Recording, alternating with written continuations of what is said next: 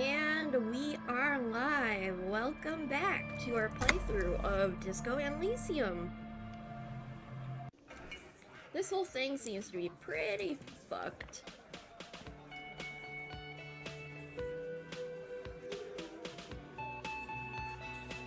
Alright, where were we?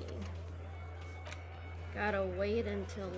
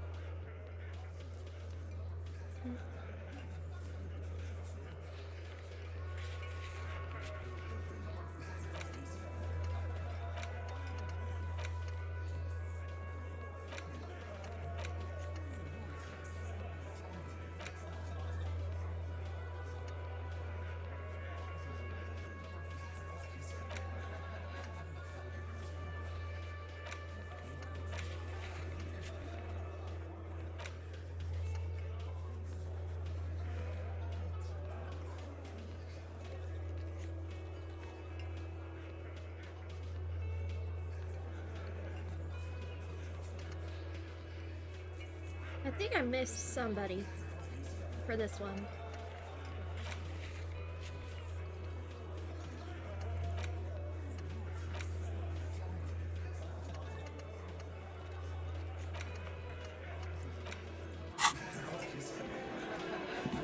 Looks like the circus left town, but the clowns are still here.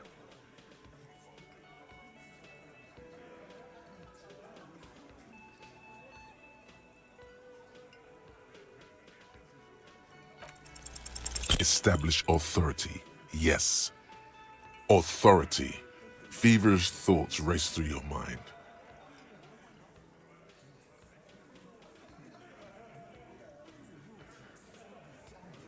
Did you already try the gun thing? I hear the gun thing is excellent and has great results. You're probably right. The others are only there for filler, to make the gun thing pop. What? Why? This is not what he thinks it is. This is a great idea. I'm afraid it's not what you think it is either.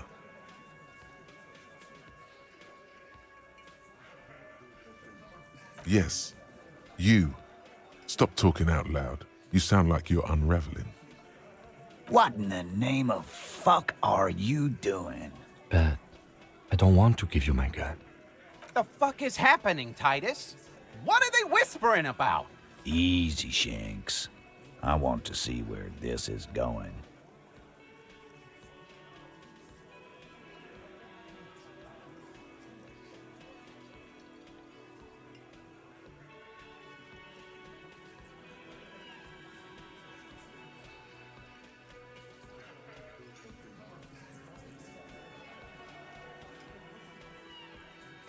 Silence. He tilts his head to the side, inspecting you. Be careful, it's loaded. Good. Now put it in your mouth. Thank you. So, questions? Yeah, I have one. What the fuck was that, you Nancy? Nothing, just a minor misunderstanding. Let's return to questions, officer.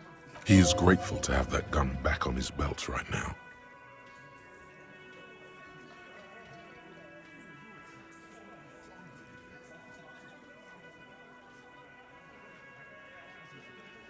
Again, just get the dead guy's autograph. Good one, Titus. Yeah, lawman. Why don't you? It's almost an anthropological sight, watching him try to assert dominance over you. Not in the arresting mood? By your side, the lieutenant keeps his hand away from his holster. You hear the nylon of his coat hiss as he steps closer. Easy. Walk back from the provocation. They're armed, and they outnumber us. The lieutenant tries to establish eye contact with you. While the little rat-faced man reaches into his sleeve, there's a knife in there. Some of the others reach for their belts. Their eyes are light. Wise move. You made the right choice there. Now make another one. About fucking time. Ugh, I don't know how I'm supposed to do this.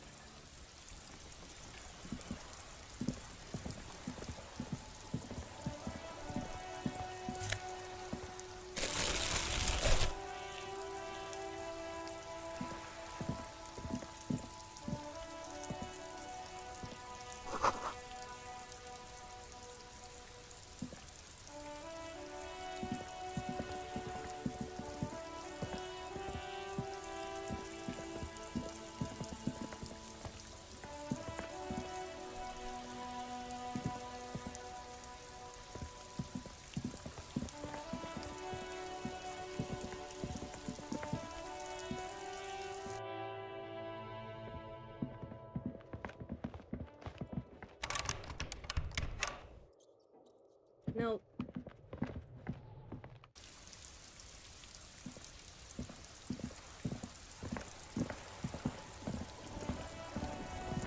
Where do I find his room?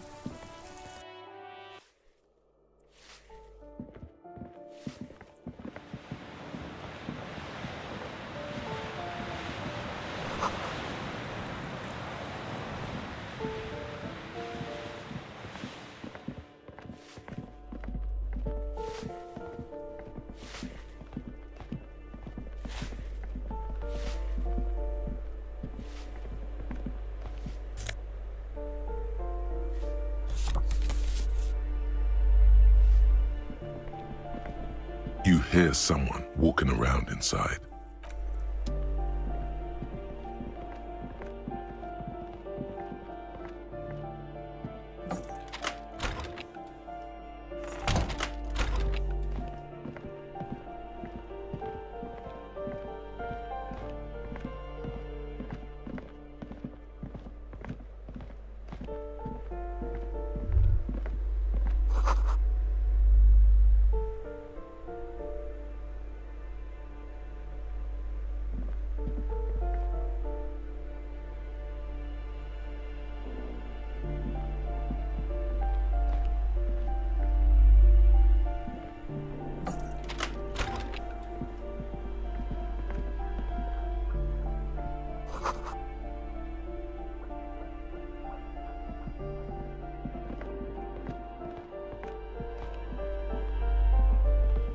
Where do I get upstairs?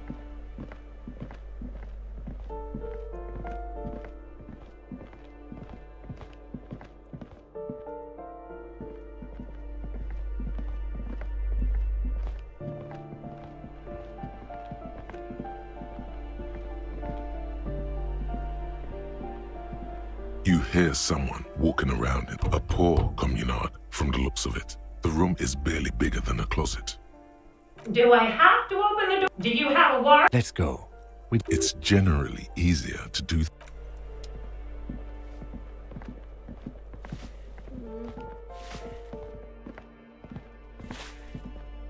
Give me a moment. Ask away, policeman. The hell am I supposed to know? Another nut job, I assume.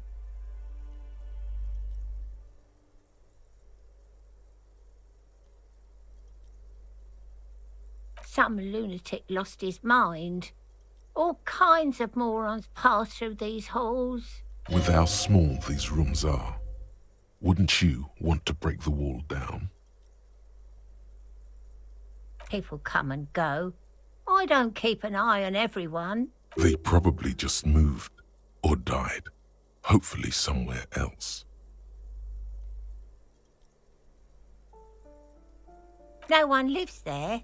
It's been empty for months. Impossible. I would know if someone had moved in there. Maybe it's those countercultural people again, breaking into a house like it's a public space. You're a policeman. Be good and take a look, will you? Great. Young people. They're worse than rats. You know, always littering the hallways with trinkets and empty beer cans. Oh, that one is a scientist, a future scholar. I think he studies astrology at the community college. Education's good. I always tell them to study. Something to do with all those stars around his door. He asked me to leave his drawings up on the wall.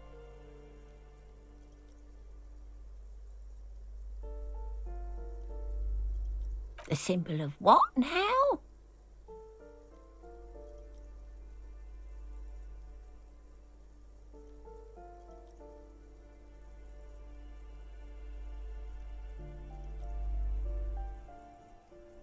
Huh, I thought Revachol was the capital. The artiste? Nothing I can do about her, I'm afraid. She ruins the walls faster than I can clean them. Still, she leaves an old lady to her business. More than I can say for others. She mumbles some kind of a response, then hacks something into her handkerchief. I'm no one. Just an old woman who cleans these hallways. If you can call it living. I have a little room upstairs right next to the coal room. It's barely bigger than a closet. But I don't complain, no. I have my bed and my aching bones to keep me company. And that's all I need from this world.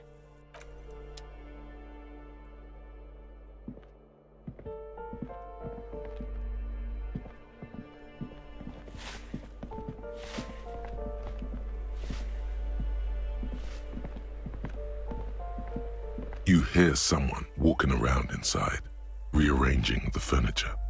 Excuse me? Of course not. You have plenty of reason to enter.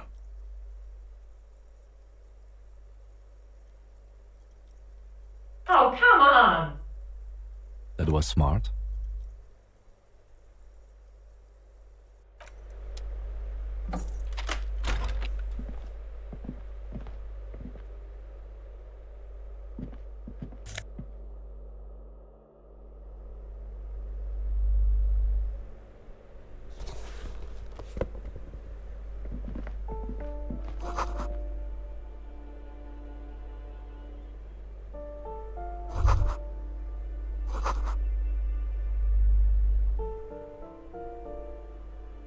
Satisfied? My name is Marielle Charpentier, and I'm an agent with Martinez Realty Associates. I am not breaking in, as I have every right to be here. The keys, see?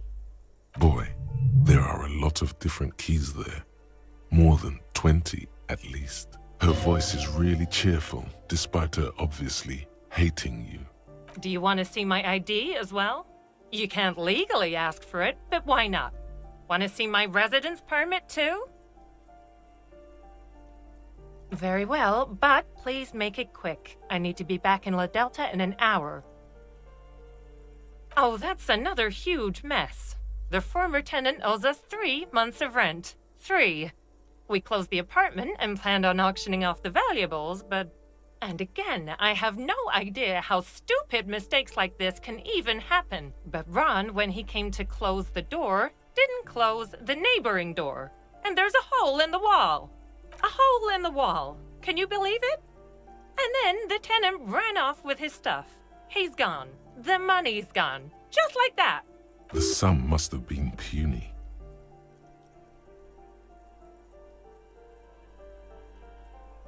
These apartments are perfectly fine. They have gorgeous architecture, a million-real view of the bay, good ventilation, neighbors, life, spark, and they are affordable. I'll tell you, Martinez has a future. In a few years, it's going to blossom with artists and creatives and those radio computer wizards. Don't ask me what happened with the wall. I have no idea how we're going to find the time or resources to fix it. Both apartments are now unrentable. Both.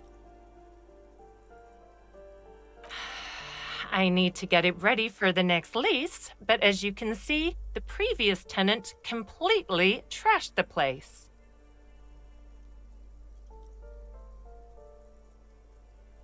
It was some kind of a moribund old man who used to be a business owner. You'd think they'd make rent. A sudden serious look crosses her face. This story didn't have a happy ending. But that was months ago. Anyway, was there anything you wanted, or is that it? I'm in a hurry. Of course.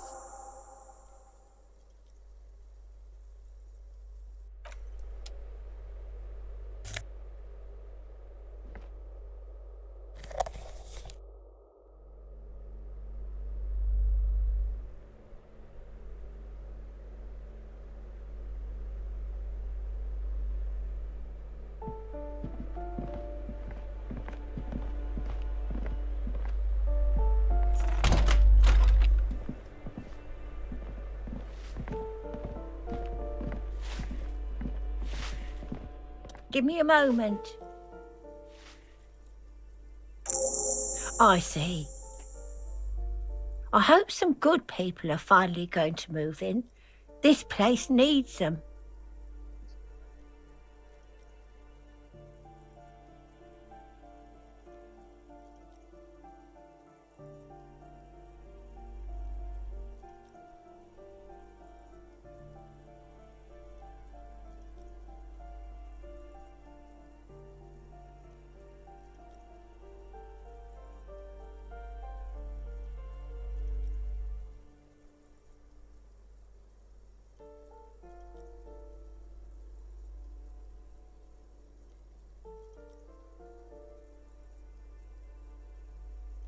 Yes, well, I hope they're good people. Your statements are too vague to comment on. What's this? We're getting reports of normal, reasonable, temperate, political opinions somewhere in Martinez.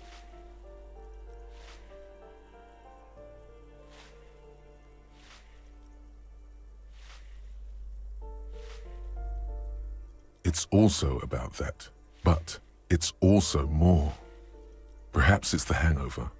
Perhaps it's a temporary surge of serotonin, but something tells you it's time to become a citizen of the kingdom of conscience.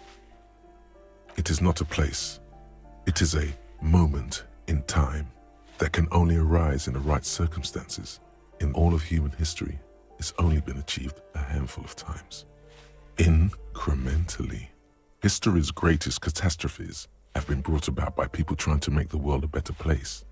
Too quickly. I disagree. That's the genius of Dolores Day. She recognized that progress is meaningless if its gains are lost because of instability. Real, lasting change can only come about gradually, increment by increment. Tisk tisk. Just because you live in the present doesn't mean you have the right to place your needs above the needs of the future. You may never live to see the kingdom of conscience. Your children may not. Even your grandchildren might not. But that's no excuse not to keep working. What rationality? What sang-froid?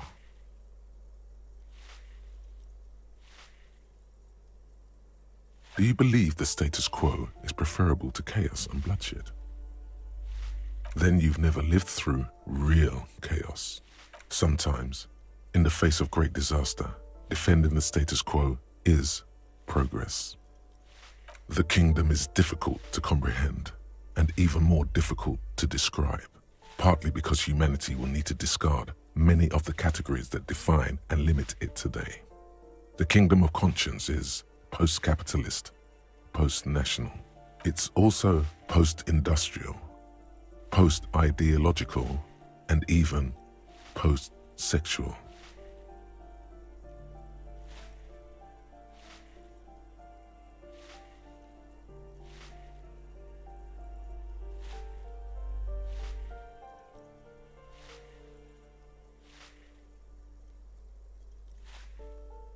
What does it mean, post-sexual?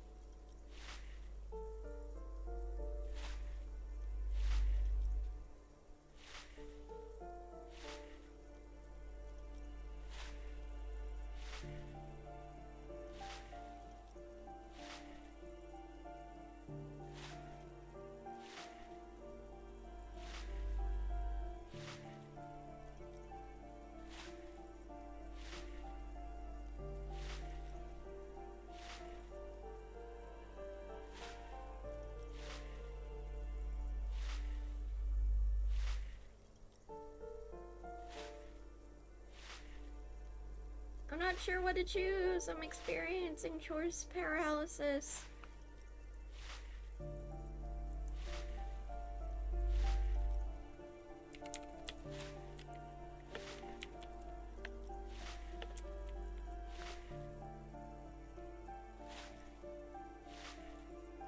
Hold on.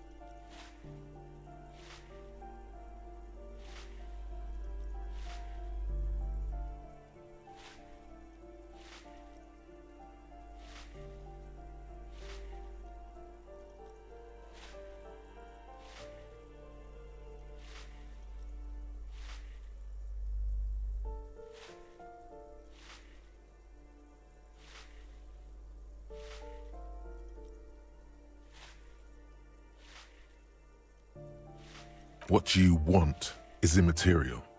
The kingdom of conscience is coming, whether you like it or not. Only very slowly.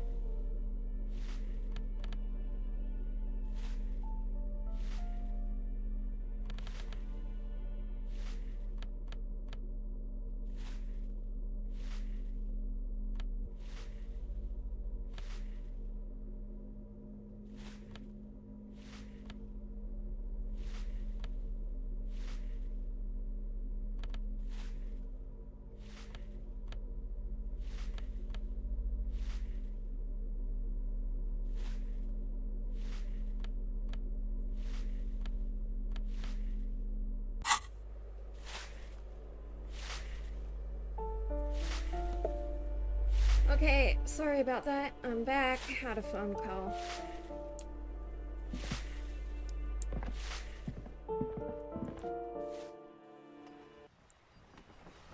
I've gotta be missing something.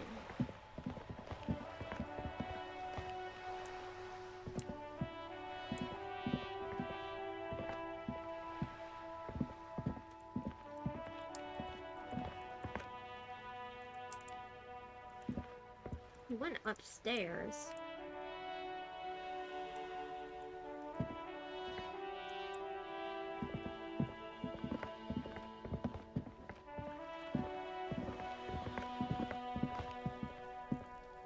Ugh.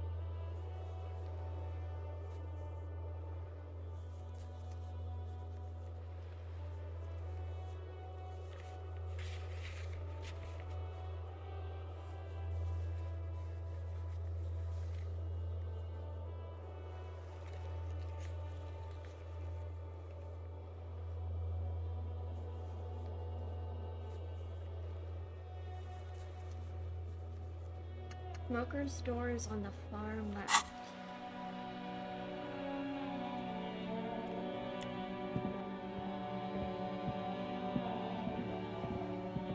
Where?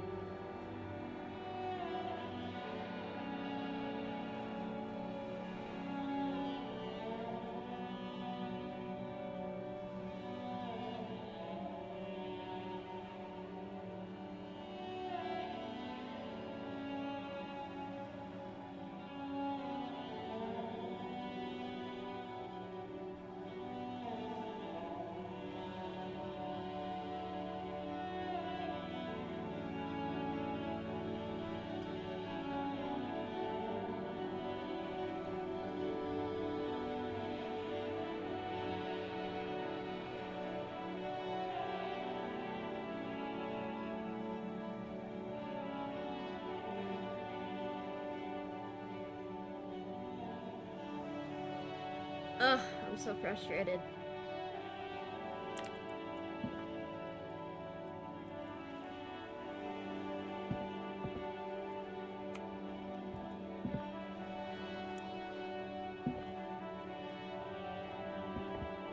need keys to unlock that?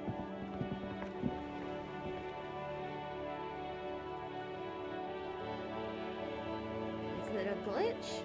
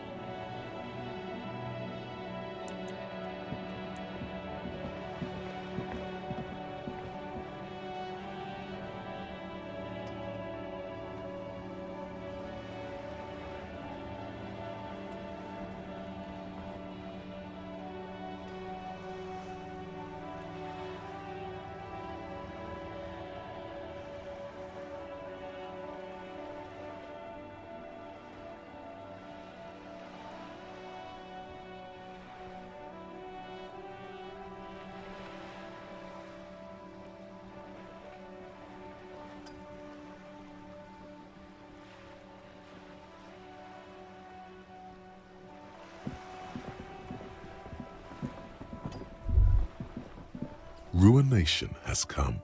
The broken arches betray the once grand history of this building. It towered over the harbor until it happened. A great force from the northeast fired into the city. Heavy artillery shelled the coastline. Fired from the water, a straight shot into Revachol. The tenement acted as a defensive wall against the worst of the shelling until it was destroyed, and they had a direct firing line. Those arches acted as support for something greater than what you see now. Only 3 stories stand where 9 to 12 once did. Restoration has failed.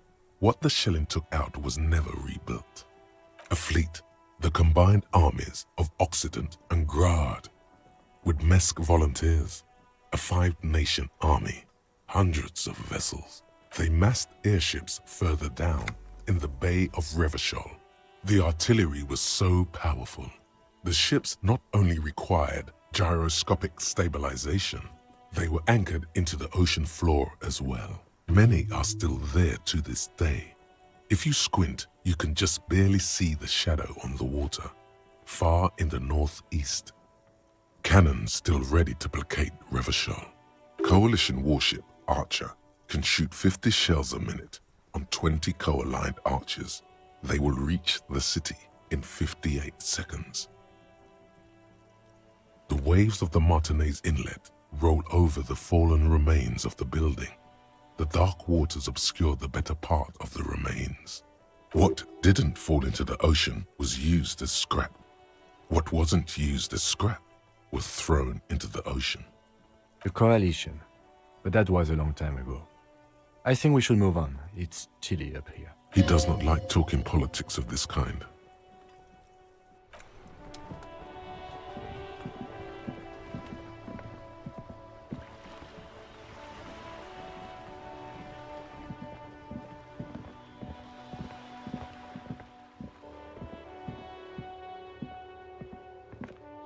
Gotta be this door, but it won't even let me interact with it.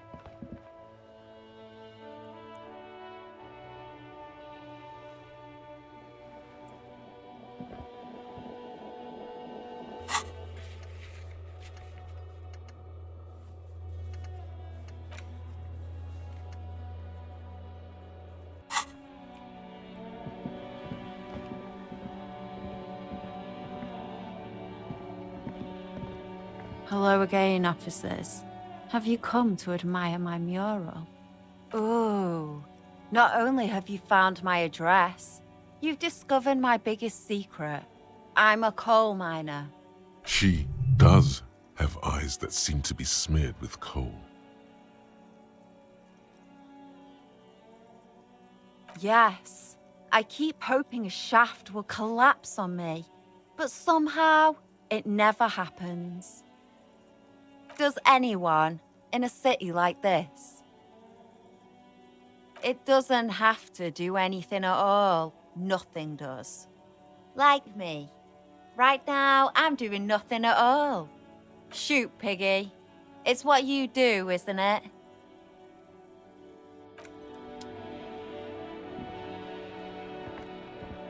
Ugh.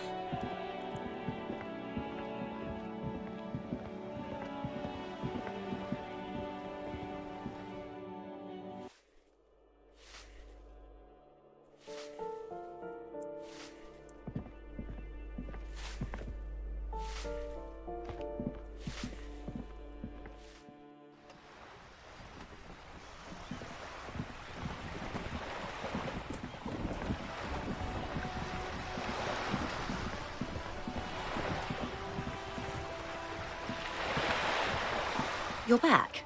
Good. What can I help you with? Word has traveled, yes, but nothing of real substance has surfaced yet, I gather. Wild Pines has eyes on the intersection, but not ears. One of the tall buildings overlooking the roundabout. It would give them a read on the entire quarter. It appears we are being monitored every step we take, colleague. Did we have any other business here?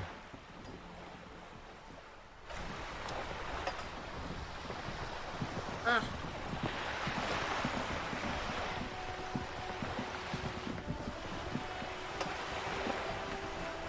I don't know who this lady driver is.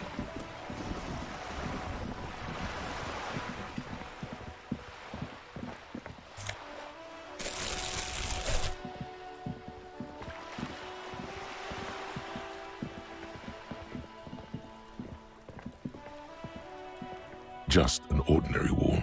Nothing to see here.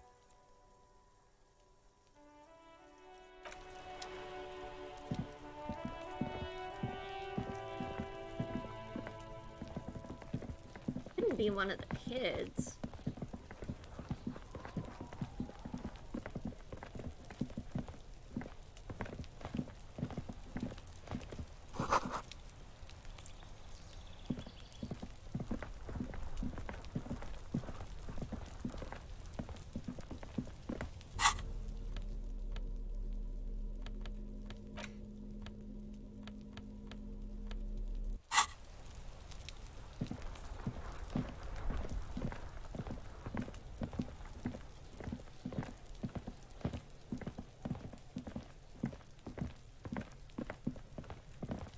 Trying to sneak up on me again? Nope. Can't talk to her.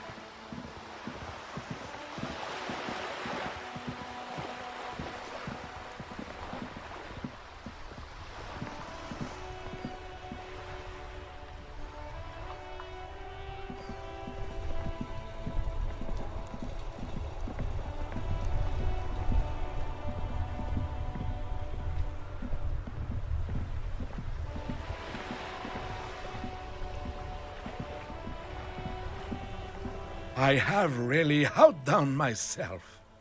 This is divine. Yes, that's what you need, Gaston. More padding on that fat arse of yours. I hope your heart gives out. René, it's a little pleasures. Life doesn't need to be a struggle. Hello, officer. How might I be of assistance on this fine day? Oh, sweet Jenny. She was the finest woman in all of Revachol. Maybe the entire world. Do not defile her memory, Gaston. Let her rest in peace. She died of pneumonia 2 winters ago. It was a quiet passage, peaceful. René and I were both by her bedside when she... died. No use sugarcoating it. Won't bring her back, will it now? Departed.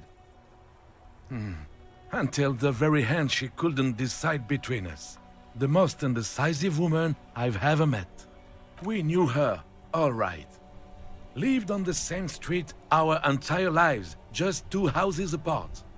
The 3 of us have been best friends since we were 4. She was René's first girl, back when the prick was 16. They were courting till he decided he'd rather die for some great ideal than just be happy. And then you stole her from me. Oh, officer. It already got ugly nearly 80 years ago when the 3 of us were just learning to walk and talk. You stole her from me. Well, technically, you stole her from me, because we'd been pretty close ever since you two had that falling out over the ink you spilled over her pretty yellow dress. We were just boys then. This was different. No point starting this all over again. For the 1000th and the first time. Especially when we have company. Officer. She could never make up her mind about anything. What to have for breakfast, favorite color, or which one of us to marry. She was always leaving one of us for the other, but never long enough to actually get married. Heck, technically, we're both still engaged to her. You always confused her. Couldn't let us be happy. Seduced her with your fancy words and pastries. He suddenly remembers you are still there, falls silent, and turns away. Of course, officer. Memories are all we have left. Let me think. I heard someone was hanged and left on a tree for a week, but that's all I know, really. No, officers, I'm sorry, and I really would like to assist. You are both good guys. I can see that. Then help them, you wimp. You have plenty of shoulder with the ghost caviar in the Union. Someone must know something. I wish I could, but I just don't know anything. I always keep my nose clean and don't gossip. Everyone knows and respects that. Odd. He doesn't seem to be lying, but there's something off here. I'm not even anyone. Of course he's holding back. His mouth is so full of Union prick he can't even speak properly. Can I at least finish my fucking sentence before you piss on it? Is that okay, René? I'm not anyone important in the Union. I just know Evrard. Everyone in Martinez knows the Clare brothers. I taught these boys human studies and history in the gymnasium. What do you know about history? You never witnessed history. Only heard about it years later, when it had already moved on. You don't know history. The old soldier mumbles something under his breath and turns to face the sea. There he stands, proud, rigid and alone, like a cracking marble statue. Let's try not to get caught in a crossfire. Lest we leave riddled with bullet holes.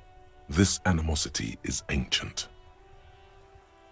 Oh, in many ways, yes. Like an honorary member. I attend meetings and parties, help with little things. Evrard, Edgar, and the older debarders all know me. Not in the technical sense. I don't have a vote or a membership card, but Evrard keeps me on the payroll, just for the little things. So that's what it was before. Him hiding something. He tries to make it look like he's a big deal in the Union, and now the illusion is disintegrating before your and René's eyes. He doesn't know anything, because no one tells him anything. He's an outsider. Of course he's not a member. He's not a member of anything. I knew that. He's a Vezavane. Turns the way the wind blows and tries to look important. I hate this socialist rabble. But even siding with them is better than living your entire life on the fence. Never committing to anything. Pick a damn side already. Writing work mostly. Occasionally, he needs something written, and I happen to have a way with words, people say. Oh, nothing official, I assure you. Just essays for the newspapers. About Martinez and how things are and how they could be. Evrard and I have these long talks where... Well, he tells his little pen man exactly what to say. It's commie propaganda, plain and simple. You should be ashamed of yourself. That's just the way things work around here. No reason to feel bad about it. No, thank you. For being consummate professionals.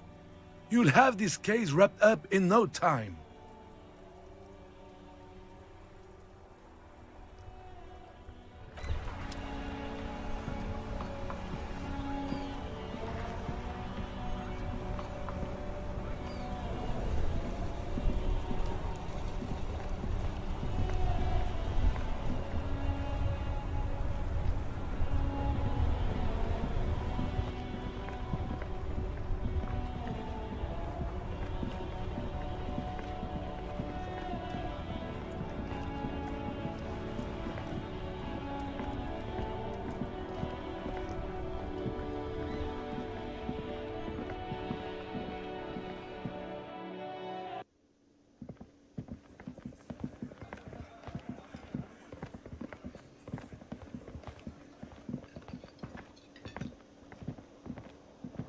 Can I help you?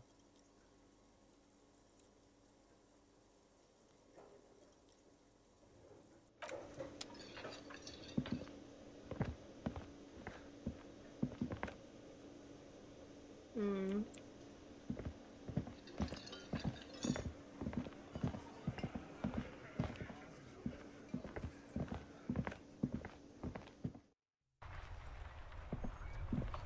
I don't know who else to ask about the tattoos. I know I've missed somebody.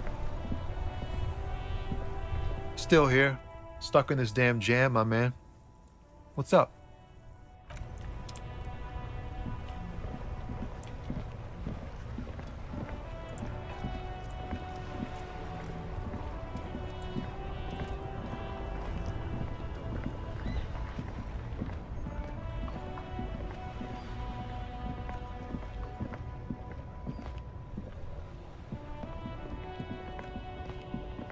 Everything's still cool here, officer.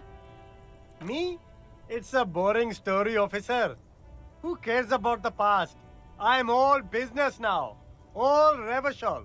This man probably comes from Seaguy, sometimes known as the Apricot Suzerainty, an archipelago in the Samaran Isola.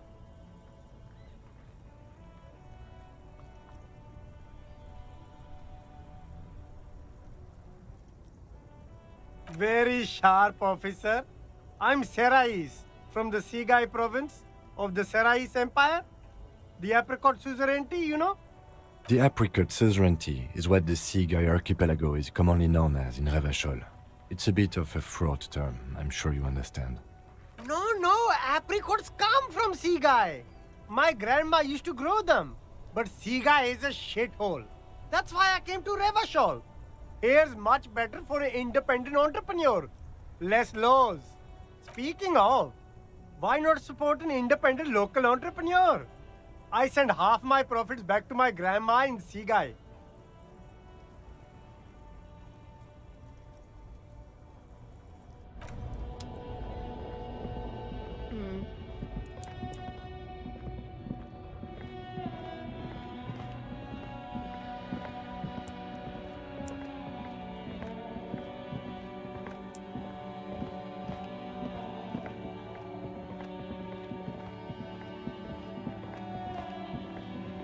G'day to you, officers.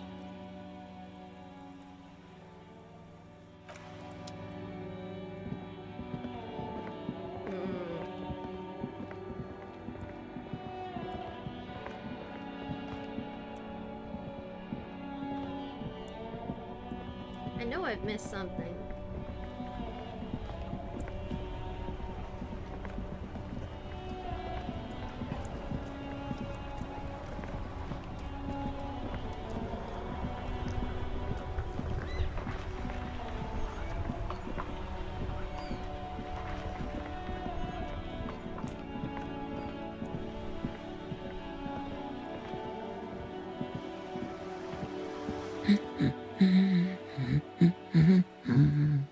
Excuse me?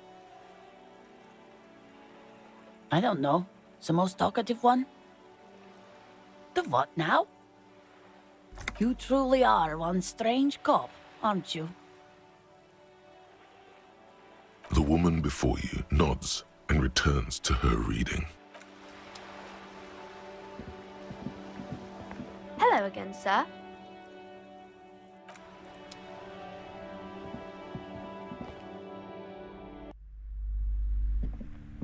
Hello again, esteemed officer, and welcome to Crime, Romance, and Biographies of Famous People.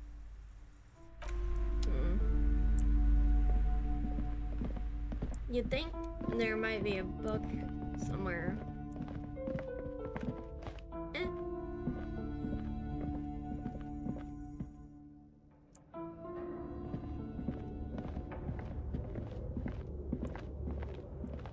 Or no. Yes?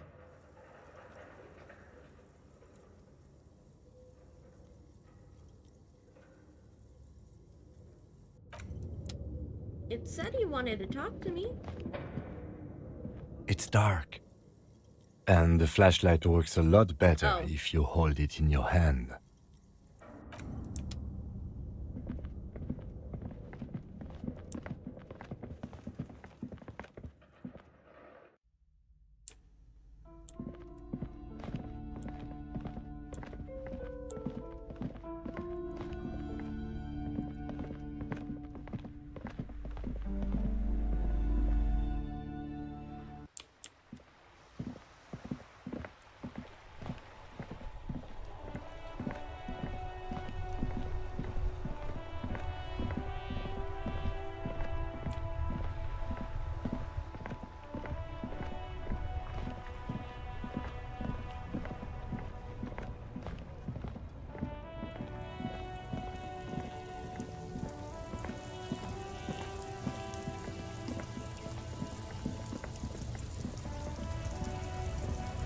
Looking for something odd? Come to tell me to fuck off again?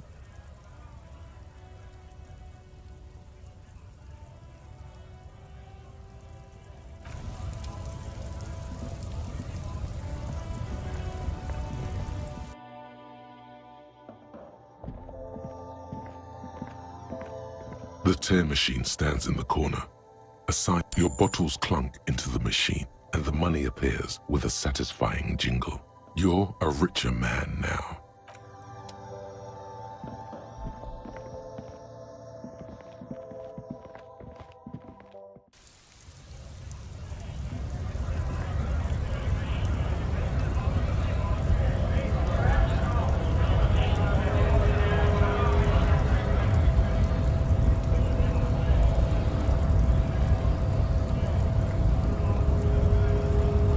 Hola, Wandering Man. How can I help you? Los Ardis? They're an independent militant group. A bit too high-strung, but it comes with the responsibility. They're sort of like you.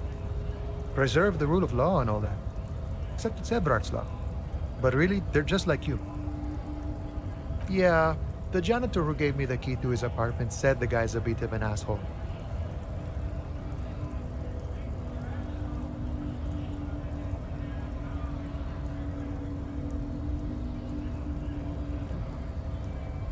Like I said before, I don't know much about this weasel, but the bossman said he's a real piece of work. Thanks for helping out, friend.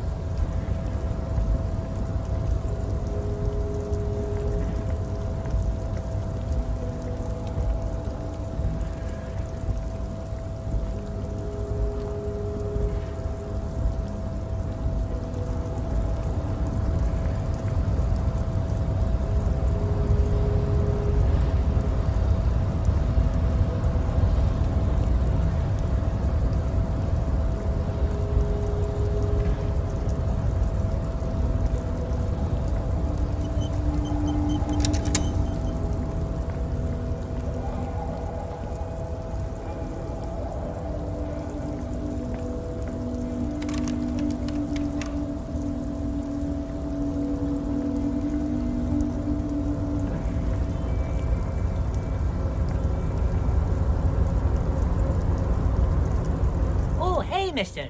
I knew you'd be back to talk with old Leo here. Yes, I did. Yes, I did. It's like Lady Larice said when she opened a bathhouse in the basement of my apartment building.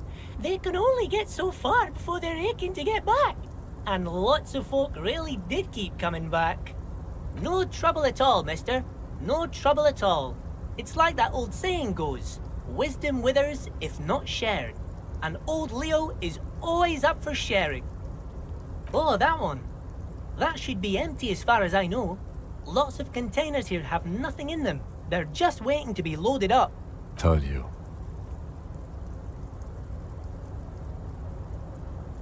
Oh, I'm just making some covers for them containers here. Yes, I am. Yes, I am. So it's easier for the crane operators to spot them. The containers in the yard are green in Wild Pine's livery, and the mountains rising behind Leo is all red in Union colors. It's like some red infection was spreading outwards from the container yard's core. There appear to be cisterns underneath the Union container covers.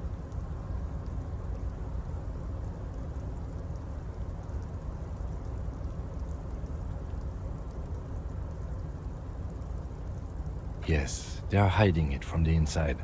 All the red containers have the Debarders Union logo on them. No, not really. Mr. Everett doesn't tell me all the big things. Says I go and tell them to everyone. Oh, I don't know, mister. They say it's some chemicals. Most of them have labels on them, I think. Oh, no trouble at all, mister. No trouble at all. Yes, yes. Everybody needs a job, and this is mine. I'm Leonard, by the way. Leonard Bellick. But everyone calls me Leo. I'm like Mr. Everett's right-hand man when Mr. Edgar is out of town, and Mr. Edgar's right-hand man when Mr. Everett is away. Actually, Miss Beaufort is the right-hand man, but she's a lady. Who is this, Miss Beaufort? A real pretty lady with a skin like those Douai Sucre candy bars my missus likes so much. Them are real nice to suckle on once the dinner is done and me and the missus sit down beside the radio. But I can't listen to the radio all the time. There's so much to do around here and I'm always busy keeping things running here. Yes, I am. Yes, I am. Oh, Lizzie, she is a real sharp tool. Mr. Everett put her through some fancy school and everything, east of the river. 4 years she was gone, and when she came back, she was all fancy and lawyerly. But she's a real nice girl. Grew up in this here neighborhood, knows everybody and gets along with everyone. Real pillar of the community one day, I'm sure. For a fraction of a second, there's sadness in his eyes. If me missus and me was to have a child, I'd be real happy if she turned out like her. But she can't have kids. Dr. Lemaitre said so, and she knows about such things. Been a doctor for almost 50 years she has. Law school? Could she be talking about the union fixer, aka the gardener? Looks like it. I'm not sure what a fixer is, but she is a real nice girl. Smart as a whip too. Oh yes, born and raised in Irish, mister. Mum had to leave my dad after he got a bit violent. Took us here to the new world. I was about 10 then, too old to lose my accent then. People say us Oobies are up to all sorts of trouble with sheep and other animals and whatnot. I just want you to know there was never any of that where I come from. No sir, those are just nasty rumors. Thank you for clarifying that, sir. Oh yes, yes. I leave all kinds of notes for myself. That old head of mine ain't so good at keeping things in no more. I almost forgot about the borscht. Oh yes, I've been taking special whirling borscht to the men every day since the strike started. It's very, very good. Makes a man feel so warm and happy. I feel like I could take on Mr. Renadan's boar dogs every time the lunch is done. Yes, yes, I'm taking it to them. The borscht keeps them happy and in fighting spirits. Makes you all warm inside. They brew it in the whirling in rags. Oh, the whirling's cook. He makes it. Them is always talking with Mr. Manana in that weird language and laughing together. He doesn't speak what we speak. He's from Grad. Oh, sure, mister. Sure. You do that. Yes, sir. He didn't actually understand what you meant, and now he's just nodding along.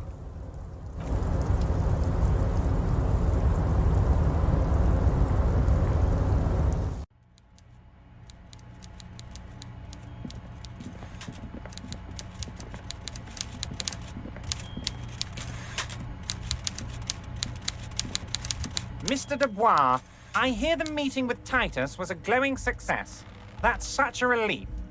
Titus can be a handful sometimes. Now, what can Everett Clare do for you today?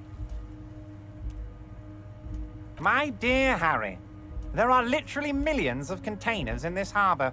I couldn't possibly remember what's in all of them. Harry, you smooth-talking son of a bitch.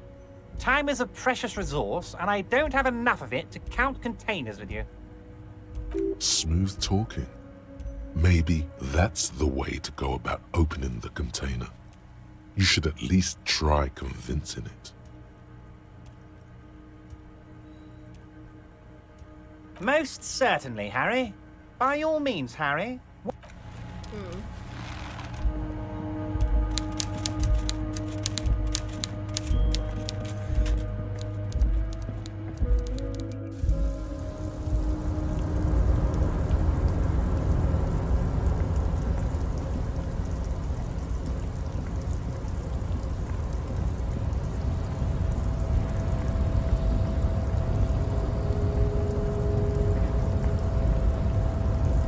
You're back before the cargo container. Its drawer has not lessened since you were last here. If anything, it seems to have grown slightly.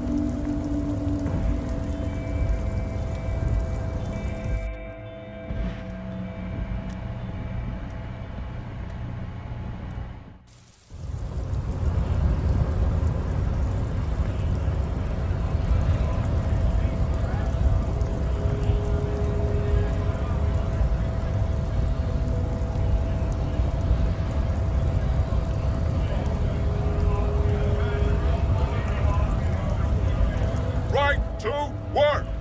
Right to work!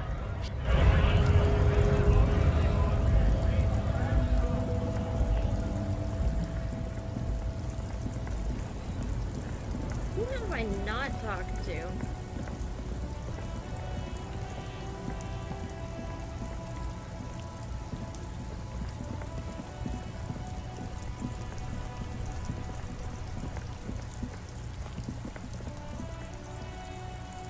Ugh, this is so frustrating.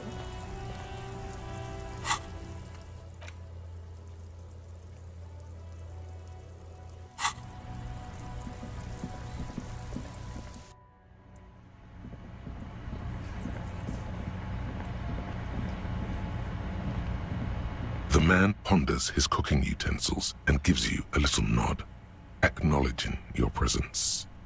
The man says a couple of sentences in that strange language of his and then seems to wait for you to speak. Just one word. Sounds quizzical. Then he awaits your answer with his brow arched. Borscht need more vodka? Okay, so it's vodka that keeps the men happy and in good spirits. Clever move by the Union. Of course, vodka. Now that makes a very, very special borscht indeed. Turn it up and then ask for some yourself. Turning it up seems like a dangerous idea, honestly. The place is a powder keg.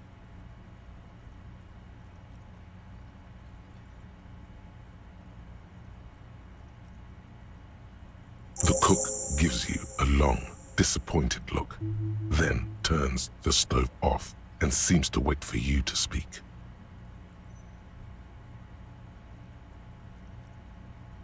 He looks up at you, then looks away quickly, shrugging and muttering something to himself. Shrugging is an international sign for, no, I don't know what's behind that door.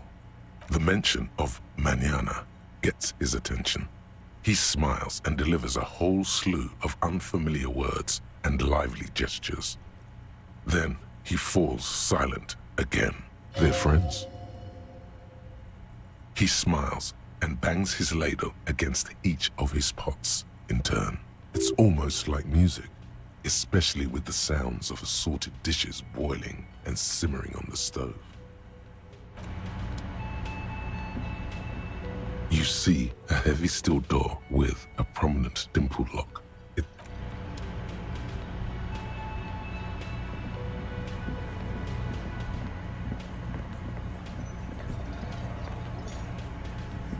Looks like the circus left town, but the clowns are still here.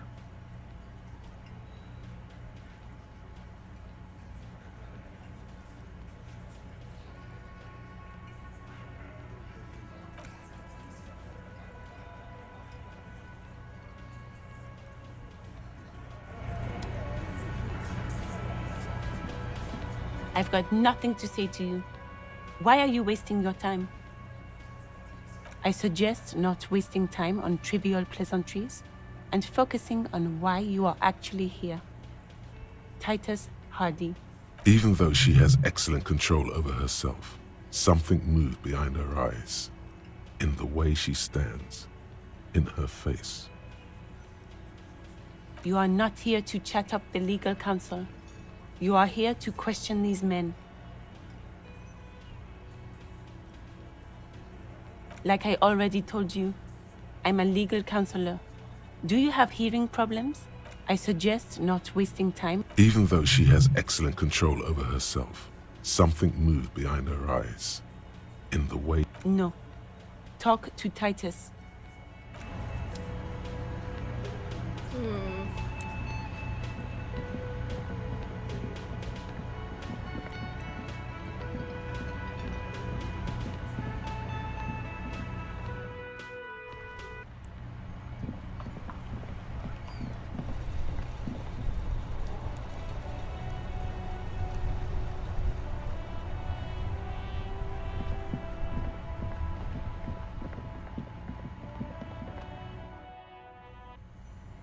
Wait, I saw something.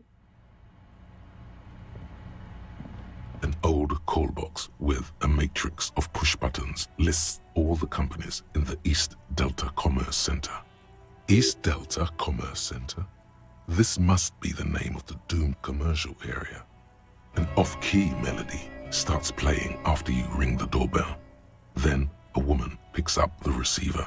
Kuno, please stop calling here. Grown-ups don't have time for your stupid games. She thinks you're the gremlin child. What would he say to this?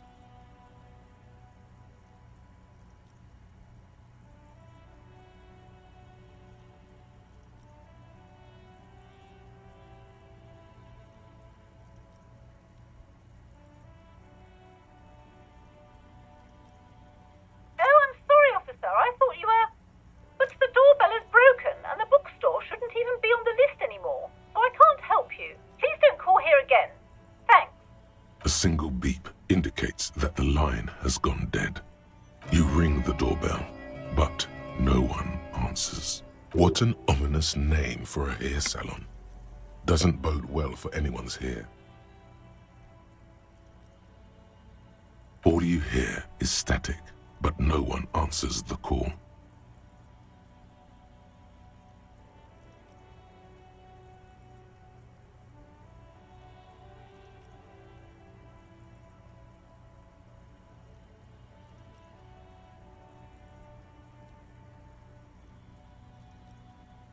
You ring the doorbell, but nothing happens. You wait for a minute or two, but all you get from the call box is silence. No one answers the call. Looks like someone has melted half the plastic off with a lighter. The doorbell doesn't work anymore. You hear static from the intercom speaker. It sounds as if someone has picked up the receiver, but isn't saying anything. You can almost hear them breathe. Yes, hello. This is Tricentennial Electric. Have you come to place an order? She sounds almost antique, as if her voice was being played off an old wax cylinder. A receiver must not be working properly. Wait, but what happened to Slipstream SCA? There's no Tricentennial Electrics on the list.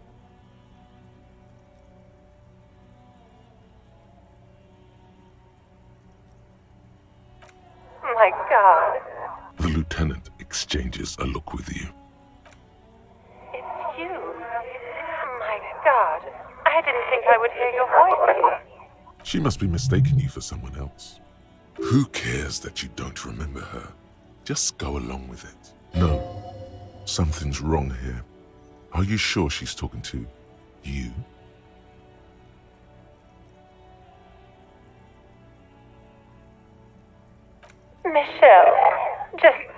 Please. Why did you even call? I don't understand. You've been gone for months. I thought you didn't care. Ever since I came to work here, it's been different. As if my mind's been wiped clean. A spot of static overrides her words. When she speaks again, it sounds like she's submerged. It's so nice. It's so nice to be able to finally meet again.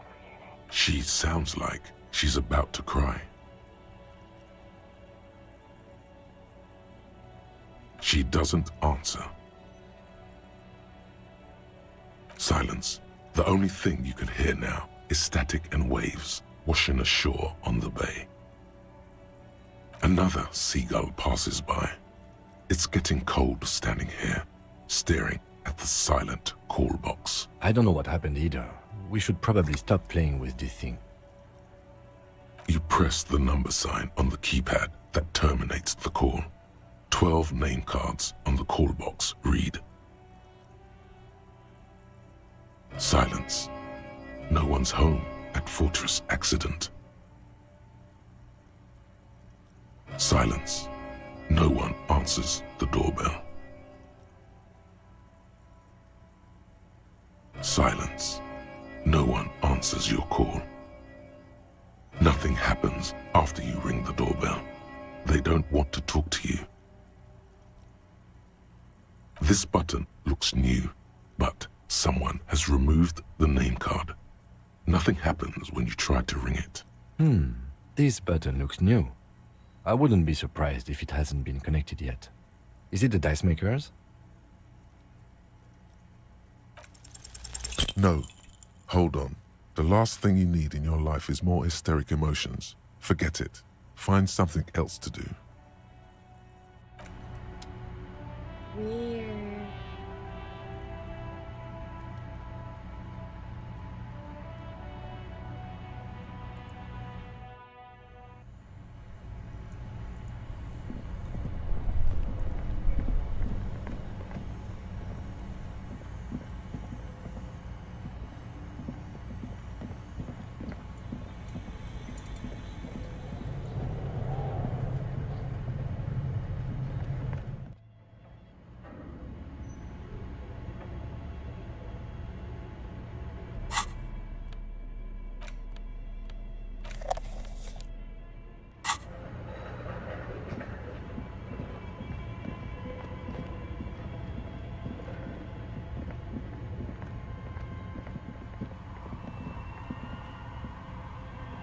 Oh, it's you again. Are you looking for a die?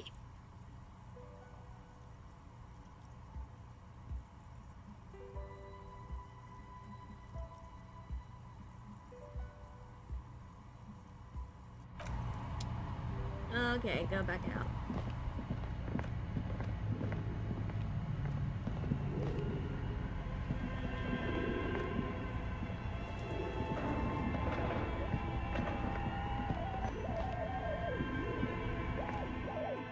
Oh, wait.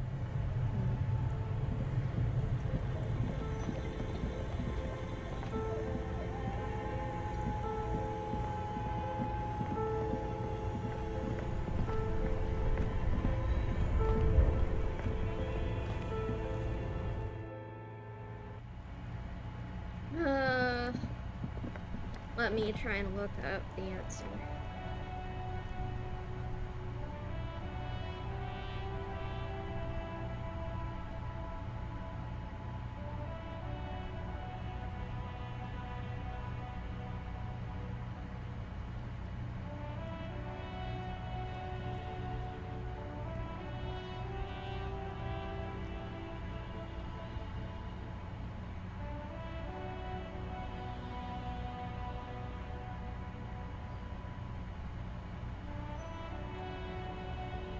Choice.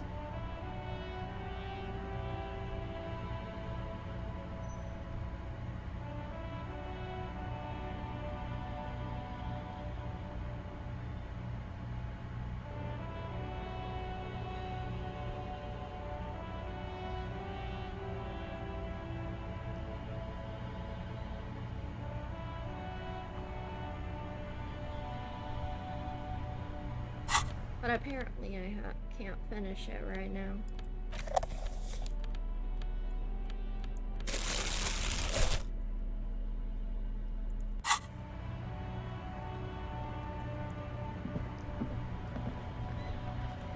What can I finish right now?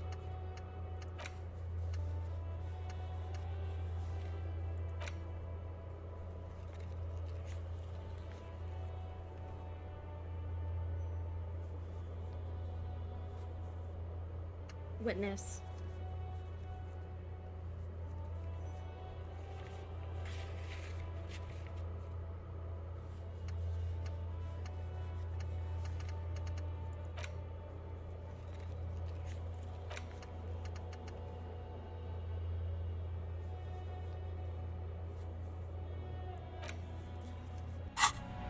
Ugh, I really need to find that friggin' lorry driver.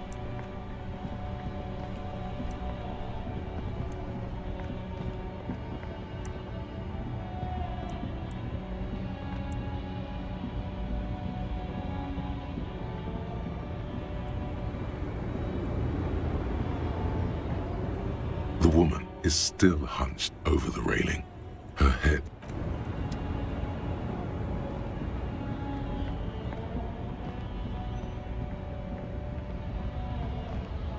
I'm stuck.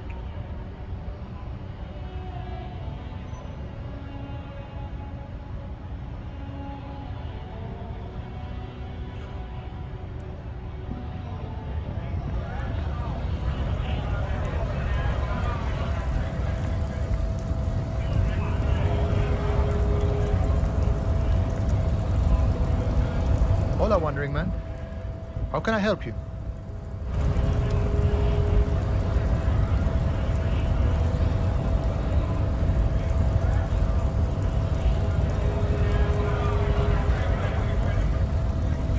Right to work! Right to work! Honest men and women, we came here to... I have a question. Why You think they follow because I'm big and loud? No. They follow the rules of the market, the rules of the economy, because they were given a job! We were promised work. We'd be in there, working, if the bastards hadn't shut the gates. Main gate's locked. Would take heavy ordnance to bust it open. Could try to get in through the secretary's office. Door's locked. The guard's blocking the way to the access panel. And I don't mean the scrawny mess punk either. I mean head measurer. Or whatever he is.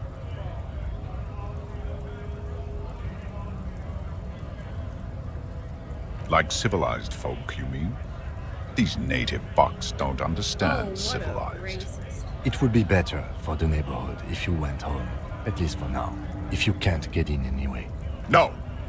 They will give up eventually. Or get drunk. Leave the button unguarded. Then we charge.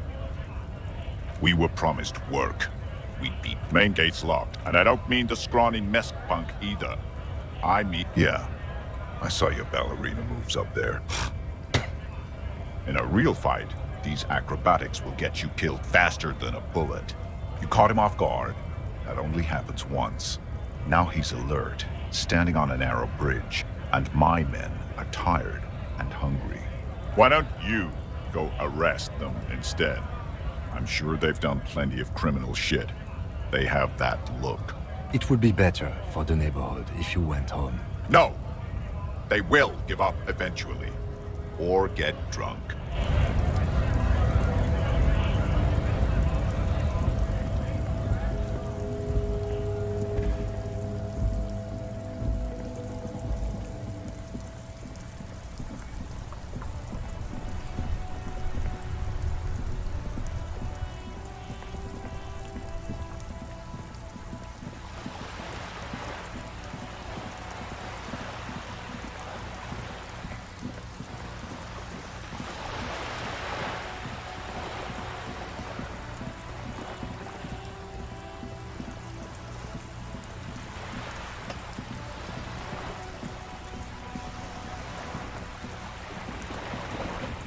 You're back. Good. What can I help you with? Not an umbrella, I hope. I don't need one myself, you see.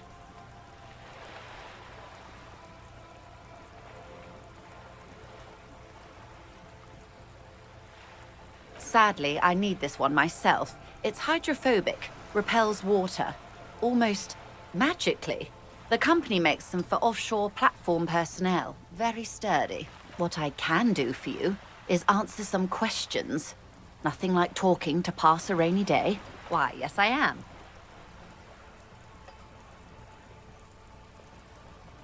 The boat? No.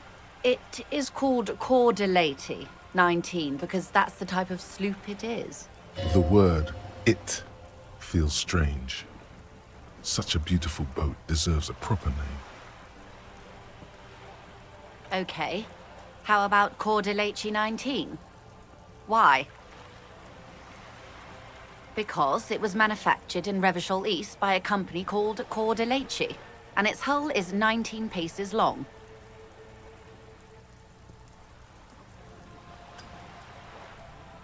Why Dolores? Well, it means nothing to me. I think I'll stick with the factory name. But thank you for the suggestion. It's a pleasure craft. A 19-pacer. It also happens to be rated for Category 1 racing. Though these days I mainly use it for business. My sloop? I like it a lot. It's the eel's hips, baby. I'm enjoying this part of the interview. It has so little to do with the murder we're investigating. I really do, the lieutenant thinks. Is she thrown off yet? He's looking at the woman, assessing her. Of course there are. We're on an archipelago. How else are you supposed to get around? I mean, we are on Le Caillou, are we not?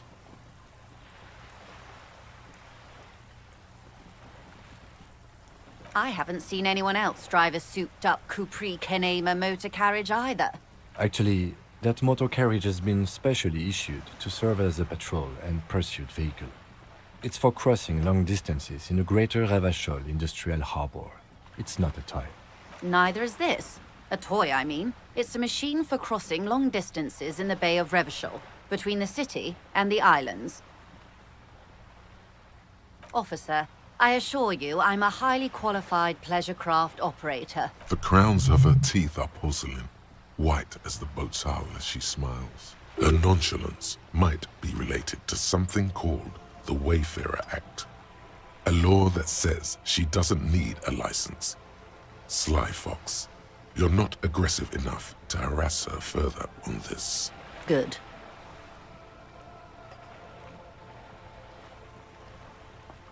Until you come up with something at that intersection, I'm afraid I have little else to tell you. But the two might even be connected. Or not. Though, if you have evidence to the contrary, I'm eager to hear it. As eager as I am to share it, Lieutenant, once the job is done.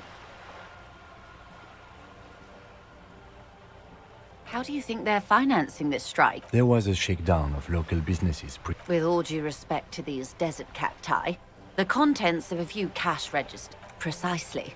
Smuggled out of that very gate at night, most likely. Then loaded onto lorries and driven to Jamrock. You simply need to find one driver who will open up to you. She simply nods. Oh.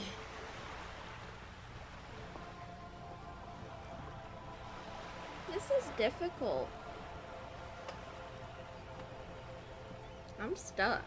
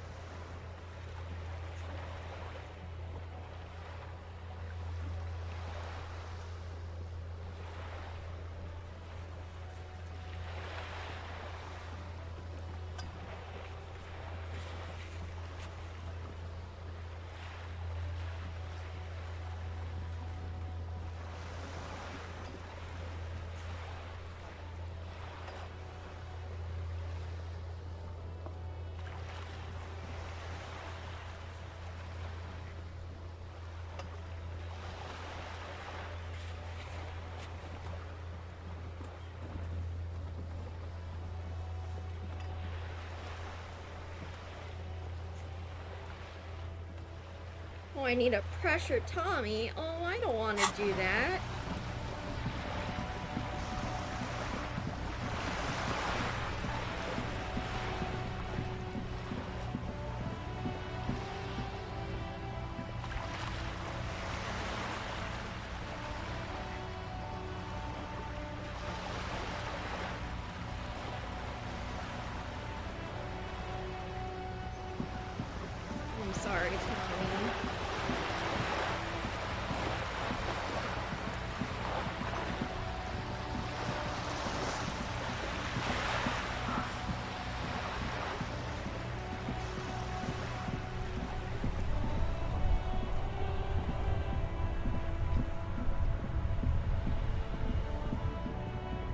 Stuck in the rain in a traffic jam, man. What's on your mind? What? But I told you she's my friend. Please don't make me give her up, detective. Get someone else. There's a ton of drivers here.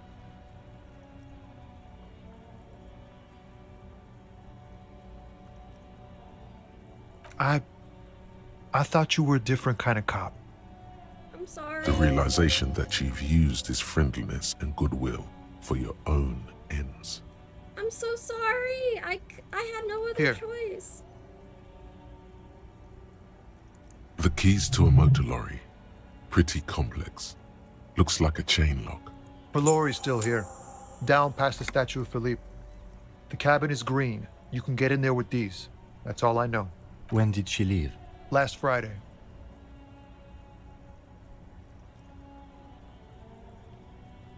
I bet you are. And he's sorry he couldn't be what he wants to be. A good person. His last line, his revenge on the world. No, I don't know. She left them to me because she trusted me. So I can get it out of the way when the jam breaks loose. Otherwise... The other drivers would have to tow it or break in to get the machines moving. If they break in, they would find what's hidden inside. Something incriminating. Thank you for your cooperation, sir. I know it was hard, but you did the right thing. You don't really think so? I really do. If I didn't, I wouldn't be in the RCM. Take care, sir. Oh, I'm sorry, Tommy. I did want to be a different kind of cop. But this is the only way I could pass the check. This green found, A to Z, Contemporain, is parked in the shadow of the ruins looming overhead. It's seen better days. This is the one our man pointed to. The glass on the side windows is tinted and covered with dust. You can barely make out the shape of the seat and two steering levers. You push the key into the lock and turn. It makes a cracking sound. Then the door pops back a few centimeters. You can just... The smell of cigarettes and perfume welcomes you. The cabin inside is plastered with old movie posters. Actresses smile from the walls. There's a radio transmitter in the front and a toolbox tucked under the driver's seat. Some tools lie scattered near the pedals. These are movie posters featuring starlets from long-forgotten films from the 20s, the teens, even the 90s of the last century. One of them particularly catches your eye, a centerfold of an ingenue attached right above the back seat. There's definitely perfume in the air. It's spicy, with a hint of amberette, wafting through the bitter air of the cabin. The remnants of a sweet juniper-scented perfume, probably Grenade No. 5. The actress is draped in a sheath dress, one of her shoulders bared. The faded remains of an autograph run across the poster. She's looking past the camera. This is Tijon, a starlet from the dawn of cinematography, less known for her talent than her tragic, untimely death. She wasted away in a drug den called the Door to the River, not far from here on Boogie Street, a mixture of cocaine and morphine. She was afraid of the world, and the camera, too.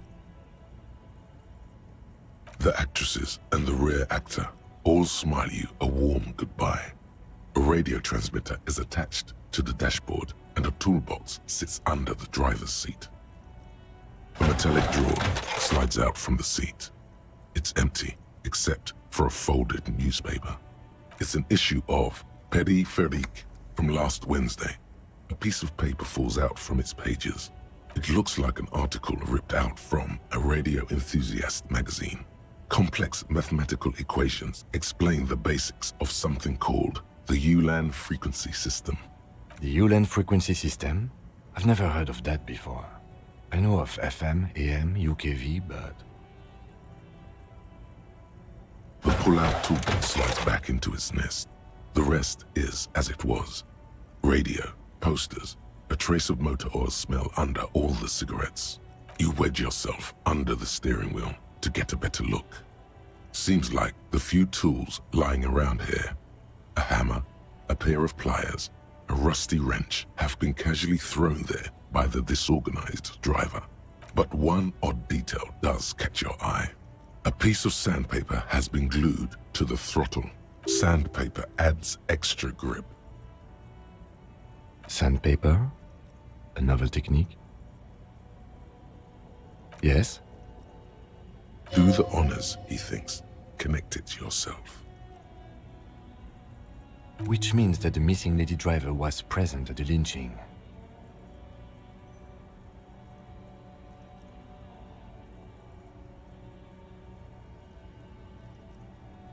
Now we know for certain who is the missing 8th person at the lynching. Do you think that Hardy and his boys could also be involved in the drug operation?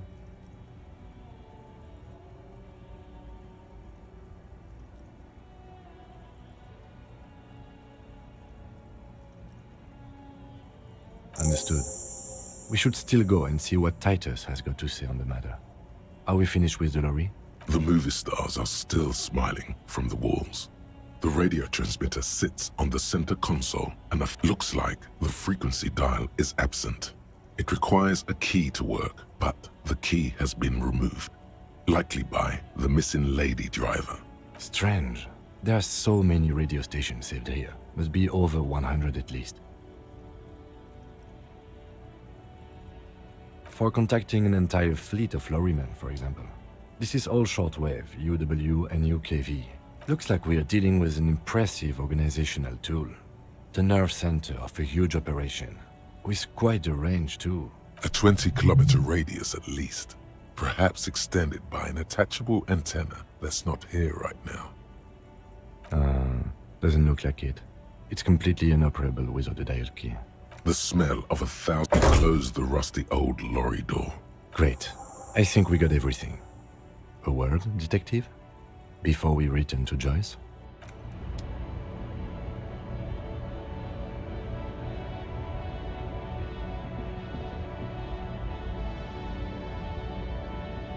Where'd Kim go?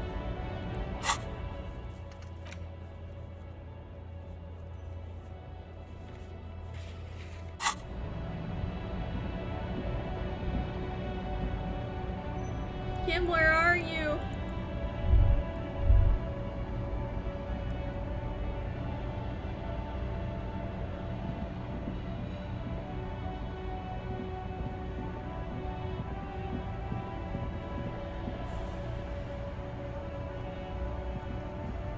Maybe if I go through... All right, we've finished here. Let's quickly debrief and go over what we found, so we don't do it in front of the company rep. Honestly, I'm quite worried by what we've seen so far. The evidence seems to point to a rather extensive and well-organized operation. I'm especially intrigued by that radio transmitter, particularly the sheer number of stations it can connect. Looks like this alleged drug trade casts a wide net. This means it's well-funded. Technology like that, a major player must be financing it.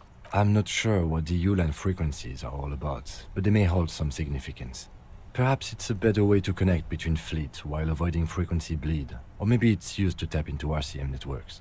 And last but not least, it looks like the Hardy boys knew this driver, as we know that she was present at the lynching. This may be the Union connection we've been searching for. The probe and the case converged, he thinks. This was quite the find. Like Joyce told us, yes, logistically. But don't expect to bust this open during our stay here. At best, this is an angle we can use against them, to other ends, as extra ammunition. Meaning, someone as slippery as Everard won't be caught by a couple of cops and some stuff they found in some cabin. As elegant as they are, I don't think they are relevant to the drug trade. Yes, well... unimportant. We should return to the murder case. See what Joyce tells us about the lynching. When we are done for the day, I call my station and suggest our narcotics department look into it. There are more than enough grounds to start an official investigation, sometime later when we are done here. We do not want to get caught in that. The fact that one hasn't started already gives me pause. An investigation, I mean. Especially if the Madre grouping is involved, and I can't imagine they aren't. It's certainly worrisome. All the same, I don't like the idea of internal affairs descending on the matter. That won't help anyone either. Debrief over. After you. Yay, we did it, even though I really didn't like being... Sorry. Oh, there you are, Kim. Must have gotten stuck somewhere.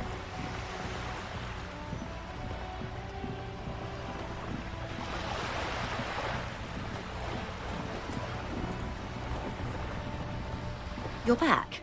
Good. What can I help you with?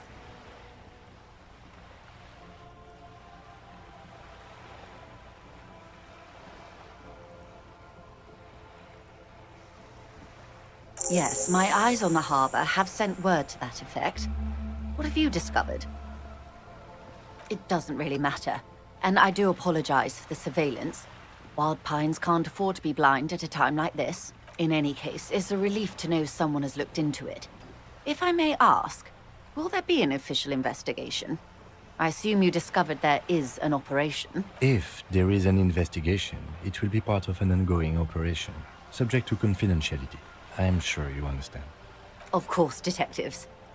In any case, you've held up your end of our arrangement. I trust you with the rest. Now it's my turn.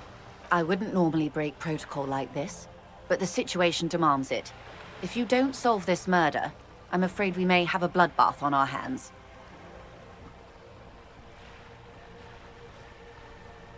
Yes. I'm afraid this strike may descend into a small-scale civil war, with possible consequences for all of Rivershoal West. Since you are sharing, ma'am, this is also the RCM's worst-case scenario. Then we're on the same page, as grim as it may be. I have an indirect role to play, I'm sad to say. My employer experienced a momentary lapse of faith in me. In that moment, they elected to deploy a private military contractor as an insurance measure. They called it my security detail. They were dispatched after I relayed the union's initial offer. Every worker... A member of the board. I tried to convince my employer it was simply a piece of rhetoric, or a joke. They did not appreciate the humor. Absolutely not. These mercenaries are muscle, pure and simple. They are meant to intimidate the Union into surrendering. Who are they, exactly? Crenell, an Oranese military company. As far as I know, 3 arrived in Martinez. They report to me sporadically, but they do not answer to me. To be frank, our relationship is deteriorating. They wear ceramic armor, have semi-automatic weapons, and years of combat experience. They also have trauma and stressor disorder, and no idea how to conduct themselves in an urban civilian environment. So, what happened? The story is, one of them, the Colonel, I don't know his real name, sexually assaulted a local woman while he was drunk and separated from his unit. This allowed some of the more militant Union members to subdue him. He was taken out behind the whirling in rags and lynched. Last Sunday night. Nothing. Mr. Clare refuses to let me into the harbor. I have not been able to discuss this matter with anyone there. The remaining 2 Crenell contractors carry out their orders, for now. It's a smokescreen. In secret, they are conducting an independent military tribunal into the lynching. Once this investigation is concluded, executions will follow. What is the nature of this so-called investigation? Whether to execute one, some, or all of the Union militants.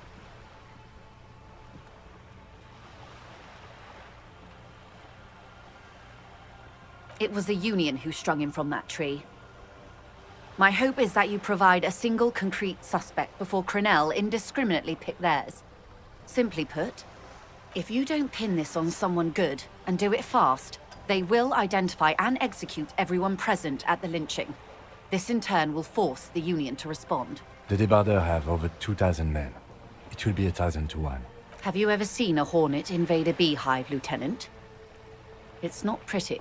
The Seraï's giant hornet, the world's 2nd largest insect, can kill 40 honeybees a minute, while a group of 30 can decimate an entire hive of 20,000 bees in less than 4 hours. These men work in tandem using semi and fully automatic firearms. Their armor is virtually impenetrable to muzzle-loaded weapons, even yours. Most Union workers don't have guns at all. The muzzle loaders need to be reloaded after every 1 or 2 shots. The automatics every 1 or 2 minutes. As I said, a bloodbath.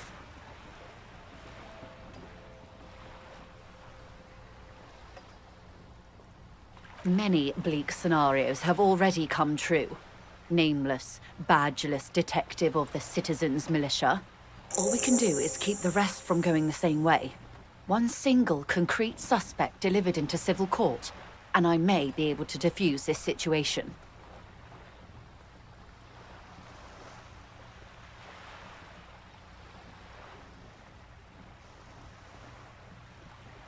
Not much. Their public resume is relatively good, as far as private military contractors go. I believe they were once called Downwell.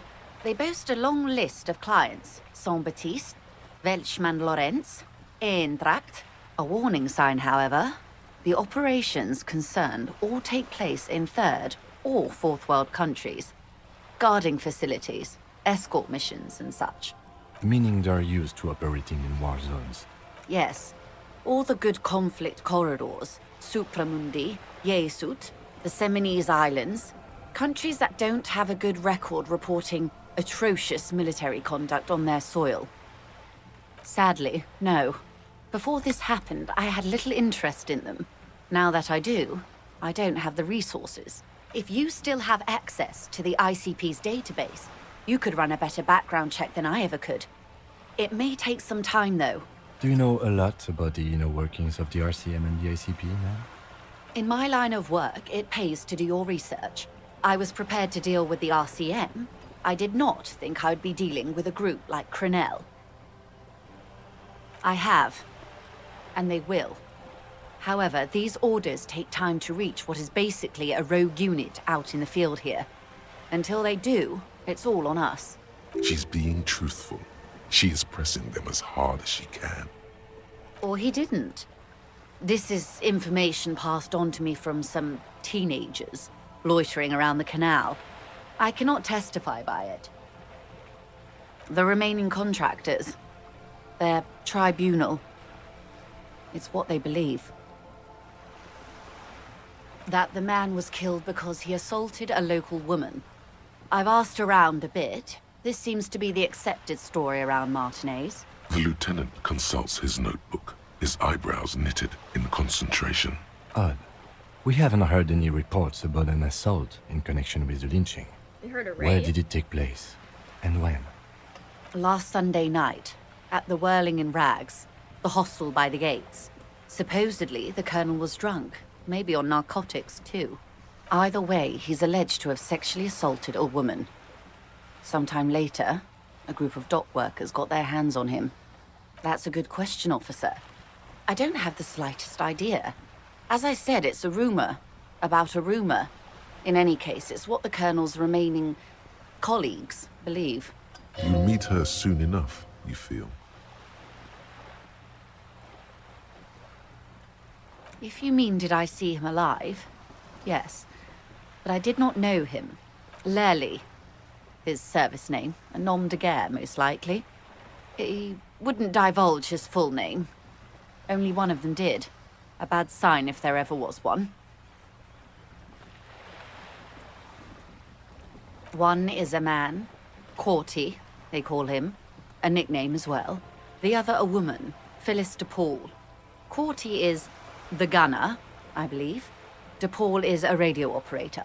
What would you say was his eye color, the deceased's? She closes her eyes, trying to picture the man's face, then shakes her head. I can't remember.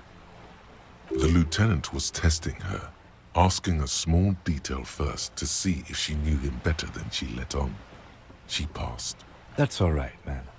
Anything else? Nationality? What would you say was his age? He was 40.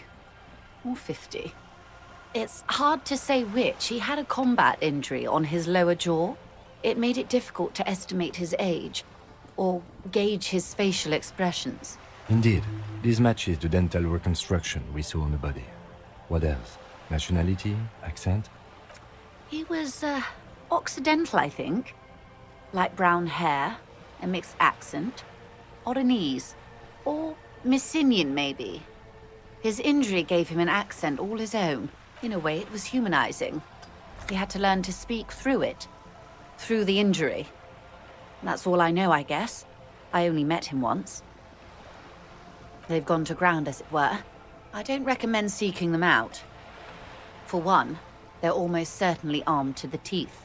They don't have the same respect for the Revachol citizens' militia as I do. To put it bluntly, they think you're vigilantes. Ghetto savages. It will not be a fruitful meeting. You're likely to run into them eventually. When that happens, I'll be in a better position to mediate if I don't appear involved.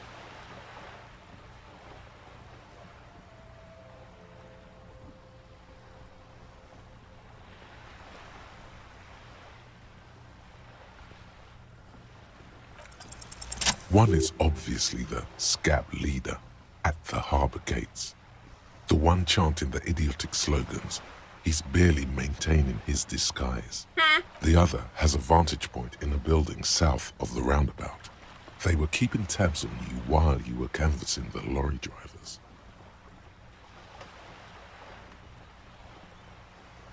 That may be so. I still hope you heed my advice.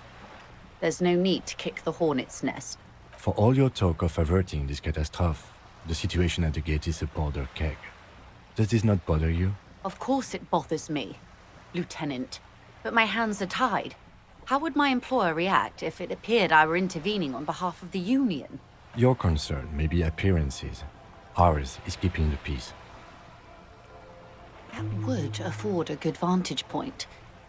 In any case, it's practically inaccessible. Where is your radio for contacting them, if I may ask? Do you have an earpiece? Heavens, no. I'm not an undercover agent. There's a shortwave at the ship's wheel. I hope I can answer it better. Until the executions start?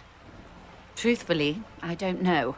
It depends on their progress identifying the members of the lynch mob, and their impatience. They don't report their progress to you? Not on this matter.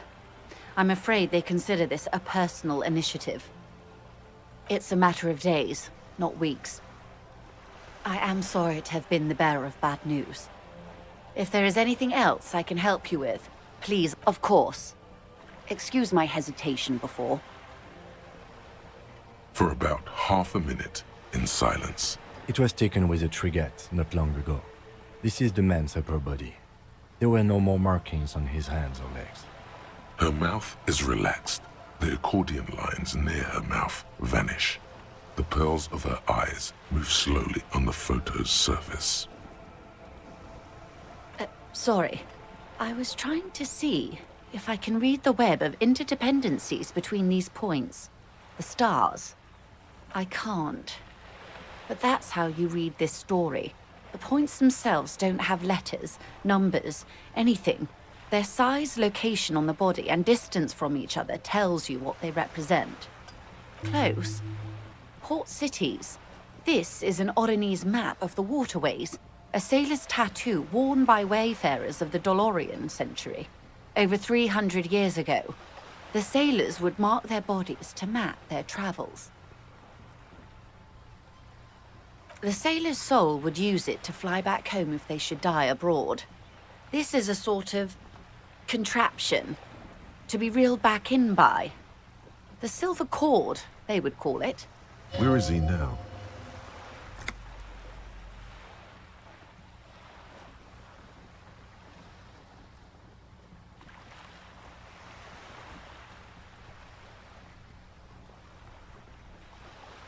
The times have changed. Quite a few.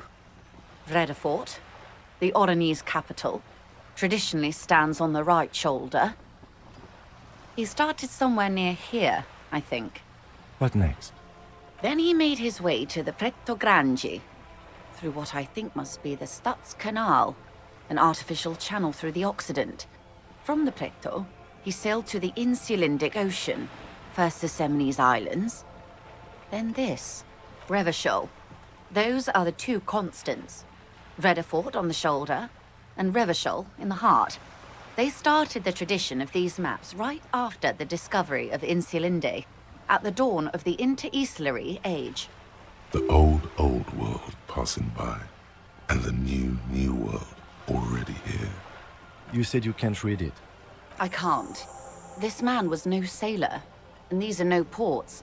I can understand geographic fragments, but not their meaning. His platoon members? The other contractors. Though I do not suggest you go and show them that picture. This man was their friend and comrade. Surely there are other people to ask about the tattoo. This is not necessary to complete the task, officer.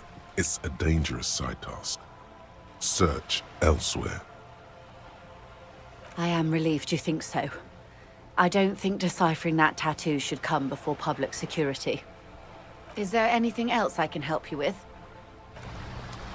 Oh boy, we have to prevent catastrophe.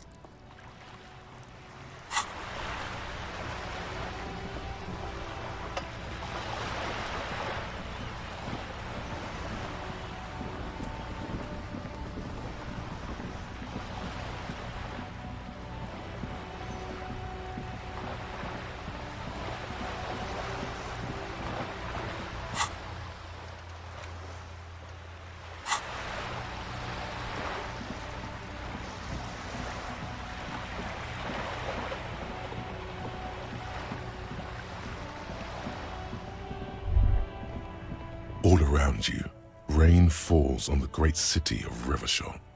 Rain drips from the eaves and floods the gutters, washing the filth away. The spring thaw must be here. The snow is melting. Looking up at the sky, cold water dripping from your hat. Grey sky like great battleships, clouds colliding with one another. Rain falls down on the world. Humid, your coat shields you from the rain while the city shivers around you. Sheets of rain over the water, a flight of stairs leading into the ocean. Wave after wave washing the coast of Martinaise, with its motorboats and gently swaying reeds. The ruins of a half-sunken sea fort crumble on an inlet beyond the Bay of Revachol. Ghosts rise into the sky.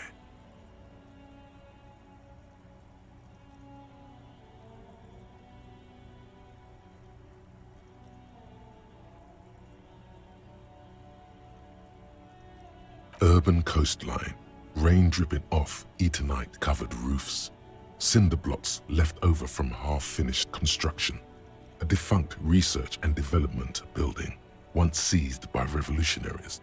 An old wooden church stands on stilts above the water. Coal City, end of all lines. The skyscrapers of La Delta, the financial district. Faint golden light seeps from the office windows. Will you ever go there?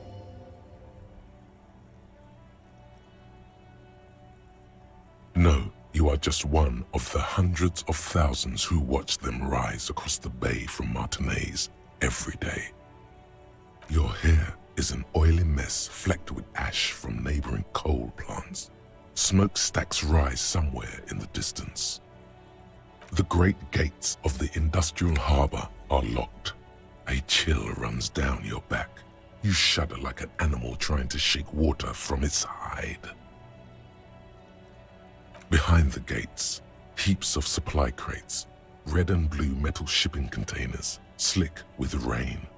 The Greater Revachol Industrial Harbor is an artificial mountain range. Immense wealth resides within, and immeasurable poverty in its shadow. La Drusienne, King Dru's passenger harbor. Cruise ships flanked by dock arms, cranes watching over the mouth of the river distributary. Couronne, the lower middle class. Distributary after distributary cuts the city blocks in half. 7-story buildings trail off into the rain. A silvery curtain of rain over the houses. The class divide. Capeside apartments. Tower blocks crowd one another. 4.46mm bullets still lodged in their war-torn stone walls. Hallways collapse from the mortar hits of a war that was lost long ago. Clotheslines go to waste in the rain. Radios play. A yard. Rain falls onto the roof of a woodshed. The lingering odor of decomposition mixes with that of damp soil. A traffic jam. Rain thrumming on the roofs of motor vehicles. Inside, drivers watch water streaming down their windshields. The statue of a king shudders. He too is cold. The canal bridge has been raised. The road ascends. A raised motorway loops above the ghetto. Beneath its concrete columns, a sea of rooftops, woodwork, and tar stretches northward. 4-story buildings as far as the rain can fall. The snows melt in Jamrock.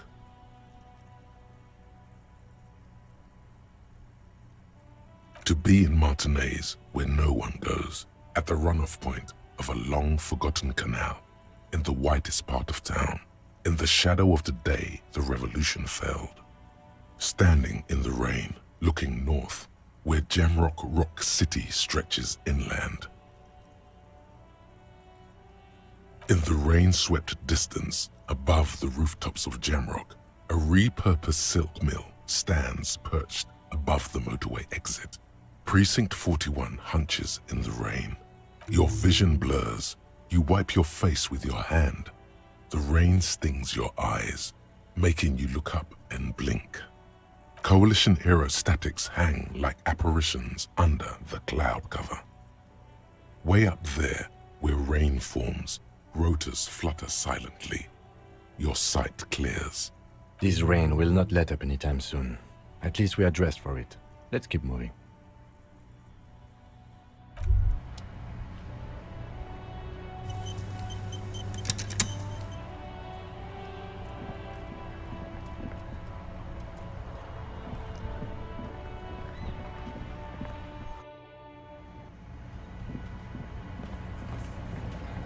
Looks like the circus left town, but the clowns are still here.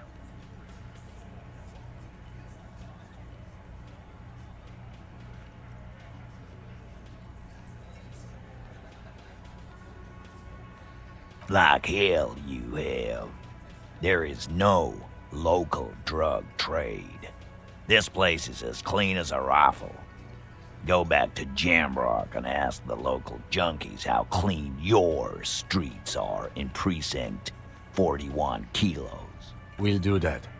In the meantime, did you know that there's an abandoned lorry at the intersection that was used to move raw ingredients for drugs from Terminal B to Jamrock? The person driving it was present at the hanging. It was one of you. We've connected the footprints. Detective, do you want to deliver the coup de grâce?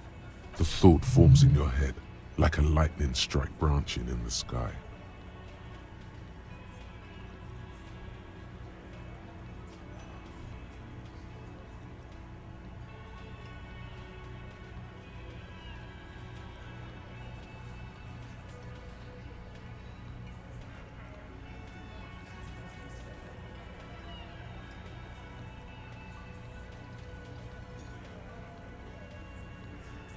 That's a mighty interesting theory. I guess that's what you would need to do, theoretically. A big, strong, state-run monopoly would outcompete the runts on the street. Yeah, man. Theoretically, that's what you would do. To get rid of the gangs, the dealers, even some of the junkies. You would need good, trustworthy people to take their place, of course. Hardy men to run such a monopoly. For the good of the community, of course.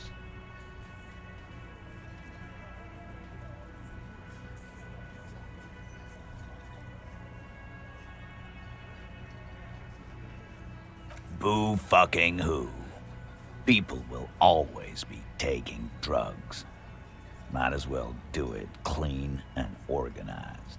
Yeah, that's what the labor movement is all about. Clean and organized. And the Hardy Boys are running it. Theoretically, of course. We're just talking politics here. My answer to your drug accusation is, how dare you? Go fuck yourself. Not quite yet, Mr. Hardy. There were 8 sets of prints on the crime scene. There are only 7 Hardy Boys here. My answer is, fuck off. Mind your own business. There is no 8th Hardy. I run this goddamn scene. And here we go. Back to the usual. I know! Fatty walked on all 4s. He's so fucking fat he left 2 sets of footprints. Despite everything, the little man is quick on his feet. Go fuck your mom, Dennis. That's more like it, boys. You heard him. It was Angus on all 4s. Anything else you need to know?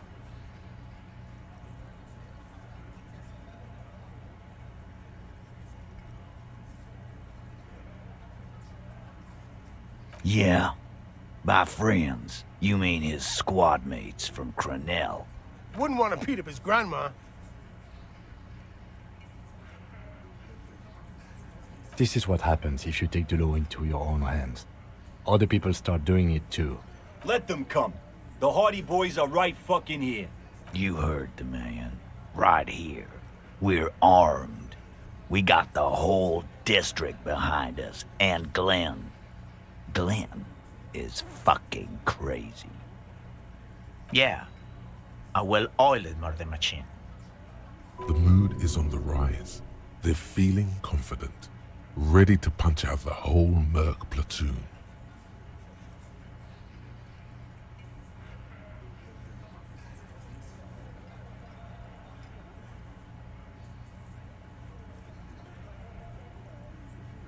The fuck is that supposed to mean? We're not bees. We're men. We're socialists. Easy, E. He's trying to phase you. What are you trying to do? Scare my men?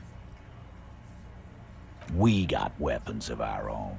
We got Ister 50s, Zeelagers. Glenn's got a knock cannon at home.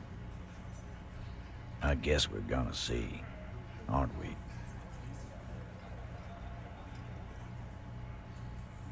Yeah, like you've been up against ceramic armor.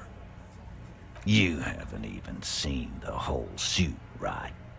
I've seen the whole fucking thing, and it didn't make him immortal. So are the local gangs, the fucking Barmy Army, and the Madre scum. You've been out there. Seen any around? Yeah. Where are they now, huh? Sent back to Madre in an airtight cargo crate. These people are trained military professionals, special forces, as you said. They're not a gang or Barmy army.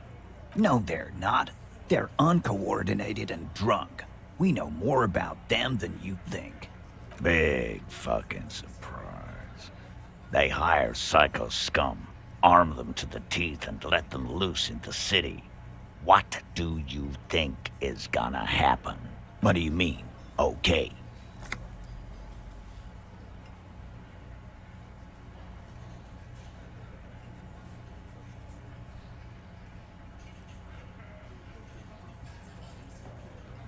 No, they won't. Get out of here with your negative energy. All he means is that the situation is serious.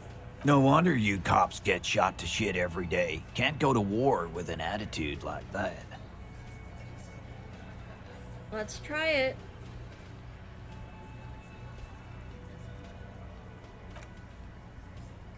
Let me switch my glasses first.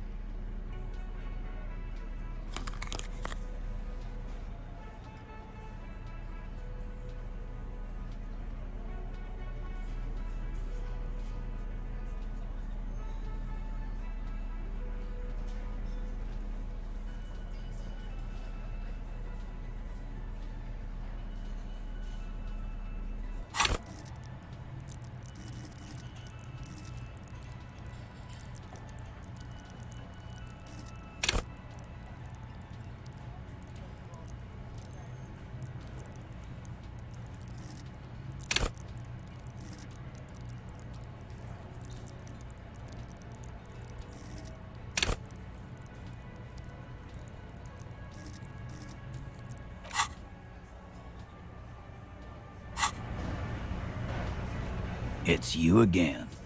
What is it?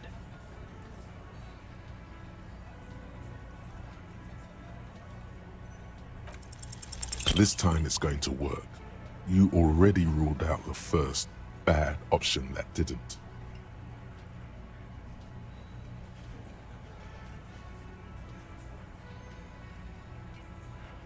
Stop shitting your pants. You don't need to know, all right? We took care of it. The law handled it, all right? Yeah. Aren't you listening? It's done. Finito.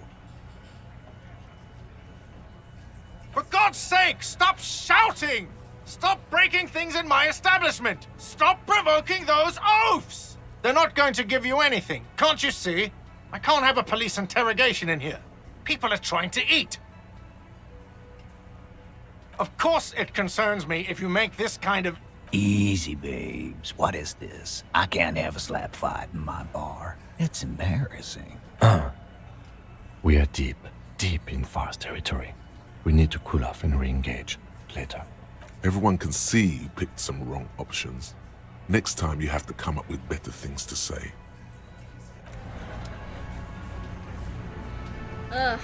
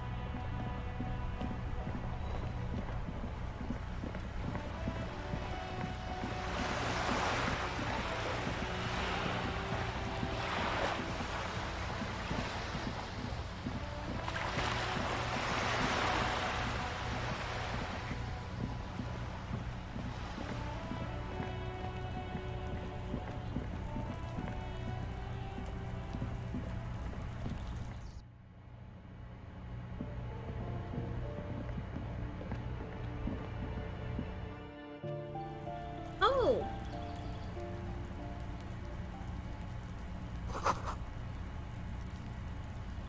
Oh, okay, there was another balcony.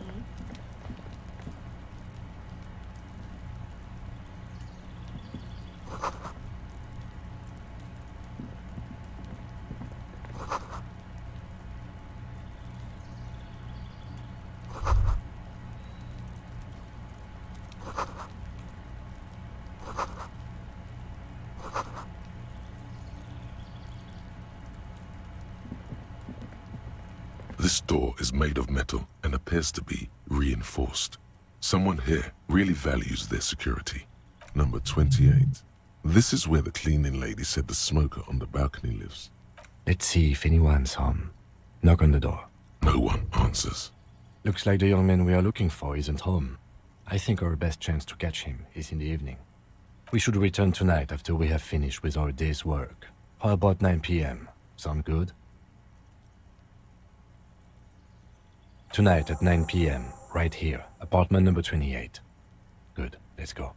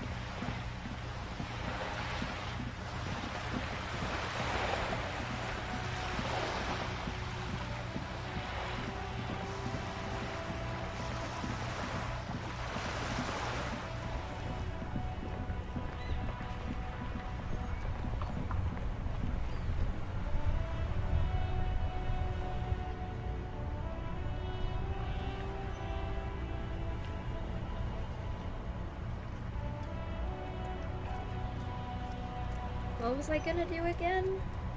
Fuck, I forget. Oh, the container.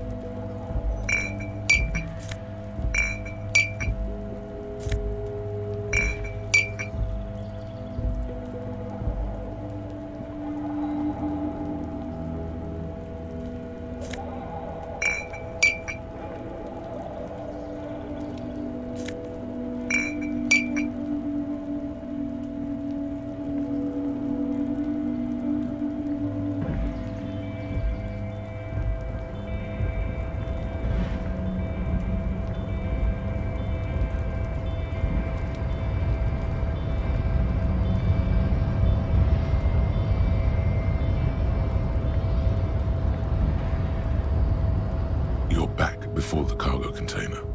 Its drawer has not lessened since you were last here. If anything, it seems to have grown slightly.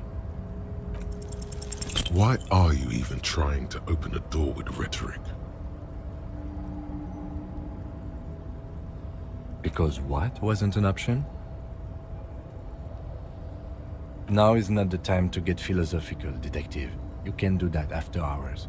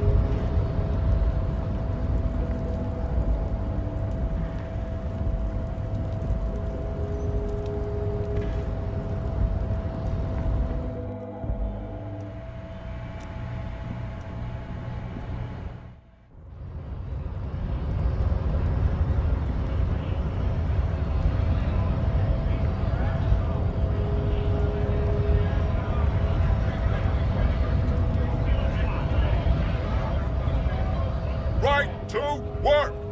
Right to work! Shame on you!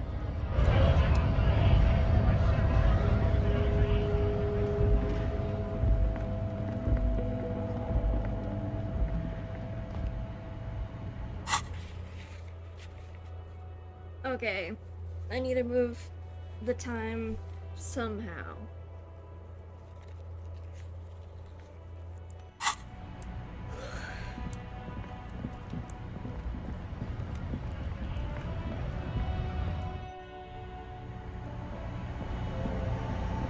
The tear machine stands in the corner.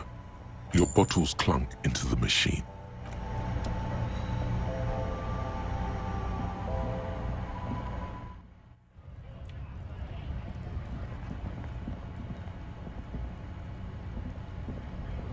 Looking for something, Hunt? Come to tell me to fuck off again? I hate you.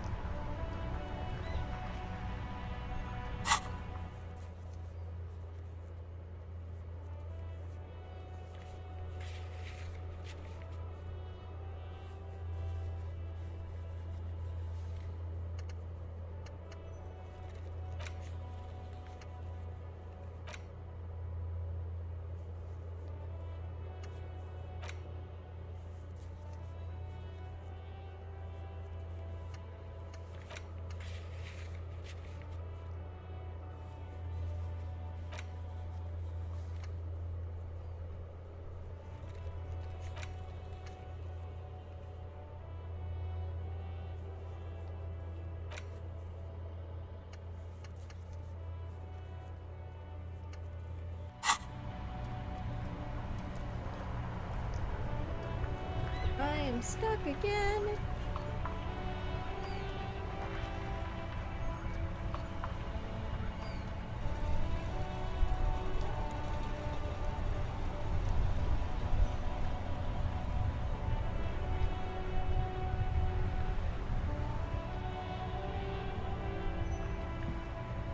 Yes? Hmm.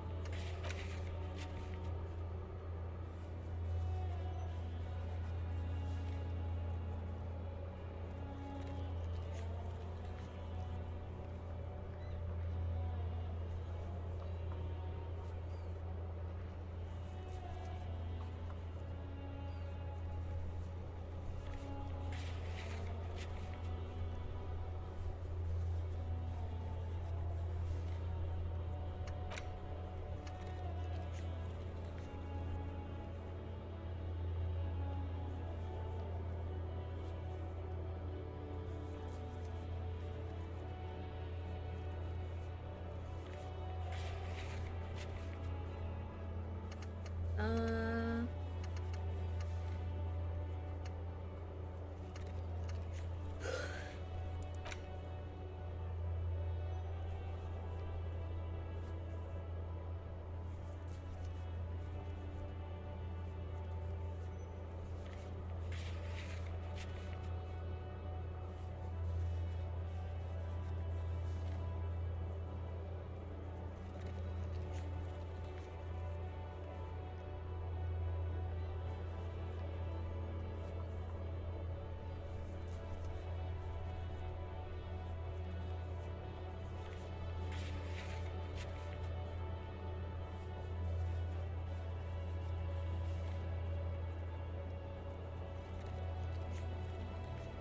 Can't do that.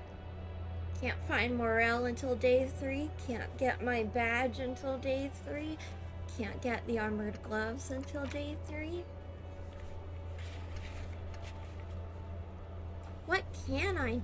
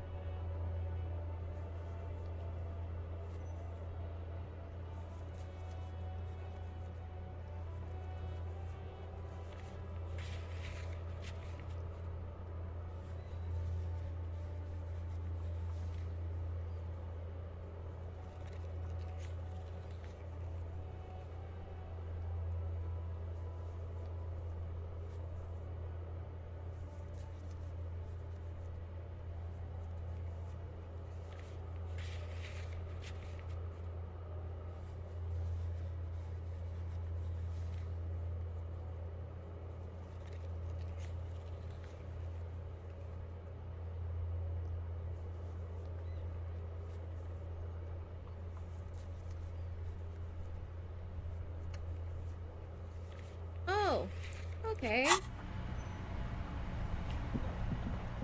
I learned where a key was. Man, I would have... Behind the dockworkers, a ceiling height window. The hawthorn branches scrape the glass like not bony time fingers.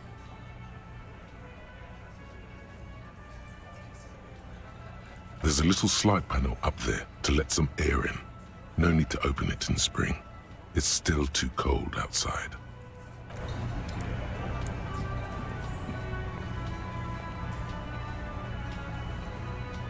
I can get to the roof.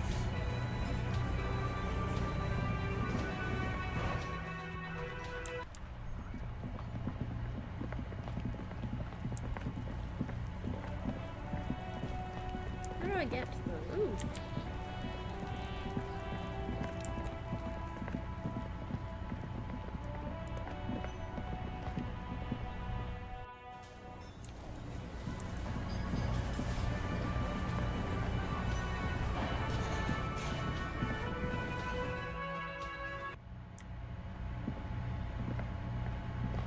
The door is closed.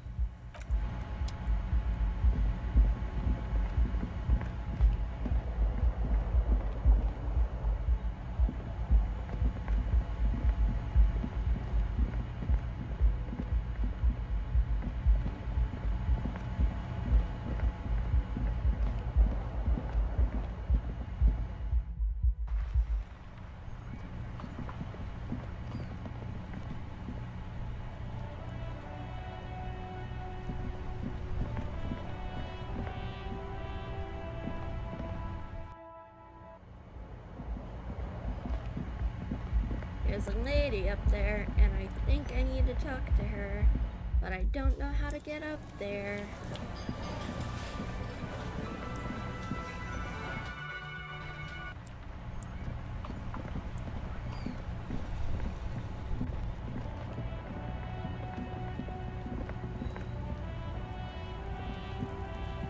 Not accessible from over here.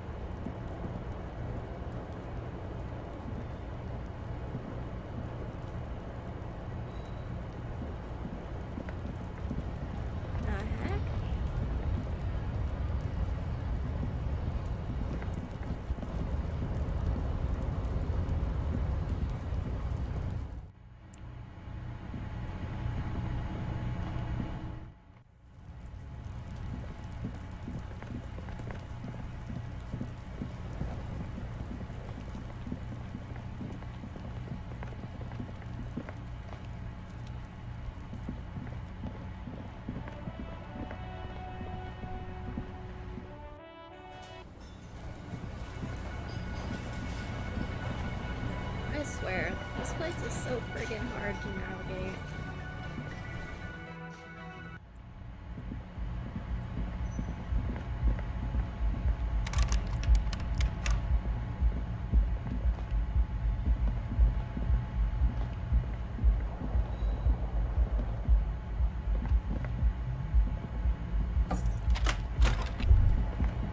Kim also tries not to look at the pile of taped viscera on the carpet, or the weird suitcase on the hat rack, or the potted plant dying in the corner. But it's all just too morbid to ignore. No problem, officer.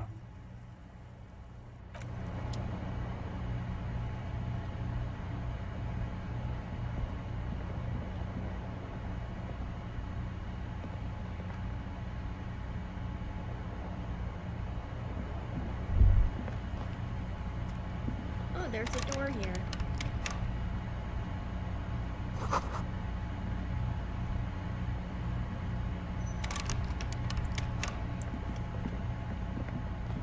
Weird.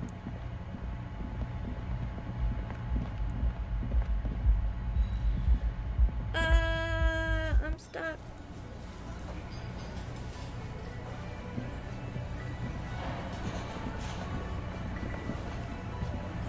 It's you again. What is it?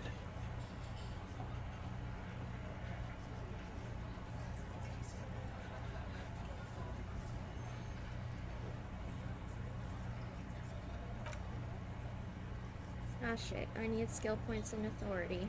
Is there a way to reset my skill points?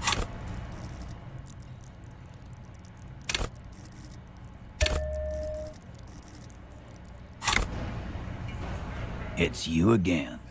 What is it?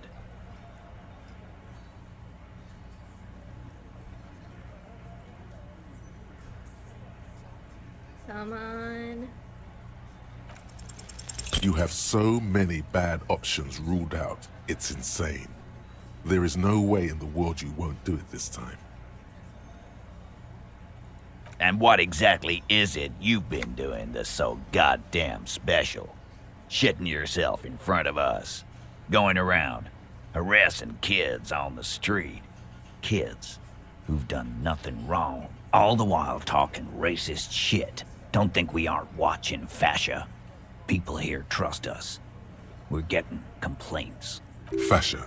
That's short for fascist.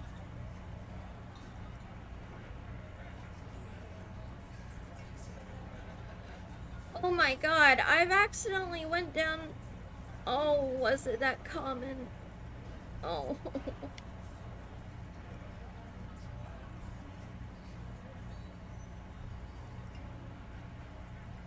Of course you have. You've been calling people Kip left and right, inciting race violence in my town. Callie said they've been trying to set up a race rally, whatever the fuck that means. Trying to get the Kips out of Revachol before the economy goes to shit.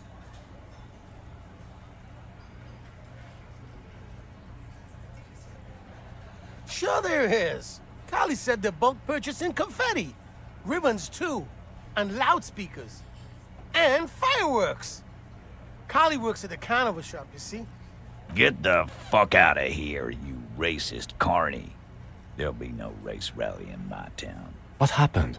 We got absolutely wiped. Let's go before it gets worse. What's going on? Are you racist now? Is the rally real? Please don't set up any rally. It will make you look awful. There is no rally, come on. Just ask questions. You need to put this race rally garbage in the rearview mirror.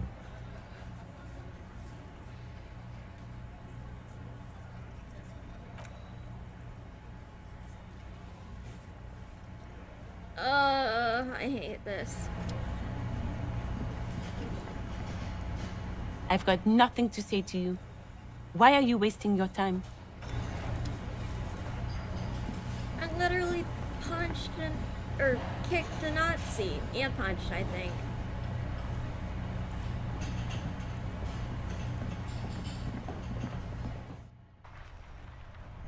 I accidentally said something one time, but that was because I misread the dialogue option. And I still feel guilty about that.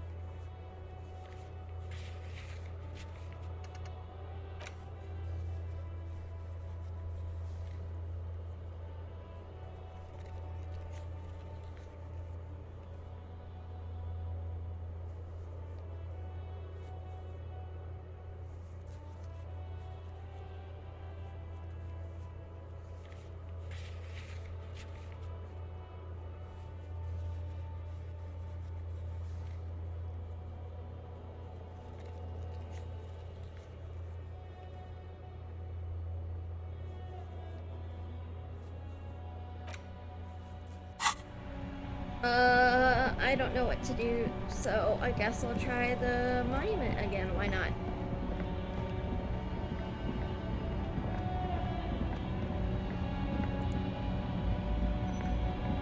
An old monument stands in the middle of the traffic island, pointing toward the sea.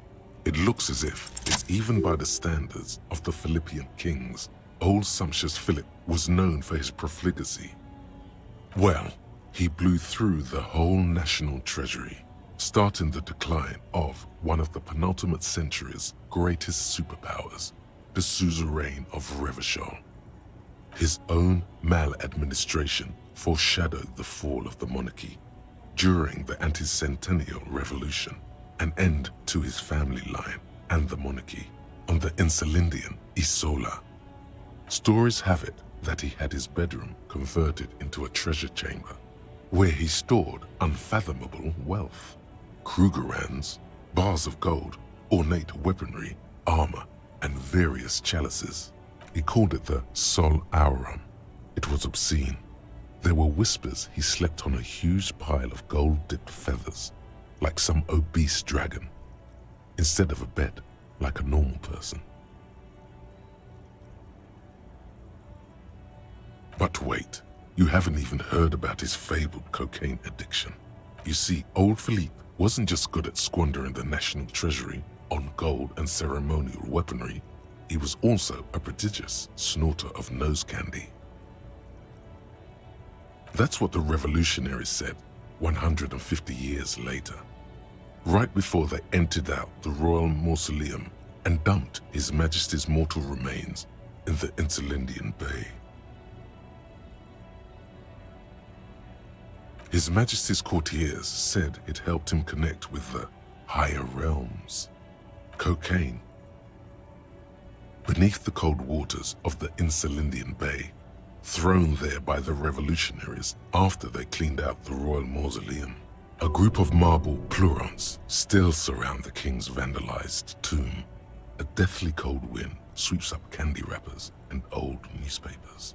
The original was blown apart by communards, then further damaged during the landing of the coalition's airships during the turn-of-the-century revolution, when Martinez was leveled.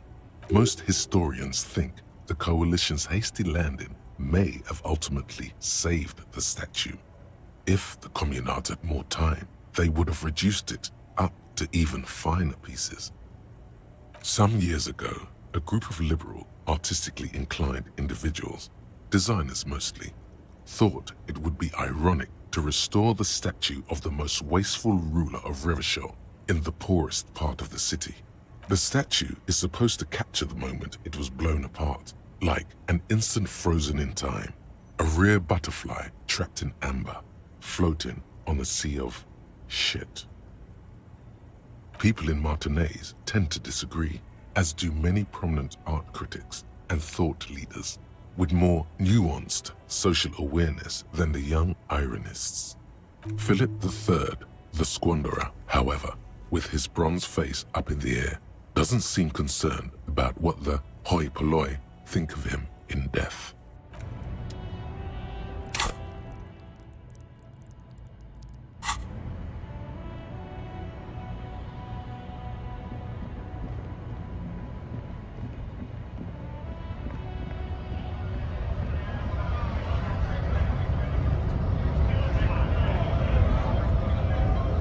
Right to work! Right to work! Shame on you! Let's...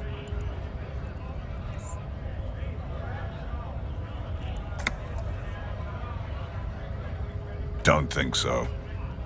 Suddenly, this feels like a really, really bad idea.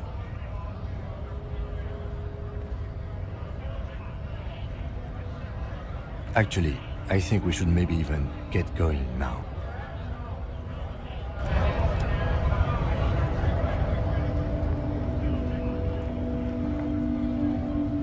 I don't know what else I'm supposed to do, Kim.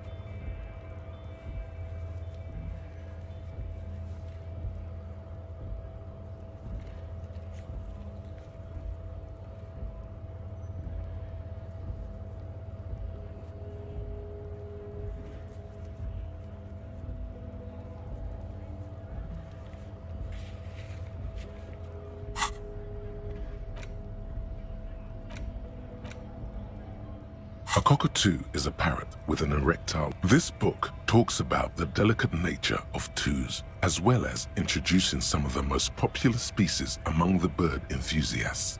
The funeral cockatoo, the major I already did that.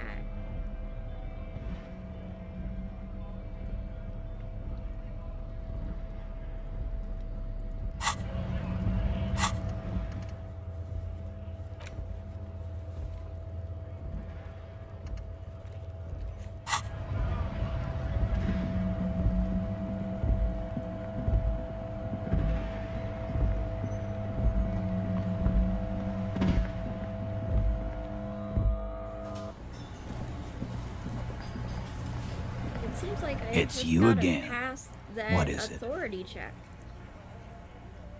But I keep failing.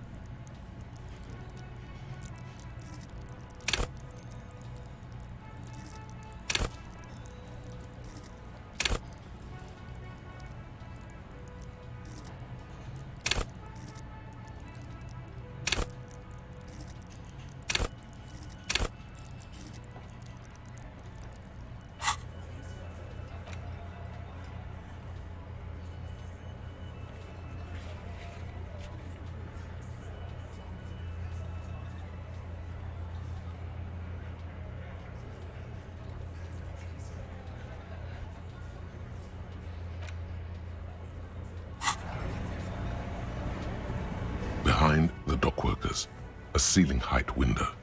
The hawthorn.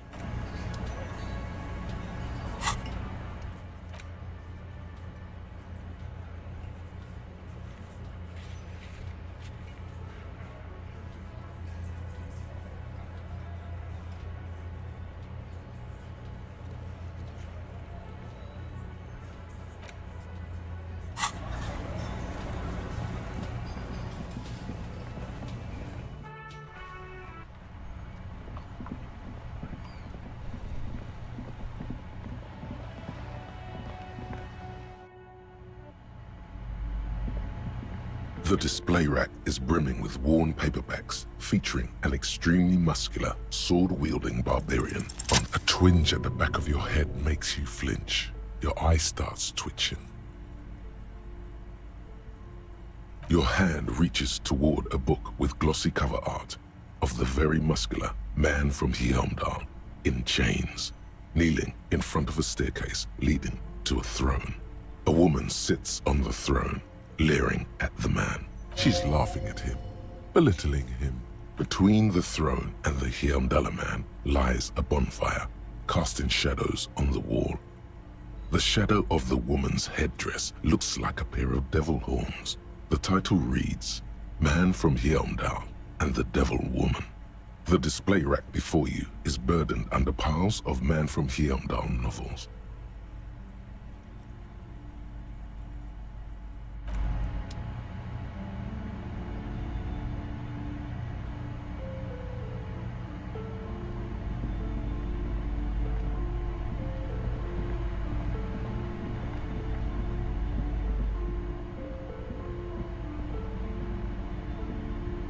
Shelves filled to the brim with crime novels featuring the supposedly stalwart Vespertine detective, Dick Mullen. This bookstore is not strictly about crime, romance, and biographies of famous people. There's also a wide range of paranatural literature. Amidst the various books, you find one written by some. The point of the book, and many others on this shelf, It's the various paranatural books still littered.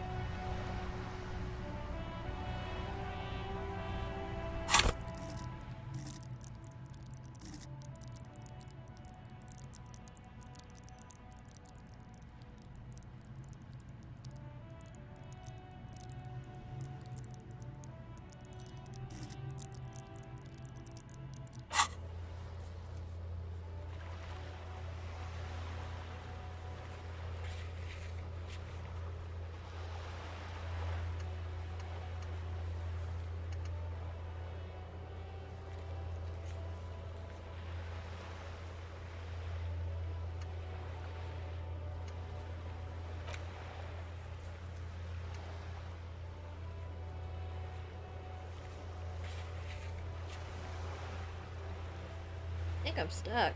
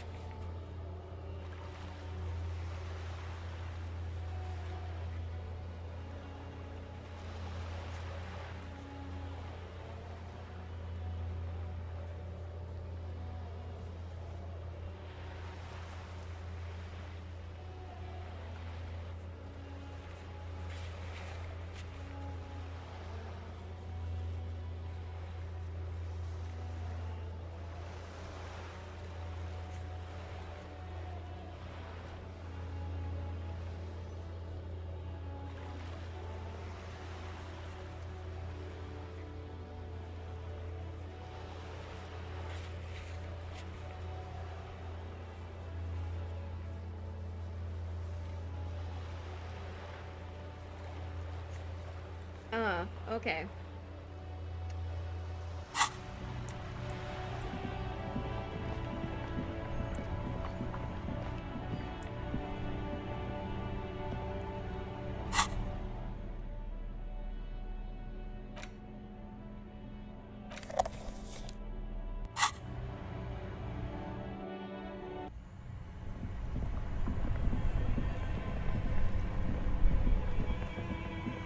Let's go, Commissioner, for a dive, because I think that's the only way we're gonna be able to continue. Yes? I did not mean to click on you, Kim. I meant to click on the stairs.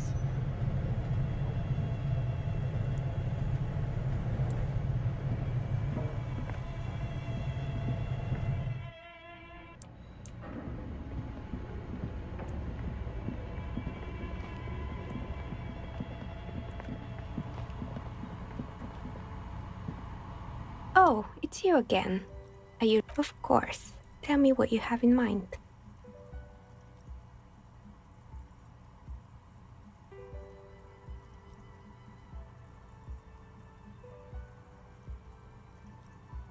I think I have just the right one for you. Police colors. Not the most original, I know. But sometimes the obvious choice is obvious because it's best. Here, catch. They're a gift from me. A beautiful woman tossing you a gift. Whatever you do, don't overthink it.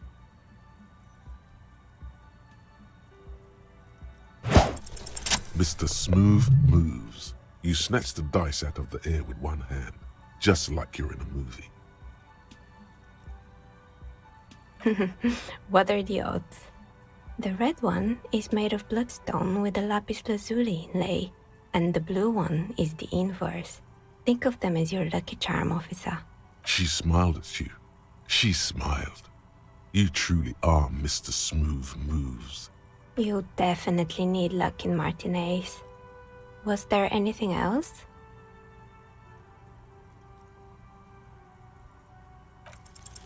You feel nothing. If anything, it's uncomfortably warm in here. She has begun to idly clean one of her carving tools with a dirty kerchief. The tool's sharp edge shining in the light of her desk lamp.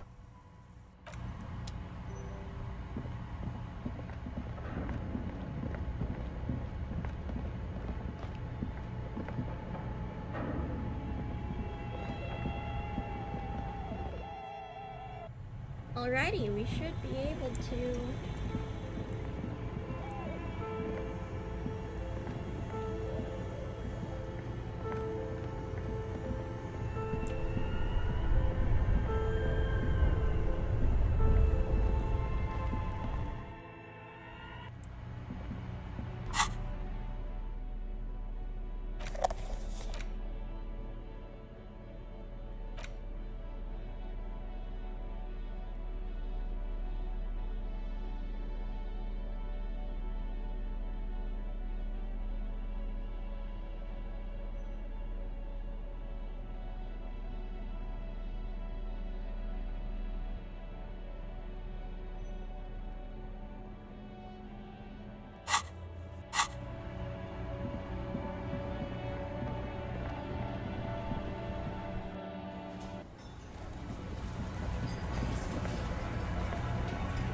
It's you again. What is it?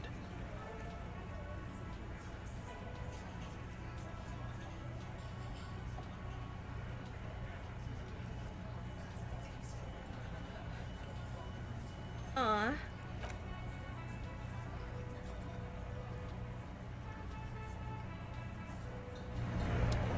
Alright.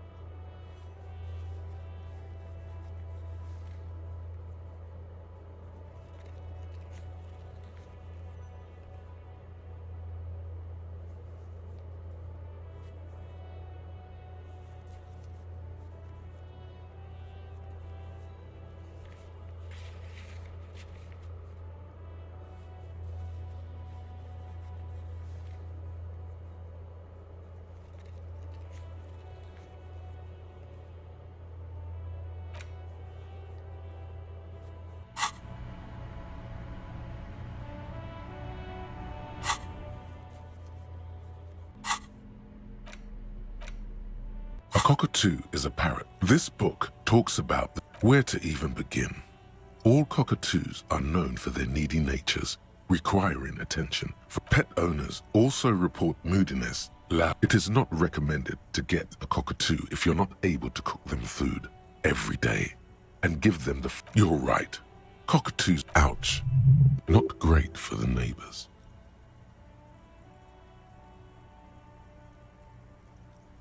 This is a perhaps, in the words of poet-explorer Sir James Ford, despite its banging name, the Bang Bang.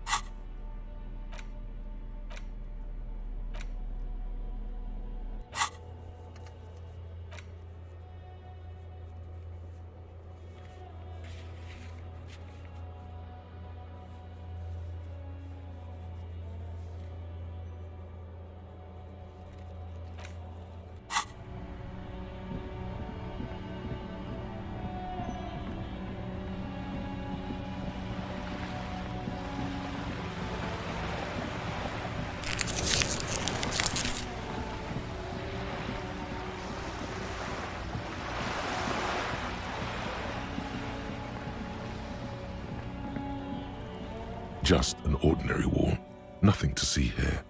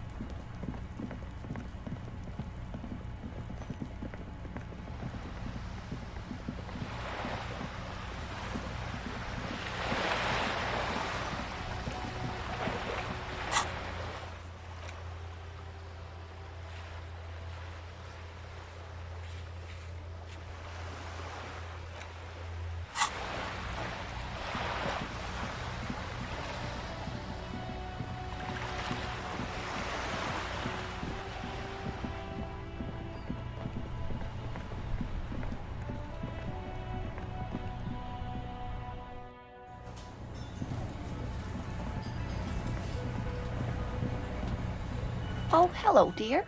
There you are again.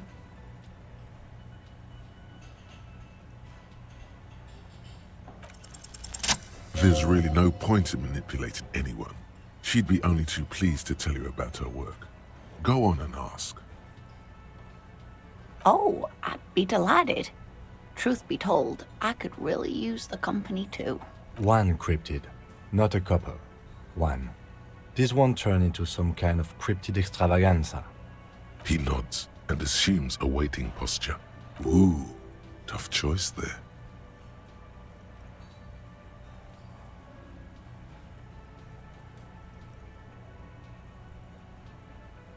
Cryobacter catlensis. Yes, a unicellular bacterium that was discovered in one of the northernmost points of Kotla on the Boreal Plateau by renowned geologist Caitlin Mijanou some 70 years ago. The bacterial colony Mijanou found had remained alive while frozen in ice for longer than anyone could reliably estimate. Certainly from before recorded history, Mijanou disappeared shortly after injecting herself with the bacteria she had brought back to study, no doubt in hopes of prolonging her own life.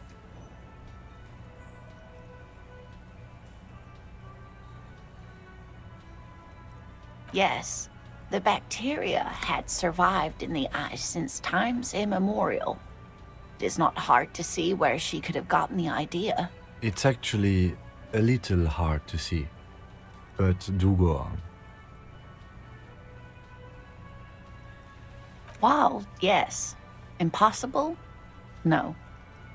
Although, everything has a price, sweetie.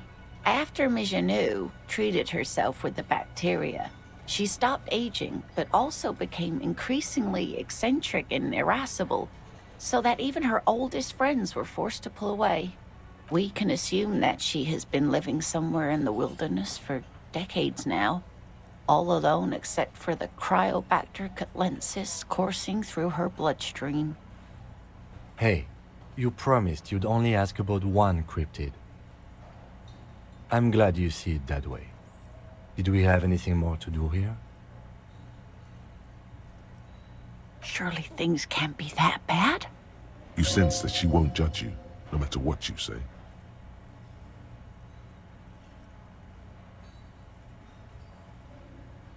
You know where we are, right?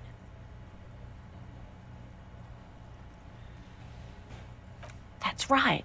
In a hostel called the Whirling in Rags, to be precise. Oh my, how would I even begin to tell you? Revachol is the most beautiful city in the world. We're fortunate to be here, you and I. I haven't seen very many other cities personally. Everyone says so. Revachol is a rare jewel. This city used to rule the world, though it has seen better days. Speaking of history, you know what year it is, yes?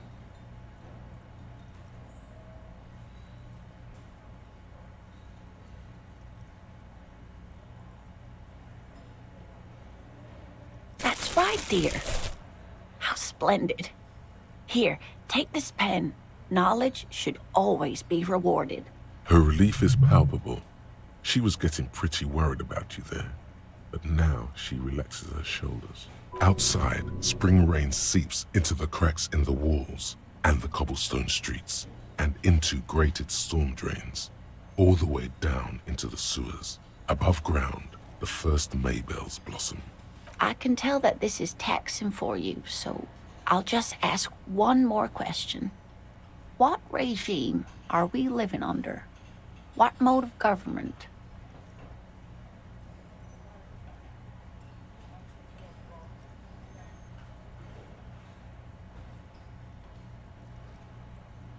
No, sadly not. Revachol is what's called a zone of control under an alliance of foreign powers called the Coalition. We have no government of our own, and what democracy we have is market-driven. It is quite disappointing, yes. A lot of people would like some form of representation. There's talk, but for now, the RCM is all we've got. Oh dear. And you were doing so well. There aren't really any cops in Revachol, not in the traditional sense. The status of law enforcement has been a complicated matter since the revolution. But we should stop for today, sweetie. You look like you need a break. Besides, I'm not the best person to explain the big things to anyone. What a sweetheart. She's scared now. She's realized you really are brain damaged. You were doing quite well up until the end there. It does look like you're having trouble remembering things, history and places. Remembering reality, in a word. It's very odd. A sigh. The lieutenant buries his nose in his notebook. But maybe a fresh set of eyes is what the world needs. And while I'm no doctor, such bouts of amnesia are often temporary, so I wouldn't worry too much. She means this sincerely. Worrying won't do you any good. A defeat, I'm afraid. The people of this archipelago tried to build something new. Something different. The rest of the world didn't like it, so they came and ended it. This was 42 years ago. It has something to do with everything. I really don't know how to explain it better. I'm just a poor woman, she thinks. What do I know of these things? And how can I help you? Someone more educated in sweeping matters. Maybe you should ask. No, I'm not an encyclopedia. I won't be a guide either. Of course. Then, I don't know, someone rich maybe. Wealthy people are educated, though I don't know where you would find a wealthy person in Martinez. But thank you, sweetie. You did make me forget about my worries for a while.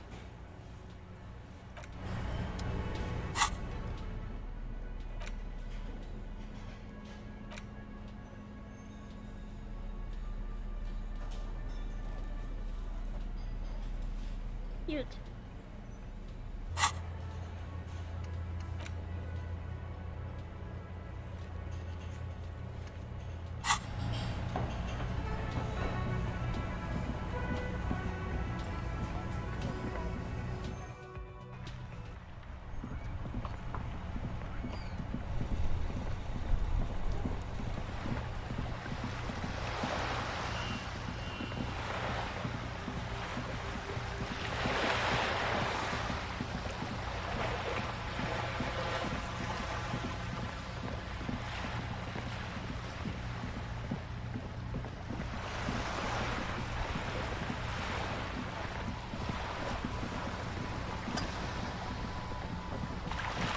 You're back. Good. What can I help you with? This reality.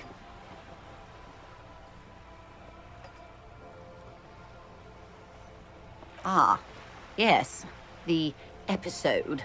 Sounds like an acute case of encephalopathy, now that I think of it. Don't be phased, madame. He functions perfectly well. He only needs a lowdown on all of reality. We may be here a while then. Ask away, officer. I'll help however I can. All right, we're in. I know these all look good, but begin with the first, okay? We're in Martinez, baby. Martinez is a district of Revachol. A very small district tucked away near the industrial harbor, north of the 881 and Jamrock. You would be excused for not knowing about it. Unimportant, they say. Forgotten, even. Shelled to smithereens during the Revolution. It has its charms, just not this time of year. I'm not a good ambassador. I've only been here once before, as a teenager. Not a lot has changed. There are ruins, a terminal, fishing boats, reeds, boys with boxy shoulders. This place used to be a province, a workers' resort before the city swallowed it and the artillery did its work. The reeds are the real star of the show here now. The further down the coast, the wilder it gets. It's not really a sea, it's the Bay of Revachol, and the bay feeds into the ocean.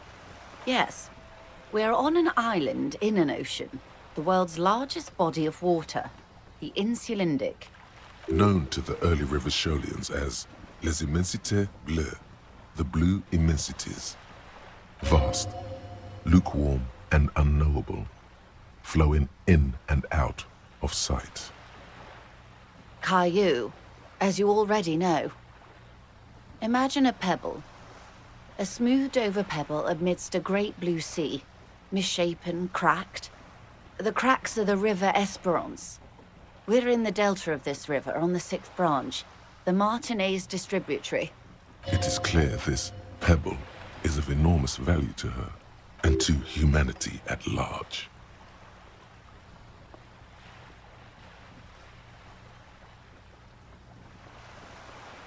I would be happy to. What is a preposterously expensive... We're in Martinez. Martinez is a... You would be excused for not knowing Revachol. Revachol is what you call a city. The great kind. As if it's self-explanatory. Beyond patriotism. A fact. History detective. They built this city to resolve history. Our part in it, at least. Our centuries. The nations of the Occident, or migrant workers from Seminine and Ile-Marat, depending on your creed.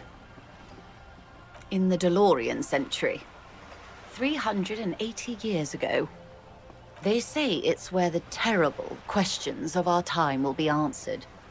The tensions are highest, the fault lines deepest. By that I mean, Conflicts. Ideological conflicts. The stuff of men. We are standing on a fertile, self-sufficient island able to sustain up to 200 million people in the middle of the Insulindic Ocean, the world's connective tissue. It's where the money is. Oh, we're quite a way off. About... A collection of tall ghosts behind the water vapor, light reflecting off their glass windows. 22 kilometers from the center of the world. That soldering iron is the bank of the world building. The bottom floors are Insiacom. Coalition government, Insulindian Mission Command. Silence. She lowers her hand. The water, the light. It's as though you're seeing it for the first time. There is no recognition. Only the immensity of the sea and the cold radiating from it. We are where we are. I have no truer answer to give, unfortunately. This is one thought you need to complete. Where are you? Was there something else you wanted to know? I remember something about a lowdown. This has been informative. Thank you, ma'am. I'm sure my memory-impaired partner has many more questions to ask, about even more fundamental aspects of reality. Might I suggest not asking them all right now? Messier will be here later too, and tomorrow. Isn't that true, ma'am? Absolutely. My commitment here is long-term. Oh, of course not. You are already diligent for getting this far, and diligent boys remember where they left off. Indeed. I'm always at your service.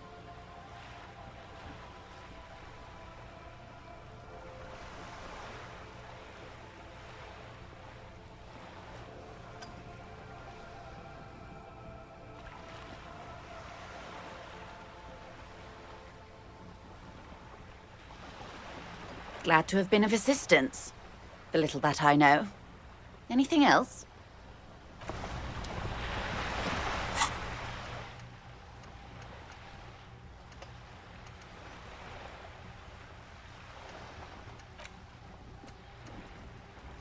Oh, what's this?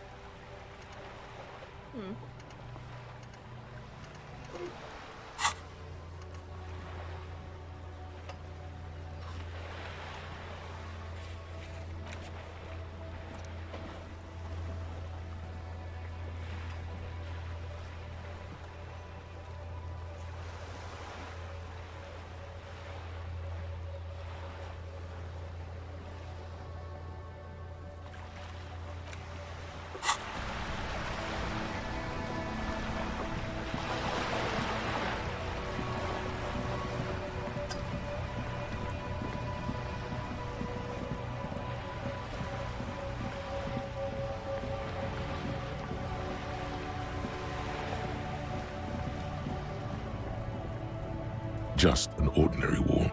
Nothing to see here.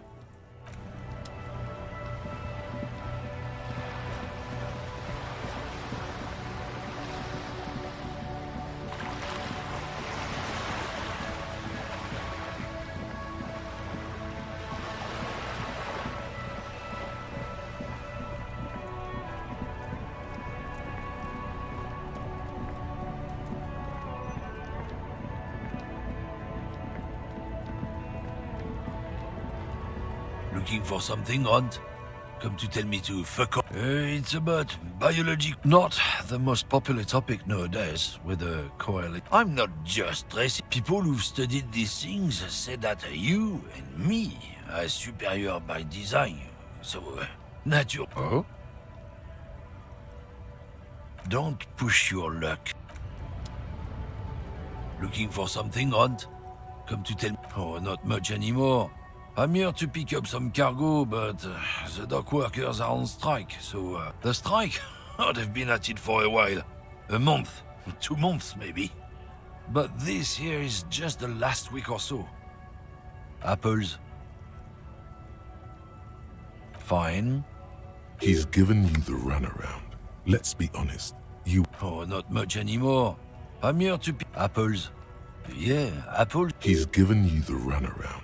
Let's be honest. You were bested.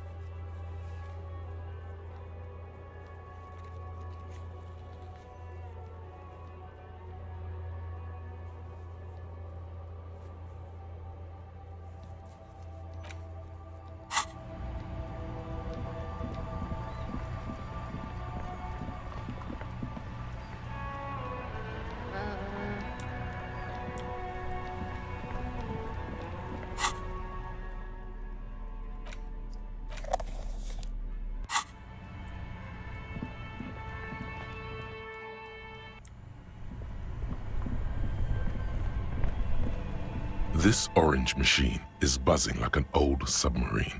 It has...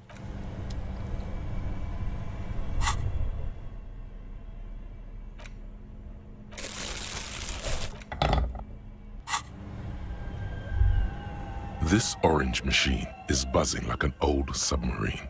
It has a hand-cranked ice cream churner on top and an electric freezer that appears to be frozen. The ice squeaks beneath the pry bar. You think you've got the bar jammed in there pretty well, but the lid simply won't budge. You see the pry bar's metal handle bending right before your very eyes. Yeah, well, that's a good pry bar. I'm not criticizing it, but this ice cream maker is frozen shut. It takes an advanced tool to get it open. I have no idea, officer. This ice cream maker isn't important enough to requisition a special tool. Sooner or later, you will stumble upon a tool mighty enough. Then we will know what's in this mysterious ice cream maker.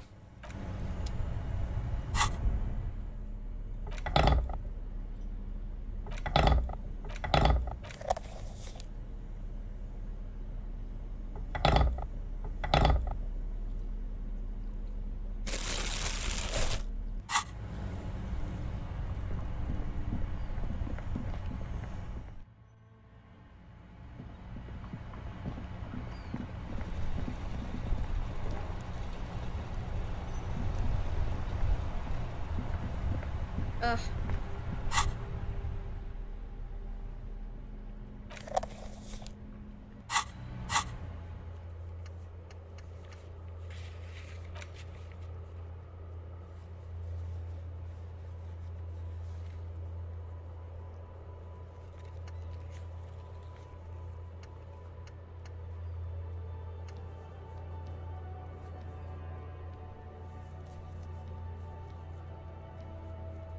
I don't know how I'm gonna continue in this.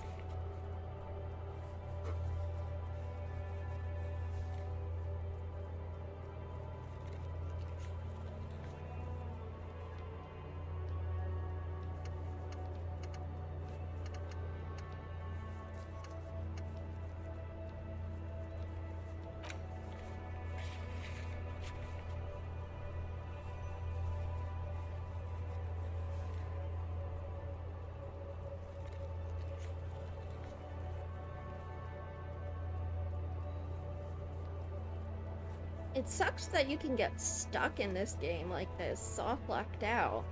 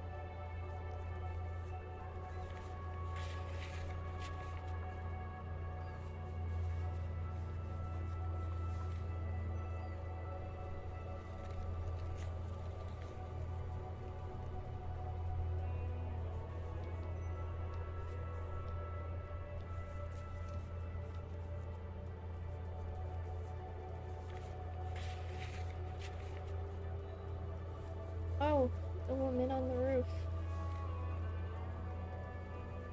That's who I need to talk to.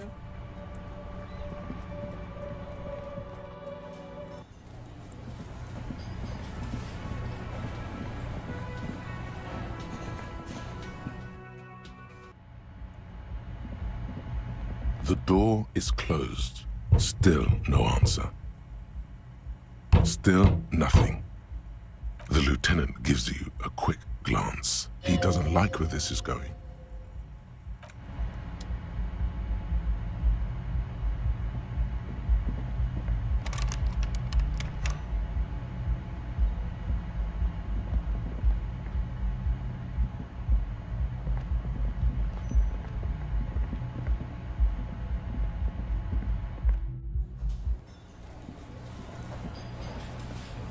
I'm stuck.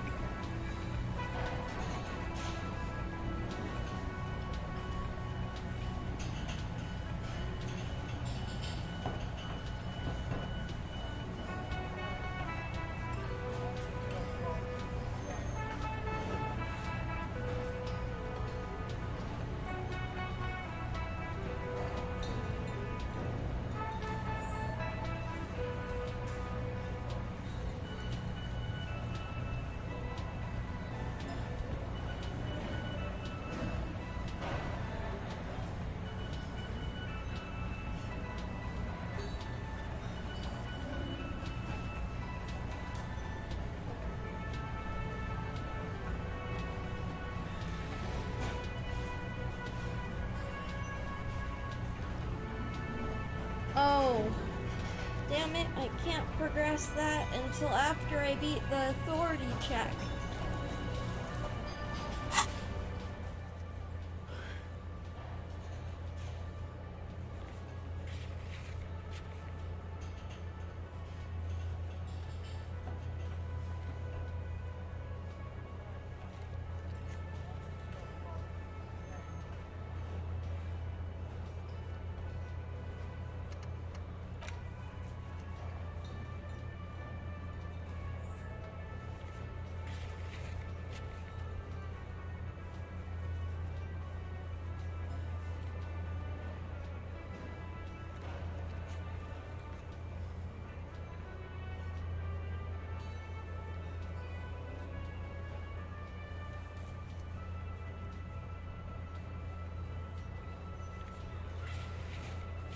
Yep, I'm stuck.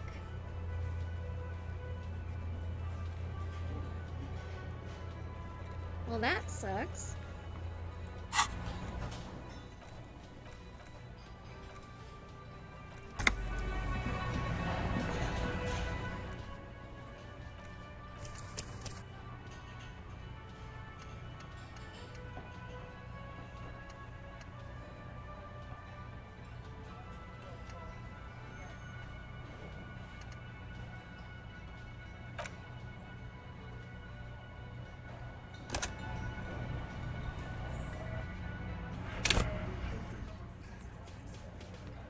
Looks like the circus left town, but the clowns are still here.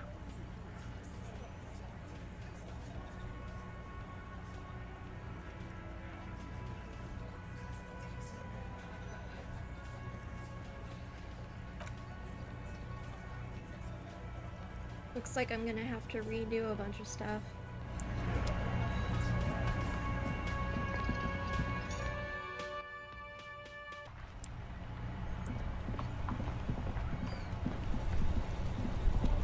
Still here.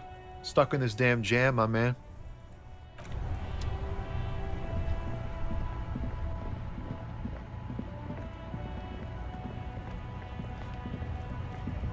Looking for something, Odd? Come to tell me to fuck off again? Failing the last time was so demoralizing and puzzling that you just can't work up the rage anymore.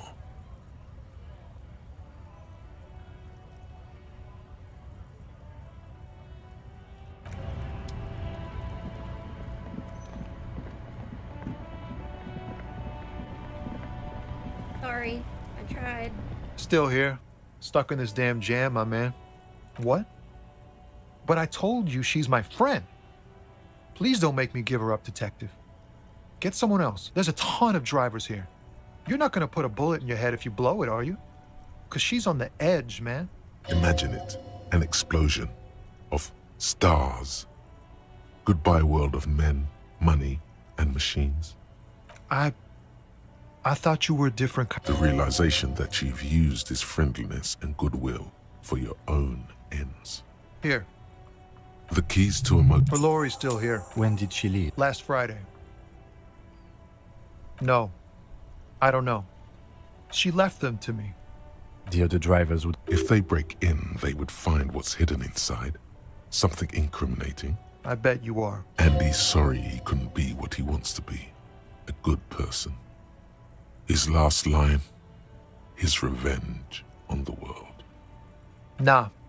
I need to think my own thoughts now. Pray forgiveness for my sins. Go check your cabin. I hope it gets you something. Help someone.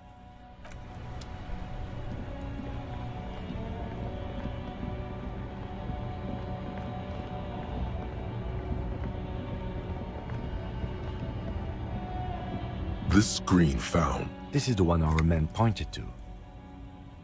The glass on the side windows is tinted. You push the key into the smell of cigarettes and perfume. These, one of them, but there's definitely perfume in the air. The remnants of a sweet juniper-scented perfume. The actress she wasted away in a drug den. The actresses and the rear actor all smile you a warm goodbye. A radio transmitter is attached. Looks like... Strange.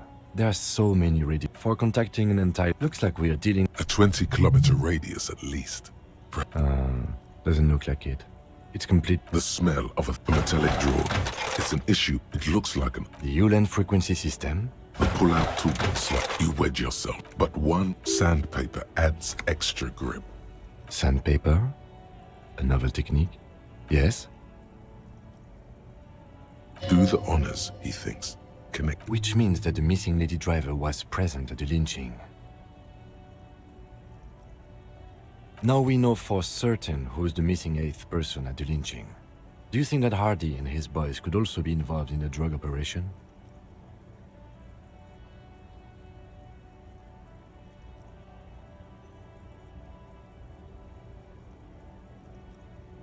Understood. We should still go and see what Titus has got to say on the matter. The movie stars are still smiling from the walls. You close the rustic... Great. I think we got everything. All right, we've finished here. Honestly, I'm quite worried by what we... I'm especially intrigued. This means it's well... I'm not sure. And last but... The probe and the case converged. As elegant as they are, I don't think they are relevant to the drug trade. Yes, well... Unimportant? Like Joyce told us, yes, logistically. But don't expect... Meaning, someone as slippery as Everard won't be caught by a couple of cops and some stuff they found in some cabin. We should return to the murder. There are more than enough ground. The fact that one hasn't started... All the same, I don't like the idea of internal affairs. Debrief over.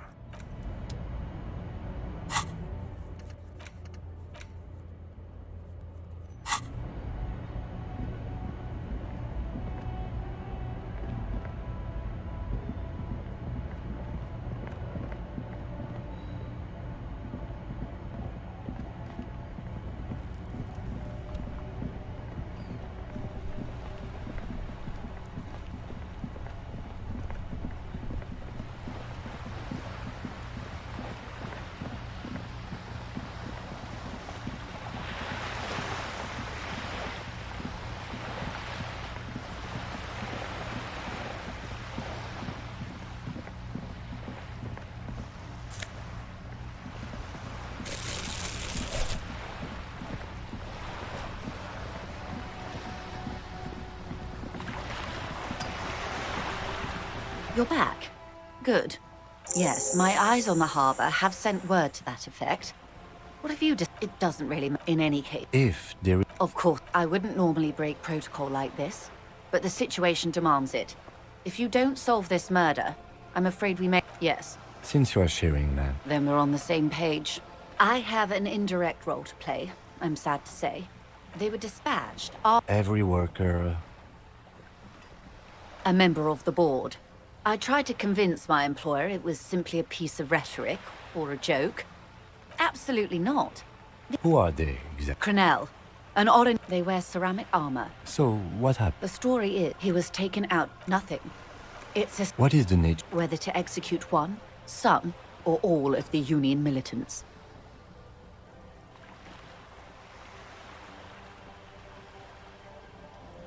It was the Union who strung him from that tree.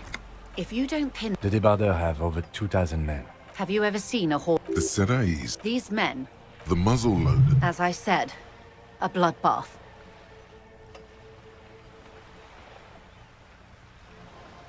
Many bleed. All we can do is keep the rest from going the same way. One single concrete suspect delivered into civil court, and I may be able to defuse this situation. Not much. They boast a... Meaning... Yes. Sadly, if you... Do you know a lot about the... In my line of work, it pays. I have. She's being truthful. She is pressing them as... Or he didn't. This is information passed on to me from some teenagers. The remaining contractors. Their tribunal. It's what they believe. That the man was killed. The lieutenant. Odd. Last Sunday. Either way, that's a good question. You meet her soon enough, you feel. If you mean did I... Lely. His service name. A nom de guerre, most likely. He was 40. Indeed. These matches... He was, in a way, it was humanizing. They've gone to ground. They don't have the same respect for the Revachol citizens' militia as I do. You're likely to run into them eventually. When that happens... This is so embarrassing. You have no idea. Ma'am, with all due respect, I've been around Martinez, and there's a giant hulk of a man in Not a terribly good... And the other must be in one of the 4-story buildings overlooking the roundabout. He or she was reporting back to you while we were canvassing the lorry drivers. That would afford a good vantage point. Still, I hope you heed my advice. There's no need to kick the hornet's nest until the They don't report... Not on this matter. It's a matter of days, not weeks. If you mean did I... Lely. One is a... What would you... She closes her eyes. I can't remember. The lieutenant... That's all right. He was 40. Indeed. In a way, it was humanized. I am sorry to have been the bearer of bad news. Of course. For about... It was taken with a Trigat not long ago. Her mouth is relaxed. Sorry, I can't. But that's how close. Port cities. This is an Oronese map of the waterways. A sailor's tattoo worn by wayfarers of the Dolorian century. The sailor's soul... Where is he now?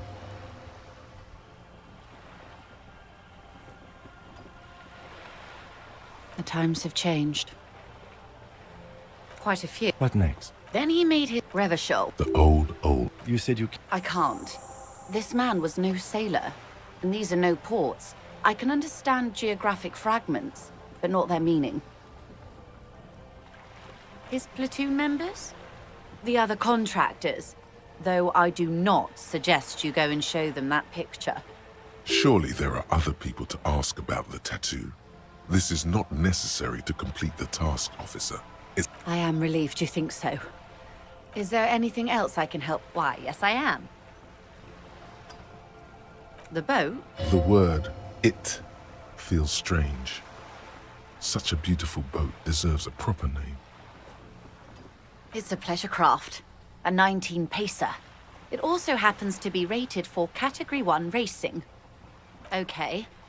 Because it was manufactured in Revachol East by a company called Cordeleci, and its hull is 19 paces long. Why Dolores? Well, it means nothing to me. I think my sloop... I'm enjoying this part. I really do, the lieutenant thinks. Is she thrown off yet? He's looking at the woman, assessing her. Of course there are. We're on an archipelago. How else are you supposed to get around? Yes, we are. We are on Le Caillou.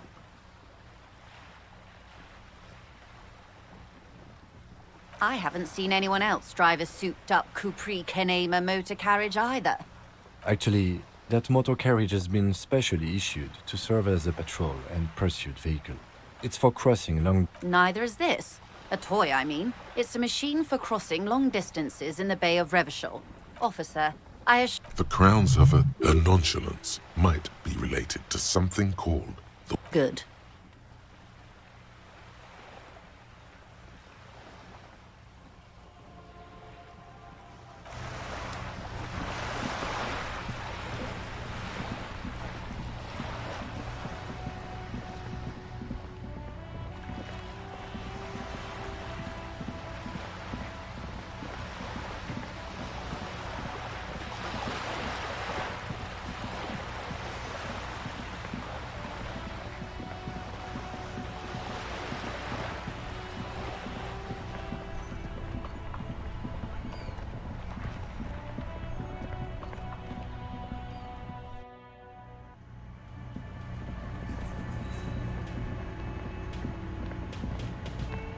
Oh, hello, dear.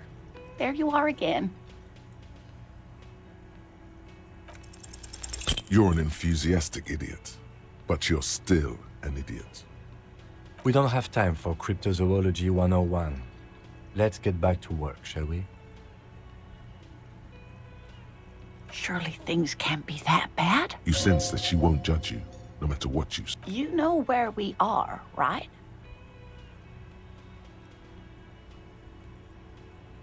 That's right. And where is the whirling itself located? Yes, indeed. We are in the fine city of Revachol. Oh my, how would I haven't seen... Speaking of history, you know what year it is, yes? That's right, dear. Her relief is palpable. I can tell that this is taxing for you, so no, sadly not. Revachol is what's called a zone of control under... Oh dear, but... She's scared now. She's realized you really are brain damaged. You were doing quite well. A sigh. But maybe She means this sincerely. Worrying won't do you any good. a defeat, it had... I'm just a poor woman, she thinks. Someone... No, I'm not an encyclopedia. Of course, but thank you, sweetie. You did make me forget about my worries for a while.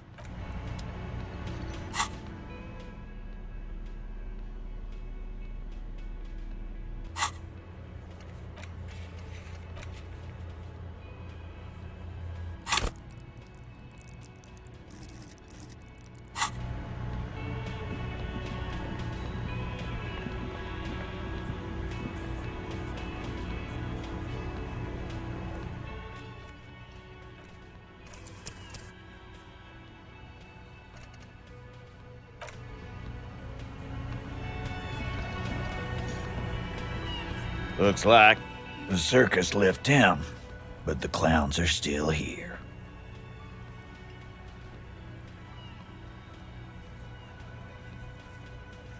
Like hell. We'll do that. The person The thought forms in your head, like a lightning strike branching in the sky. Thank you. You're right, Titus. There is no local drug trade, because it's all controlled by you. You're the drug trade. That's a mighty interesting theory. I guess that's what you would need to do, Theo. Yeah, man. You would need good, trustworthy people to take Yeah. Theo. Not quite yet, Mr. Hardy. There were... My answer is... And here we go. I know! Despite Go fuck your mom. That's more like it, boys. You heard him. Yeah. Wouldn't want to beat up his grandma. This is what happens if you take the law in... Let them come. You heard them. Yeah. The mood is on the rise. They're feeling confident, ready to punch out the whole Merc platoon. Yeah. What are they now, huh? These people... No, they're not. The fuck is that supposed to mean? We're not bees. We're men. Easy, E. He's trying to fake. We got weapons of our own. I guess we're gonna see, aren't we? Yeah. You haven't even seen the big fucking surprise. What do you mean? Okay.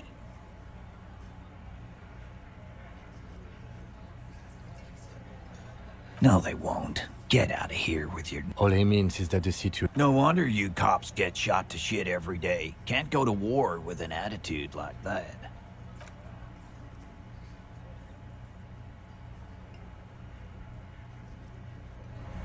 Okay.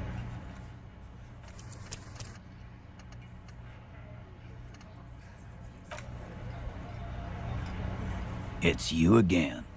What is it?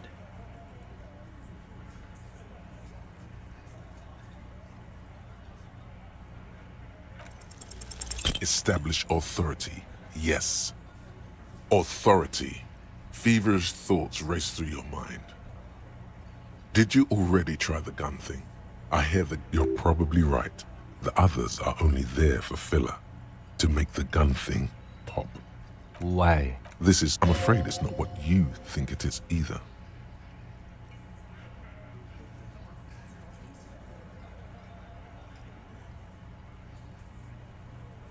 What in the name of... I don't want to keep... The fuck is... Easy, Shanks. I want to see where this is going. Silence. Be careful. It's loaded. Good. Now put it in your mouth.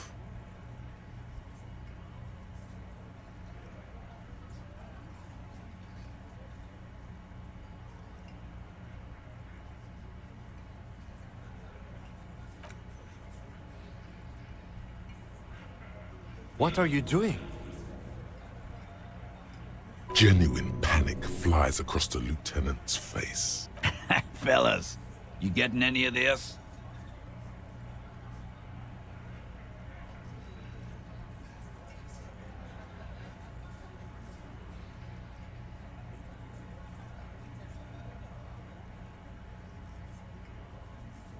What in the name of motherfuck? Acidic taste on your lips. Corrosive. Once as a child, you put your tongue against the rail. It was winter. That was a long time ago. The fuck is he saying? Some insane shit. Nothing. Give me the gun.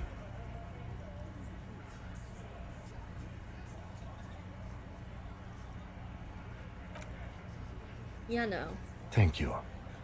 Nothing to worry about here, people. My partner likes to play these jokes. He's what you call dark.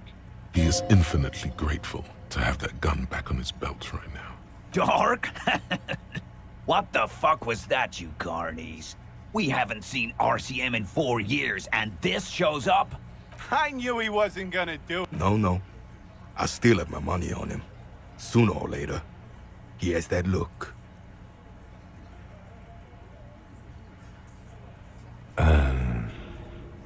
Do not think your failed suicide attempt will win you any pity from these men. Again, it was a dark joke. Yeah, that was horrible. Let's retry that.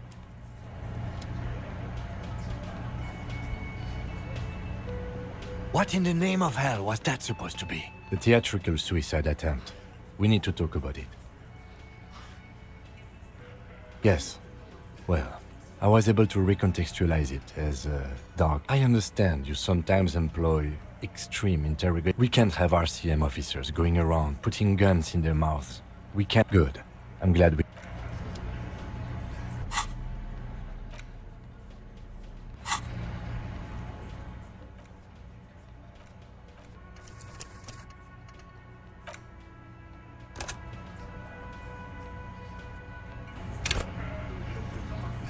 It's you again. What is it?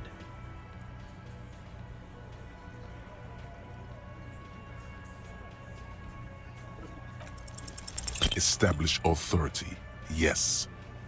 Authority. Stop shitting the law. Yeah. Aren't you listening? For God's sakes! They're not going to give you anything. Can't you see?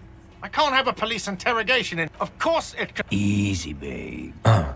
Everyone can see you picked some wrong options. Next time you have to come up with better things to say. It's you again. What is it?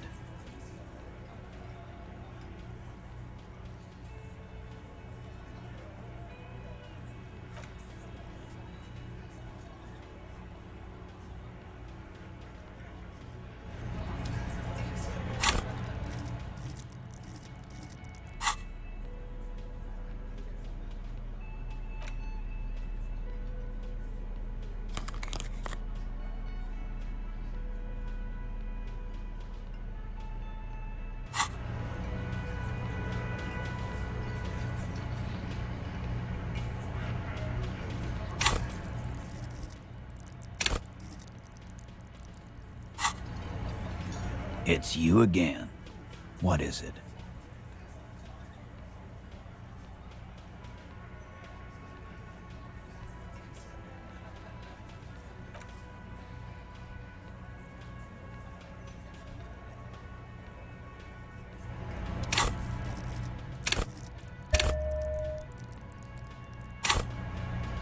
It's you again. What is it?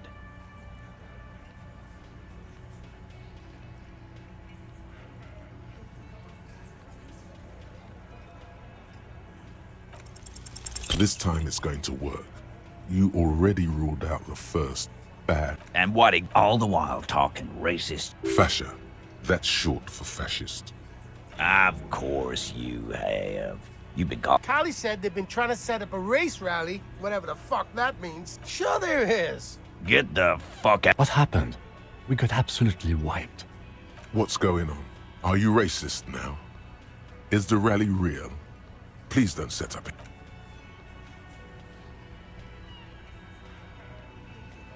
Honestly, I should probably restart this from the beginning.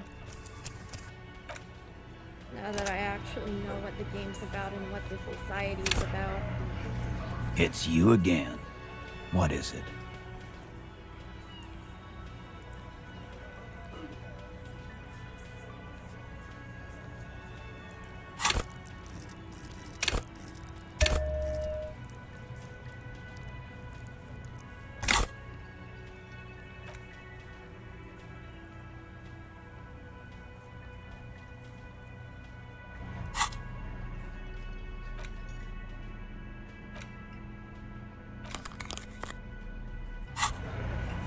It's you again.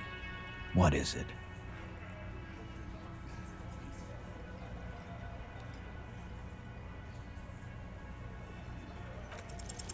Establish authority. Yes. Stop shit, the law. Yeah.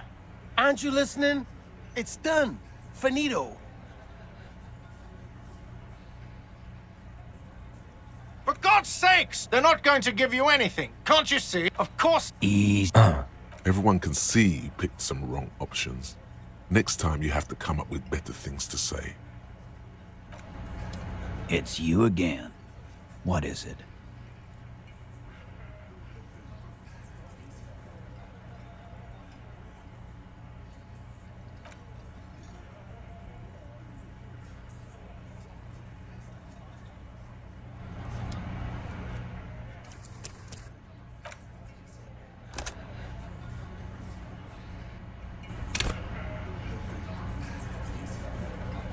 My odds really should be better.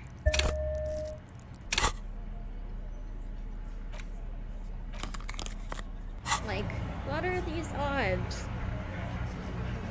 It's you again. What is it?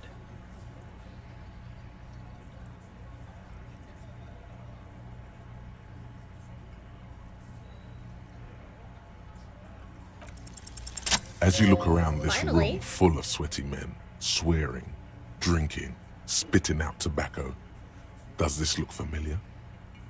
You believe the place was called Precinct 41. It was also filled with, almost exclusively, men, sitting on desks, talking shit and wasting time. Huh? You got a problem with beer now? Not quite there yet. Push on.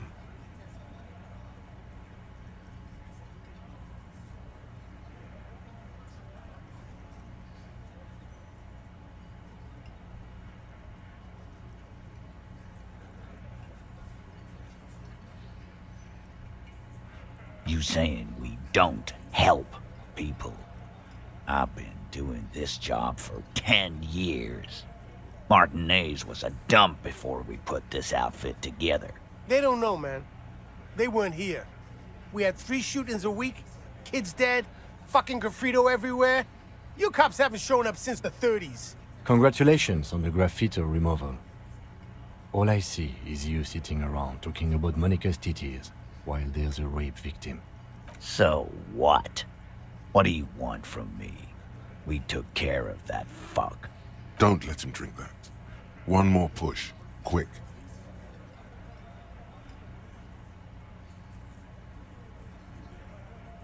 Titus? She stops mid-sentence.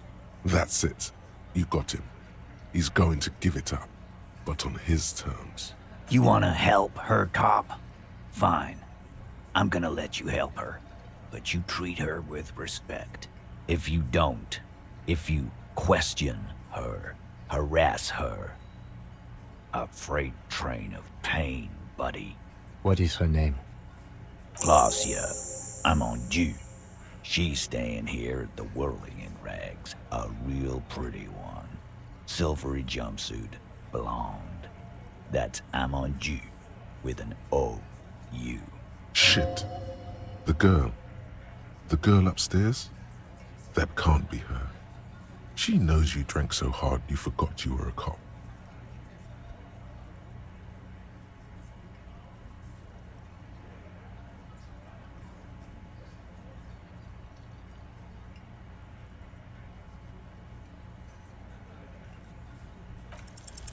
You inexplicably add cool Wow. after the victim's name, but no one notices. Your spine is too damn straight. None of these people would ever suspect you've met her.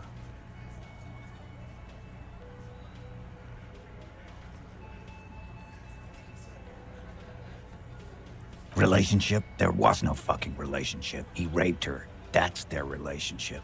Was like that karaoke incident all over again. Or like some of the other girls he was harassing. Okay, enough. All of this is irrelevant to your stated investigation. He did it before we killed him. He's not gonna do it again. So what does it matter? It would help if we establish a timeline. All right. 2 weeks, maybe? I don't know. I need another beer. Here you go, boss. I know her. How well do you know her?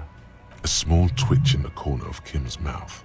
He has a hunch about what knowing means. Well enough, Copper. We party. She's been here for a few months. He tries to make it sound real casual, but the muscles on his neck tighten. You mean Revachol? Nah, she's an immigrant. Or a drifter of some sort. Been staying here over the winter. Don't you give her any more trouble. She's just had some bad luck, that's all. Shut up, Angie. She doesn't need your help. Titus gives them both a look. They fall silent. What's with all the silences? It's like these guys don't know how to feel about this. You should keep picking at it. What do you think I meant?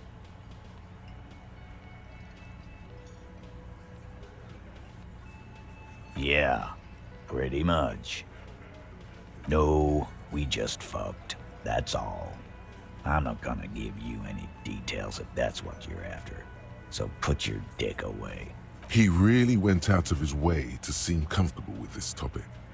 That's all you're gonna get for now. Remember what I said. Freight train of pain.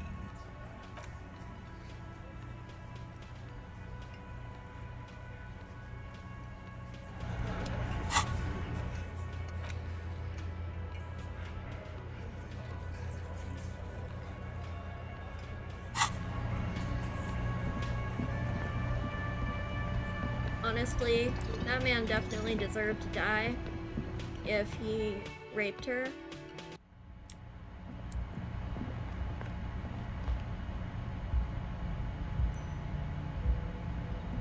The door is closed. Who is it? This is the police. Can we come in? Come on up. The door is open. I'm drying my hair. Sounds like it's coming from upstairs somewhere. You could snoop around before going up.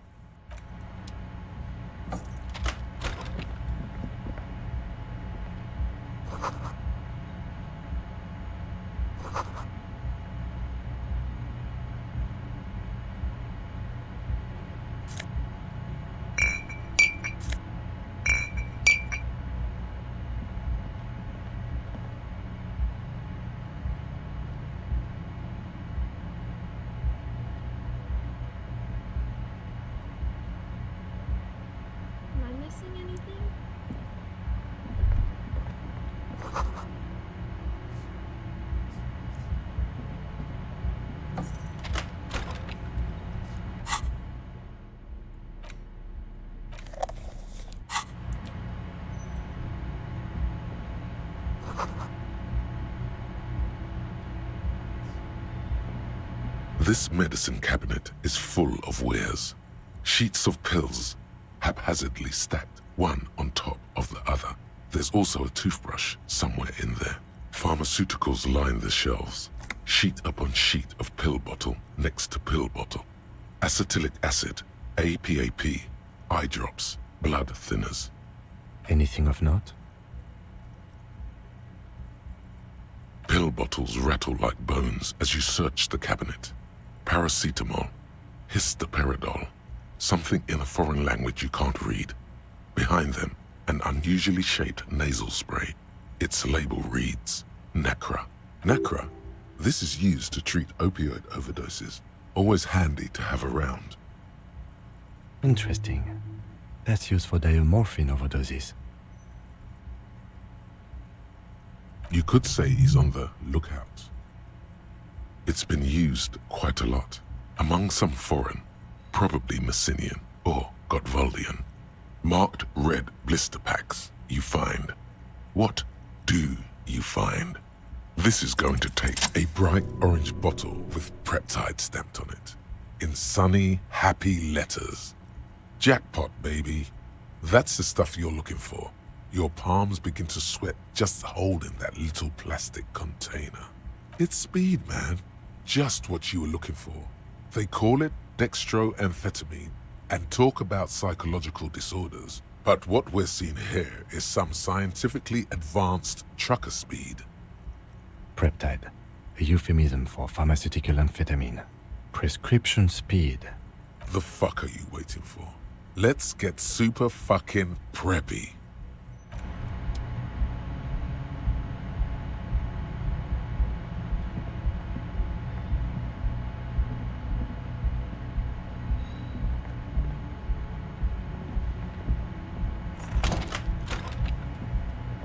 Get messed up.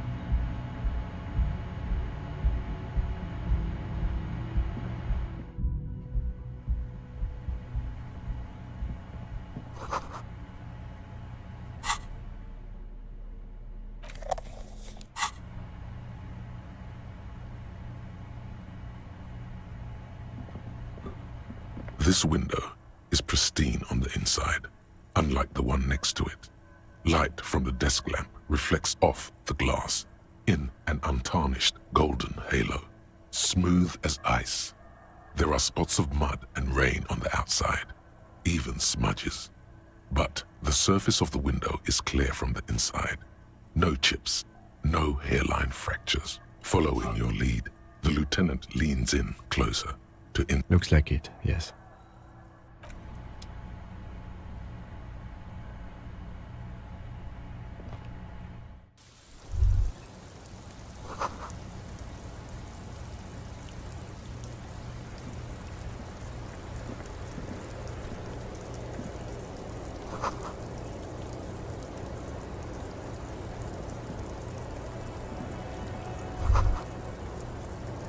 Just as you look at the flowers, a gust of wind raises them from the roof, picking them up in the air.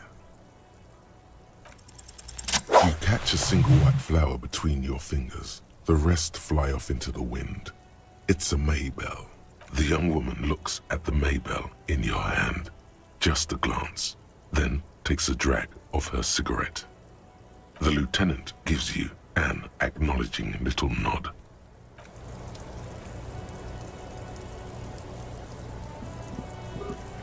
Welcome to the roof. Her hair is still slick from the shower. Below her silvery jumpsuit, an athletic young body, built long and lean. I'm sorry for the mess down there. The cleaning lady hasn't come by in days. I'm beginning to wonder if she ever will. It's much nicer now. Where the dead body used to hang, clearly visible from the roof, but no longer. Thank you for that, officers. Truly. There is something in her light brown eyes, a sadness, when she thinks about the death of that man. Oh yes, legends of room number 1 have made their way around the building. They say a portal to hell has opened in there.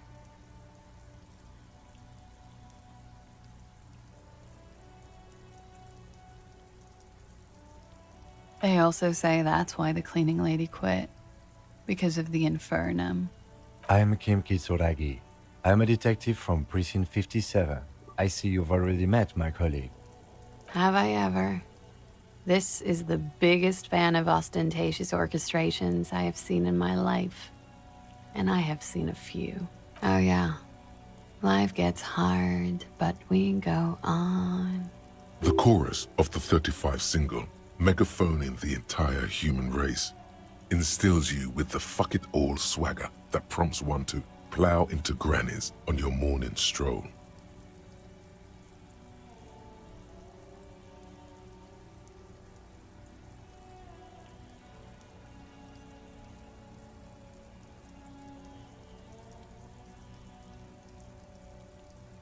I can see that. I'm glad all this onward going has brought you to me. Miss, we are investigating the murder of the man down there. The people who put him there have asked us to talk to you. Huh. I see. Be careful. Ask something else first. When you go there, use words like, I hear you have been through something difficult.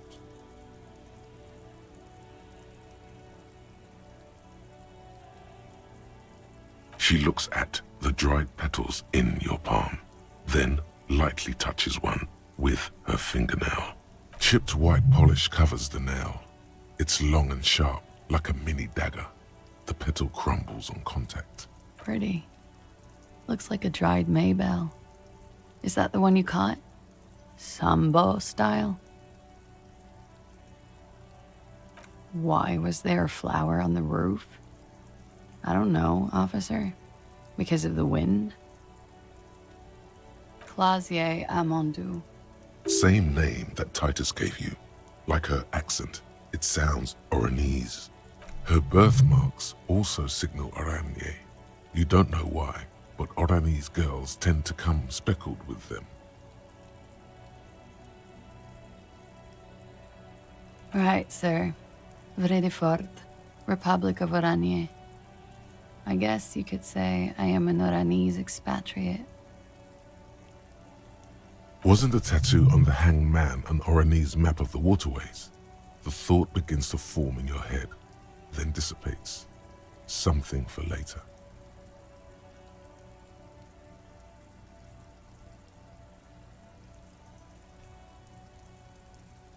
I'm 28. Something stupid. Oranese lit. Oranese literature. It's what I studied at the university. Fear of failure, fear of death, how it sucks to be Oranese. All national literatures are. Only the name of the nation changes. If that's true, then Revacholian lit would fit you like a glove.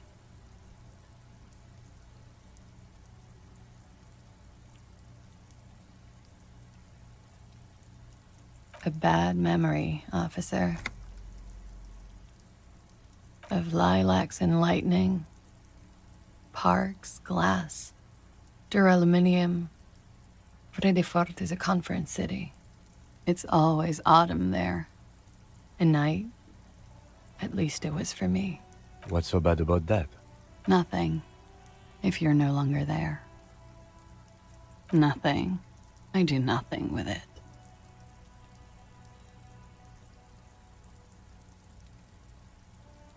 Cool.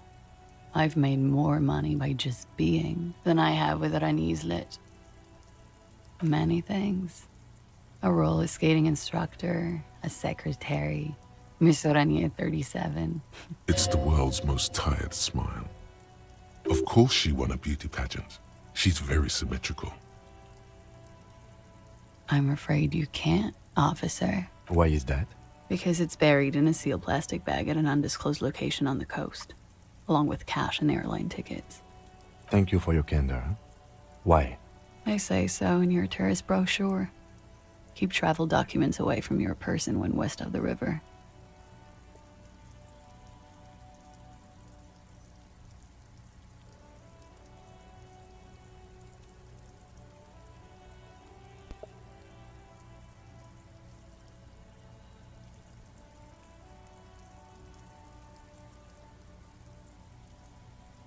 If I were to lie to you, I would come up with a more mainstream name than Clausia Mondu.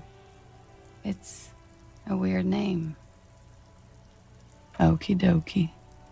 If any of this made her nervous, it certainly doesn't show in her expression or her movements. The record. So official. Yeah, it's pretty deluxe. I'm wintering. How long have you been staying here? About 4 months. I came in November. The bills downstairs concur. Here in the Whirling, here in Martinez, or here in Revachol. I heard this is where the washed-up disco has-beens go.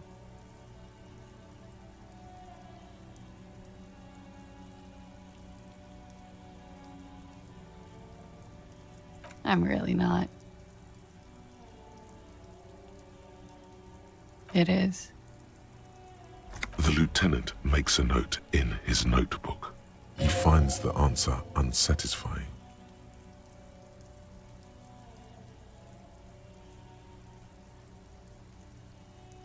Okay.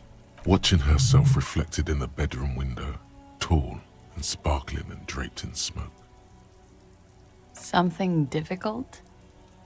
I've been through at least half a dozen difficult things. Which one do you mean?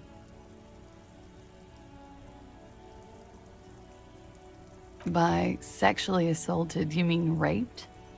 Yes. It's a bit early in the morning for raped, isn't it? She sounds positively buoyant, vivacious, totally unbothered.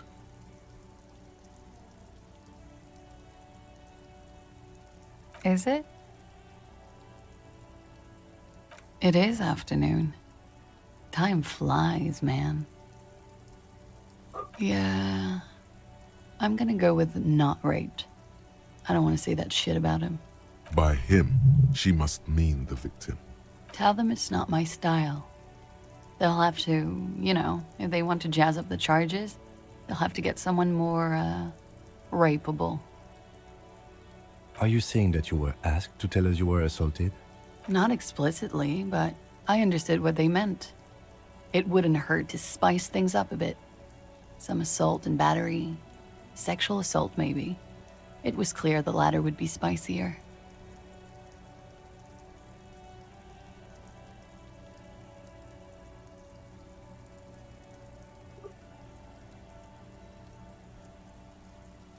He had something to do with the strike. One has been roiling since I got here. Rotten timing. But you probably know all about it. And his role in this strike was what? I think he was in a security detail. He was ex-military, worked for Wild Pines, and against the Union. We didn't discuss work much, if you know what I mean. But I understood it was dangerous. And they lynched him for it? She nods. Pretty much. Warming them.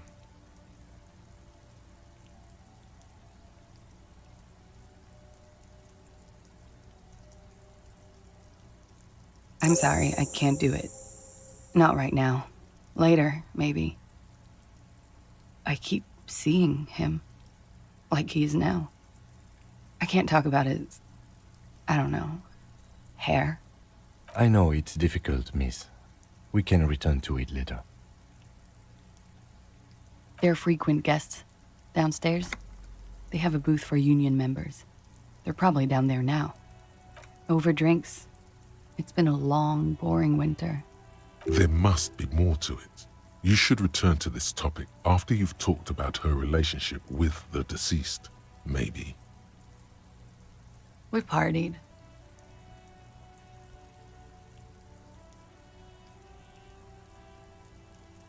A lot of partying going on. From Titus? About her and Titus's relationship. Ooh, that's where you heard it's it. getting spicy. With all due respect, sir, I think we partied a little harder than that. Oh, it is. You're still alive. What did you do when you partied? We drank, sir. A lot. For weeks, basically. We had that effect on each other. We made each other drink harder. That's why I liked him. What else? Stimulants. Speed also has that effect, making you drink harder. And then drinking harder makes you do more speed. It's quite the combination. We also had sex. A little. The drugs were good enough, and we did enough of them. How did you two meet? Downstairs, at the bar. He was on some sort of assignment, a military man, as you probably know. Had a cool, scary scar. When was this? A month ago? Something like that.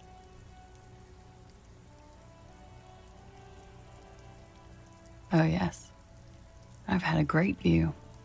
From the roof, out of the bathroom window, in my dreams. A bitter cringe. It hurts.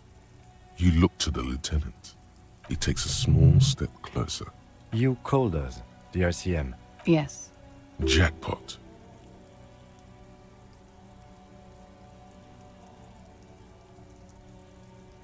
I made it. And I would appreciate it if you didn't tell everyone.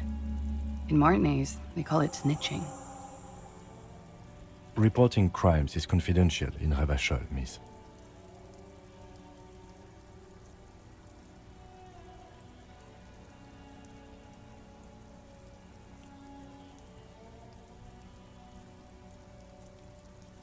Because I couldn't handle it anymore.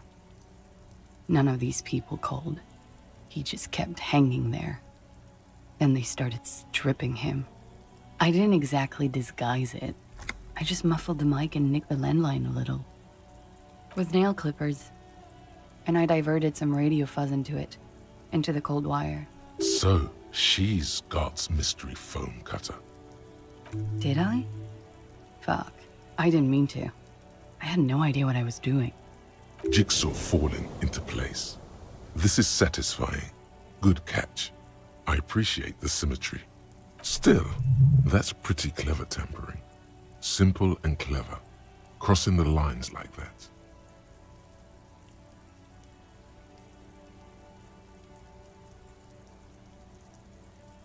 She must have had training of some kind.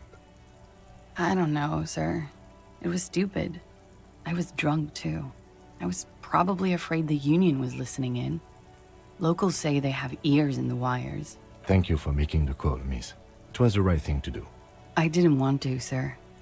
But if I hadn't, he'd still be hanging there. I'm 89% sure.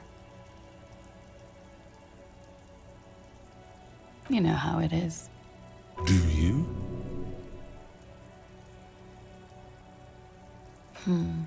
Maybe you don't know.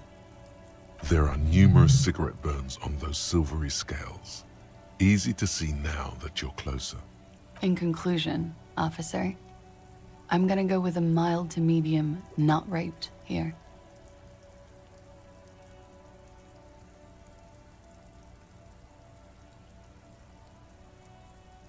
Let me make this 100% clear then, officer. I was not sexually assaulted. Would I be as flippant if I had been? Like I said, we met over drinks. A little, yeah. Like you partied with the deceased? No, not as hard. I'm sorry to have to ask this, but have you had a physical relationship with any of the Hardy Boys? I have. Which ones, sir? I don't remember precisely. Titus, obviously. But as I said, it's been a long winter. She breathes a silvery sigh of relief and weariness. The air on the roof feels humid. Should we head by downstairs, officer? We may have things to discuss there.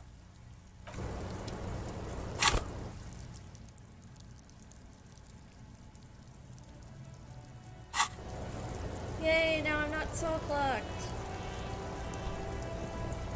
The same small, heavy door. No lock in sight. I don't know. It is not the first closed door we found in this building. There is also your mysterious blue kitchen door. I don't know. The further we get, the more this building seems to be tied to the case. The vigilantes, the cadaver, and a number of people connected to the case are in or around this building. This door is part of it. It's not unimportant. It's barred from the inside. You hear the bar rattle in the brackets. Sounds like it's heavy, too. Very sturdy. Must be something valuable inside to go through the trouble of protecting it. The door is very sturdy indeed.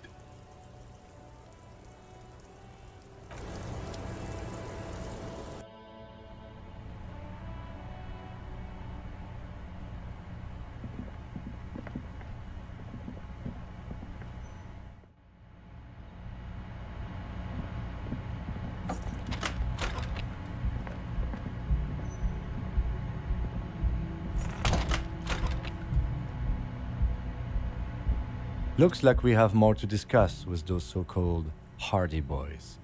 Half their reasoning just went out the window. Nothing will make them respect the RCM, but it will disrupt the game they prepared for us. We just stripped off one layer of whatever it is. Her decision to not corroborate their story was definitely not part of the plan. What else could she have done? Lie? She saw there was no way to lie and get away with it. If not you, then me. It was a smart move from her. You think so? She seemed forthcoming. Unusually so. Being forthcoming about some things is a good way to obscure other things. The best liars are always forthcoming. Anyway, we should move. I suspect our investigation will bring us back here soon enough.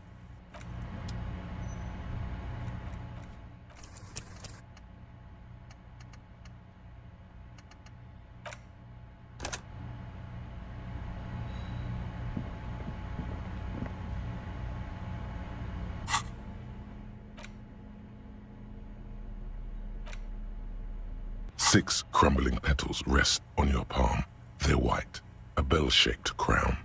This is the Insulindian lily, called Maybelle's or Lucille's tears during the Revolution. Girls used to pin these on soldiers before sending them off to battle. This flower is a spring flower, but it's a bit early for that, isn't it? Yes, but not this early, not to my knowledge. It looks dried, preserved. The revolutionaries, so the communards and the anarchists. White's their color, but the custom started in the suzerain's army, so it held meaning for the kingsmen too. It's about girls and boys more than sides. Girls sending off boys who are going to their deaths, then also dying themselves in the ruins from dysentery and consumption. It's a symbol of the Civil War.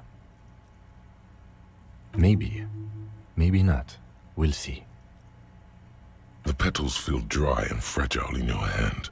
Wait, have you noticed there's a war veteran playing a ball game on the plaza? You should ask him about the flowers. Nice.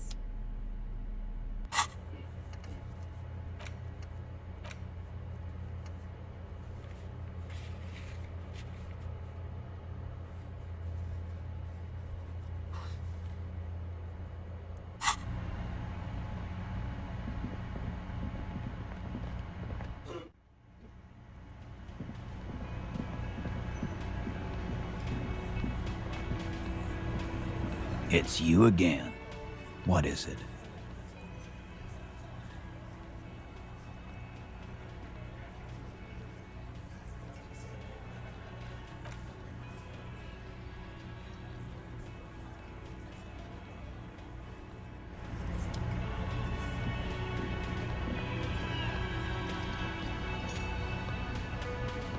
Sounds like it was more than just politics. It was also very personal. Titus clearly has a crush on this woman or whatever.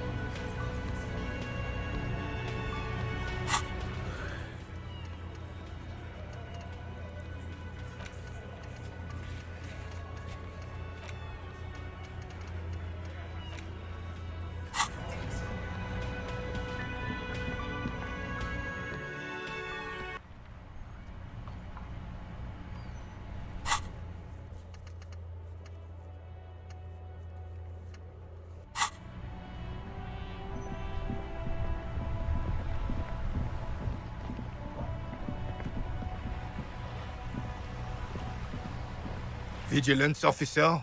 What can this old carabiner do for you? I prefer the old name. Insulindian Lily. Girls bought them to young cadets when they entered service. Wearing them on your cap was supposed to bring good luck.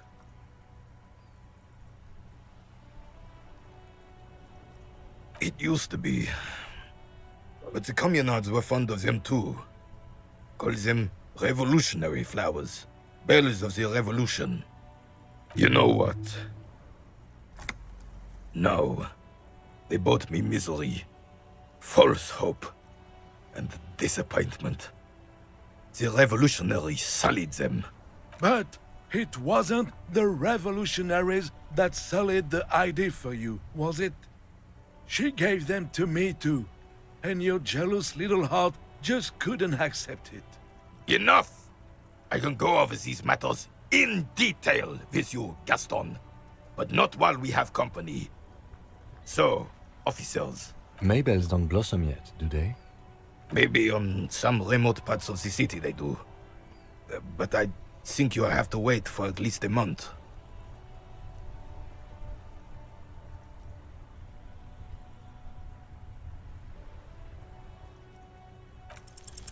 All you observe is a veteran refusing to let go of the past and his old uniform. This is not uncommon. This is the uniform of the Royal Carabineers in service of Frissel I, Guillaume le Lion, and the valiant King Philip V before him. Don't you mean Frissel the Fan? You do not speak his name, Craven, although he was a clown. But he was our clown, ours to ridicule and to mourn. There's something you missed. You will get to it. Don't worry.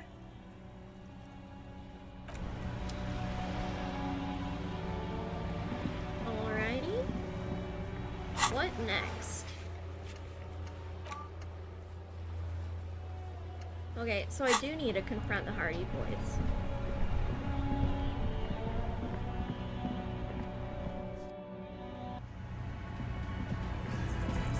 It's you again. What is it? You walk so slow. Fuck! I knew that fucking whore couldn't be trusted. For the record, Titus Hardy did not explicitly specify the victim as a whore, nor did he say anything about trusting her. Oh, shut up and stay out of this, Liz. He raped her. He was out of his fucking mind. You have no idea. She's just in denial, asshole. You don't understand the traumatic experience. She's shutting down, and she doesn't fucking trust you. Yeah, she's crazy, you know. A crazy bitch. You know the type. She's fucked up. She wasn't raped. The witnesses' statements were very clear. Lawman, I'm at the end of my goddamn rope with you. I fucking told you not to push her. His hands become fists. And you went and pushed her. I am gonna fucking... Hit you. Duck. Titus Hardy. Success. Titus backs off. Fists down, everybody. Goddamn, no one tells you to put your fists down. Everard personally sent me to take care of this. If this goes south, we'll all be in the shit. But you, Titus Hardy, are going to be buried. Am I understood? The room is so quiet you could hear a pin drop. The rest of the cafeteria has gone quiet, too. Someone has to rush in to break the tension. The second in command. Look, Copper. We know that that fuck was a rapist and a killer. We got him confessing to it on tape. Show it to him, T. What's the harm, right? Here, jerkwad. Listen to this shit. And then come back and tell me the soldier of the apocalypse was an innocent man. This is their last play, this tape. Their story is in tatters, a mess. It might be nice to listen to, but at this point, you don't need to. You don't care about evidence. The fuck are you a cop for, then? Pigs, T. They don't care about getting the truth. They care about getting convictions. They are fucking keeping a score on their bulletin boards. I won't be on your bulletin board. If you don't listen to the tape, we got nothing to talk about. You think we go into this shit deaf and dumb? You RCM aren't the only ones who know how to bug people. There's no university degree for that. We have machines. We're in logistics. How do you think a harbor works? It's advanced stuff. Understood? You've listened in on their communications. How long? Since way before their chief started taking swing lessons. Things got nice and quiet after that. It's not advanced. You just hold up in a coop all day, writing down what they say. It gets hot as hell in there. Don't put yourself down, Angus. It's important work. Yeah, man. You're like a radio genius or something. Those notes are some in-depth stuff. Indexes and shit. What's on it? We call it the door gun a mega mix. You'll know why. Won't you listen to it? I'm sure we can find a tape player. Where can I listen to this? Why don't you try shoving it up your ass, genius? Yeah, play it with your ass, cocksucker. I'm sure we can find a tape player. It's not a problem. Your room had one. Or maybe it's too broken. Don't forget your tape, lawman. Compliments of Titus Hardy. You do that. Oh, and keep it. Maybe you'll need a reminder of human ugliness someday.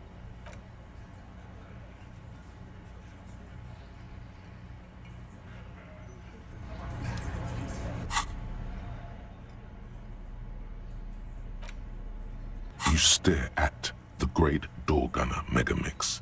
If only the tape feels ominous. Upon it, the dead speak. Respect the tape.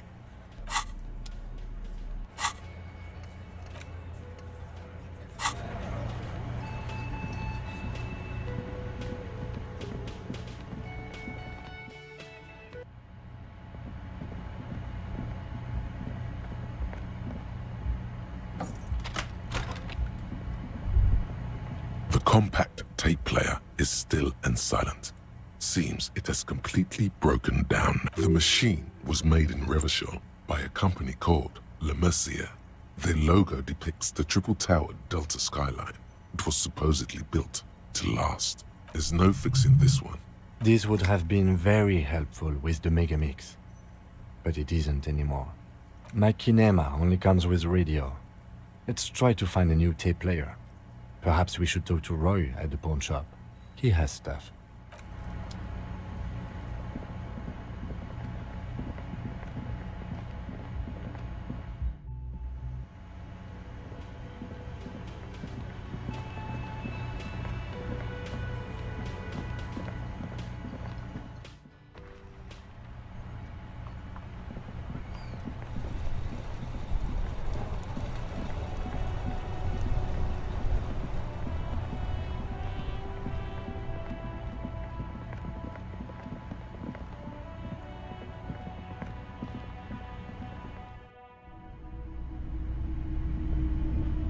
Hello again. How can I help you? A tape? We have boom boxes for sale that will play it. Check the shelves.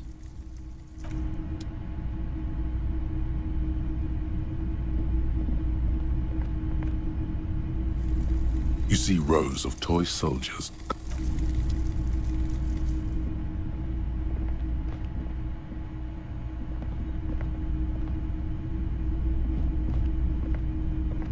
A typical Martinez streetlight sits among assorted floor and table lamps. Yes, officer.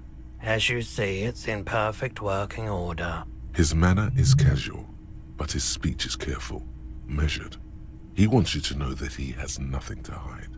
It was brought to me to be altered. We are not here to investigate the theft of city property. You have to admit it's rather clever what he's done with it.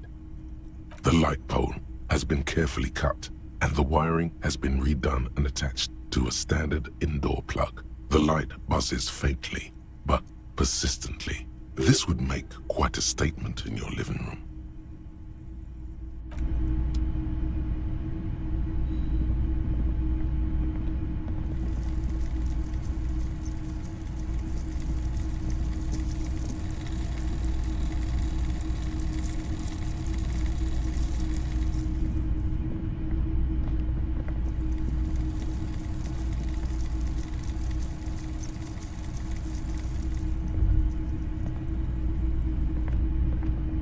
boomboxes on the shelf look well-loved and well-traveled. Chipped, dented, they stare at you with the unblinking eyes of their tape reels. One especially catches your eye. Deep gold and amber plastic with a big old handle on top. A classic boombox that says, Stereo 8 approved. This is you. Golden orange. A sunset suite. Just make sure it works before you buy it.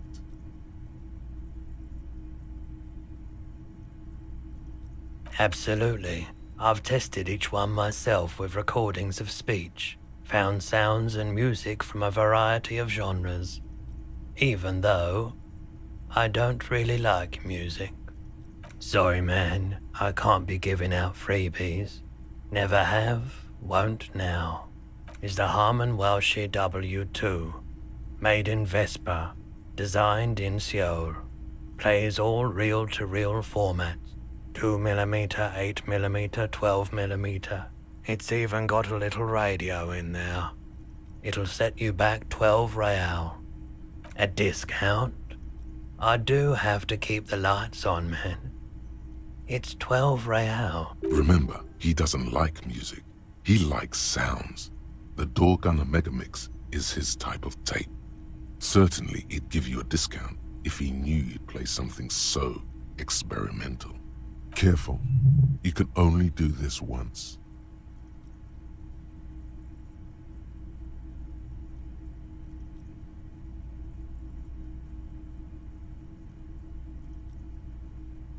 Sounds like a rip-off, but okay. I can make it 10, but no lower. And here you are, quality sound reproduction on the go. It'll play anything, wherever, turn any tape into a conversation of sounds and shapes.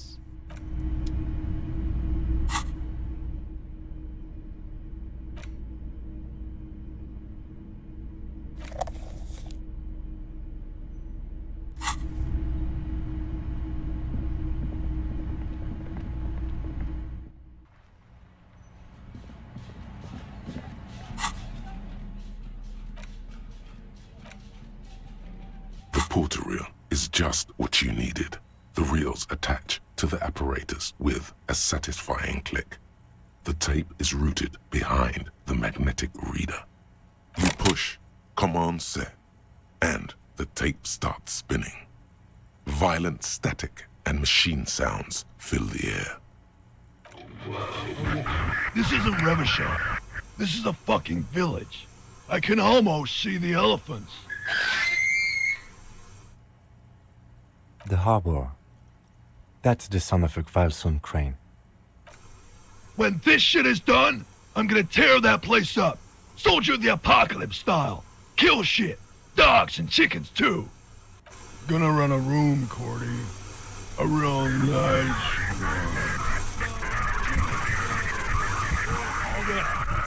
I don't give a shit. I'm fucking done. I'm done mentally. I'll fucking do them all in. Rape that disco cunt on the counter. You know, the dance a whore upstairs. Do it Kohoi style. Never did get that taste out of my mouth. The lieutenant presses the button marked Arrête on your porter reel. The tape stops spinning.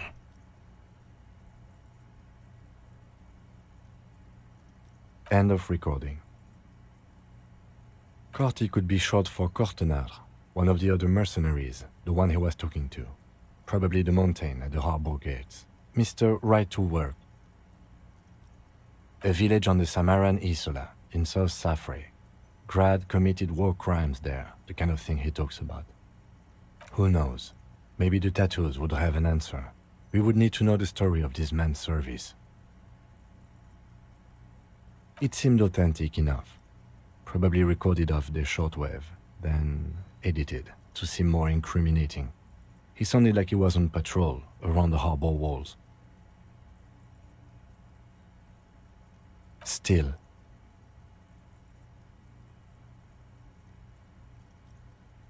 There's more going on here than we know. I think we've got a few more questions for class here, don't you? This seems to contradict her testimony. at least to some degree.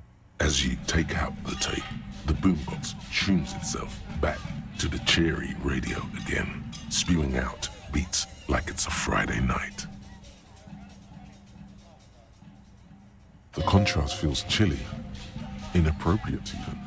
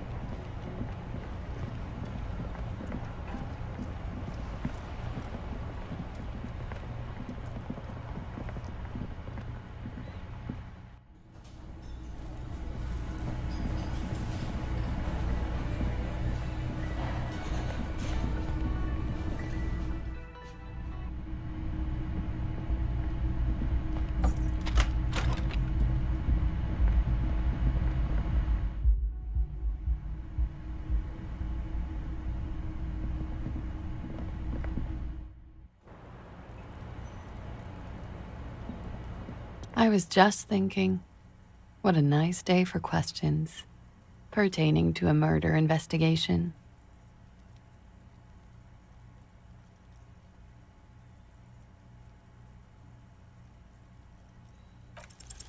Soft, light brown eyes look back at you, directly into the space behind your eye sockets. You see the smoke rise from between her painted red lips. She's beautiful. I have bad news for you. You know these guys? Who?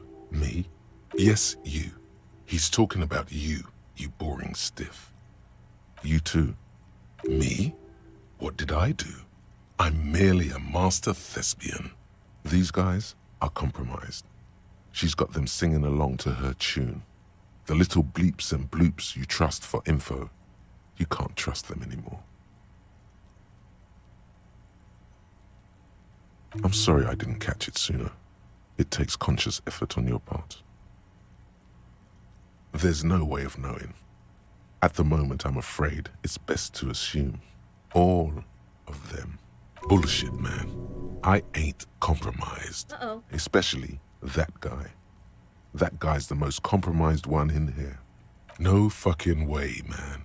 I just want a drag of that sweet menthol Ziggy. Really? Quick. Tell me what's under her jumpsuit. Glory, truth, softness. Protect her. She wants you. I take it back. He's got it pretty bad. But this next guy's on another level entirely. She likes you. The crown head is a boring condom. He's jealous. This is human nature. How it always does. Through subtlety. There's nothing you can do about it. You are how you are, and she is how she is. Things will go as they do. No. It's better to know you're being played than to be played without knowing it, is it not? I think it's safe to assume, yes, Mr. Thespian here hasn't been speaking up. If he were, I suspect there would be paeans to her truthfulness. Like this. She is a lady, most fair and just. In his defense, to reduce him to such inadequacy, she probably had to employ half-truths more often than outright lies. That is correct. And omissions too. A little. They're all still of limited use, interpreting things to the best of their ability. Maybe they add flair or something. I wouldn't know. I don't add flair. But when it comes to assessments of character and factual accuracy, they are not to be trusted. Don't be melodramatic. You can trust them. Just not with Miss Orange Disco Dancer here. You can't draw a sound conclusion. The one he usually does says, she may want to control the information rollout, not to become a suspect. She may have a past she's escaping, unrelated to this case. You doubt it's something truly insidious. See? It's oddly moderate, probably compromised. Don't worry. It's only been 4 or 5 seconds. You've got this.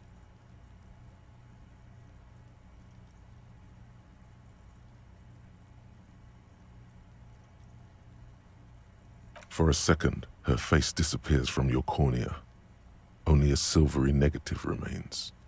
Still smiling, a tired smile.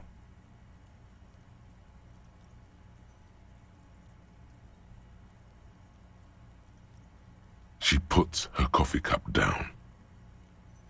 With a soft ring, as the porcelain meets the metal table. Did he? I never said he was a good man, or that he had good intentions. Only that he was never bad to me. Where did they get this recording exactly? It's intercepted radio chatter of the deceased, recorded via a de-encryption station. It's authentic enough. Does he say he's gonna do it Soldier of the Apocalypse style? Yeah. That was practically his pickup line. Did he say whores a lot? Was he pretty much on the verge of doing it Kohoi style?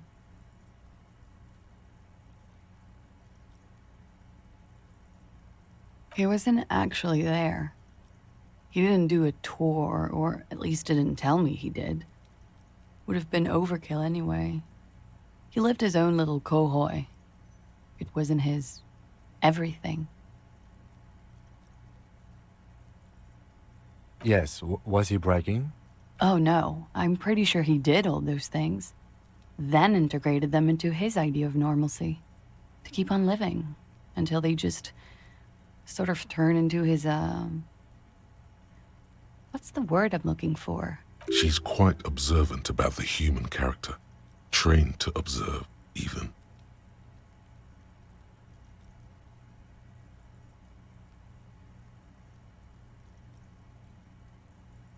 Running joke. I was gonna say running joke. And it sounds like you didn't even get the good bits. Lely's punchlines got way, way funkier than that. He was like the Seminese conflict, the Kohoi massacre, and the 36 famine in Yezut all rolled into one person, then cast in Orani ceramic armor, which he wore in bed and in the shower. Afraid of what? That tape the Hardy Boys recorded?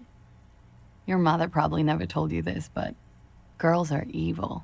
Had I the physical robustness and social support, I'd be in Kohoi. I would be tearing it up Soldier of the Apocalypse style. Did he tell you he had actually done any of those things? He and Martinez, I mean? No. We were too busy laying waste to our own nervous systems to direct any of the fury outward. He seemed happy, I guess. At ease. As much as a man like him could be. What kind of man was he? Before you go, ask for details. She seems okay to talk about it. Thank you for clearing that up, miss. Whenever you're ready. I'm interested to hear what Titus Hardy has to say now. She takes a very small sip of her coffee.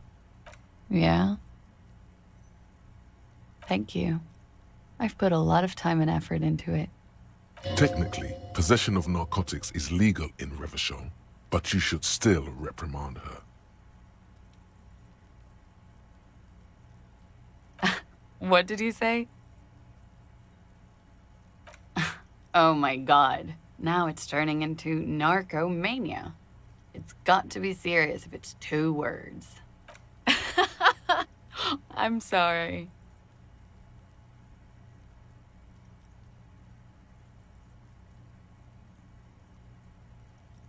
Oh, yes. One of my favorites. It cures many ailments. Like not being able to stay up for 36 hours. Not being happy. It cures those ailments. It's just a merit speed molecule, basically. Comes in handy when you've done too many opioids. Is that something that happens to you often, miss? Better safe than sorry. Very funky. I have no idea, officer. All right. Like, for example, his name? Actually, officer, I didn't know his name. I just called him Lely. A nickname? I guess. He came from Lelystad. It's short for that. And it was his army name, apparently. He said his real name wasn't his. I tried to pry it out of him, but it was no use. Lelystad. That's a good start. We have a few questions you can help us with. A few things a field autopsy alone can't answer. The young woman cranes her neck, trying to catch a glimpse of the page the lieutenant passed to you. On it is a list of autopsy observations, recorded neatly in blue ink. The last missing pieces of a puzzle of flesh. He was 42. 42? Are you sure? I would have had him above 50. He had many scars that made him appear older. But no, we even celebrated his birthday like some weeks ago. It was a funny 2 days. He had little reason to lie to me. Looks like you were right, officer. Points are good. Have one, you old dog, before we all die.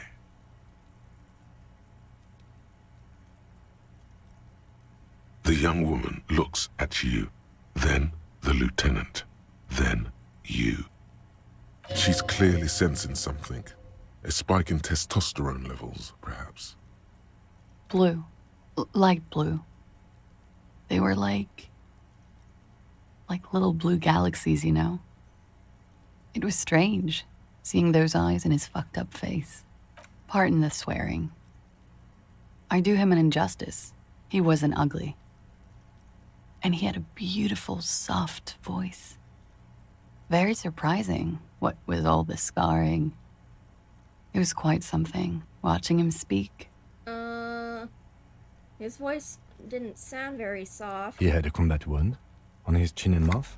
Yes. Severe. It made him look like half his face was cracking away in some strange smile. That and those eyes. Ah, yes. His hair, if you can remember? It was light brown, almost blonde. He darkened it with brilliantine, made oily. Not nice to stroke. I couldn't convince him to leave it alone. Oh, that.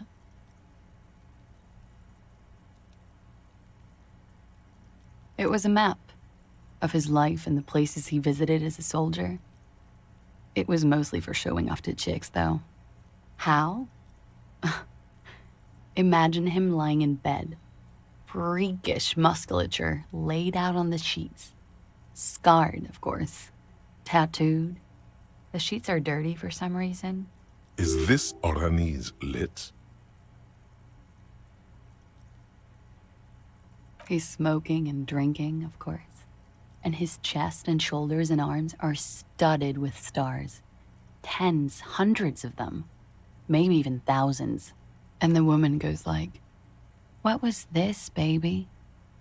And he says, "That was too hardcore. Don't ask me about that." So she goes, "Okay, but what's this, baby?"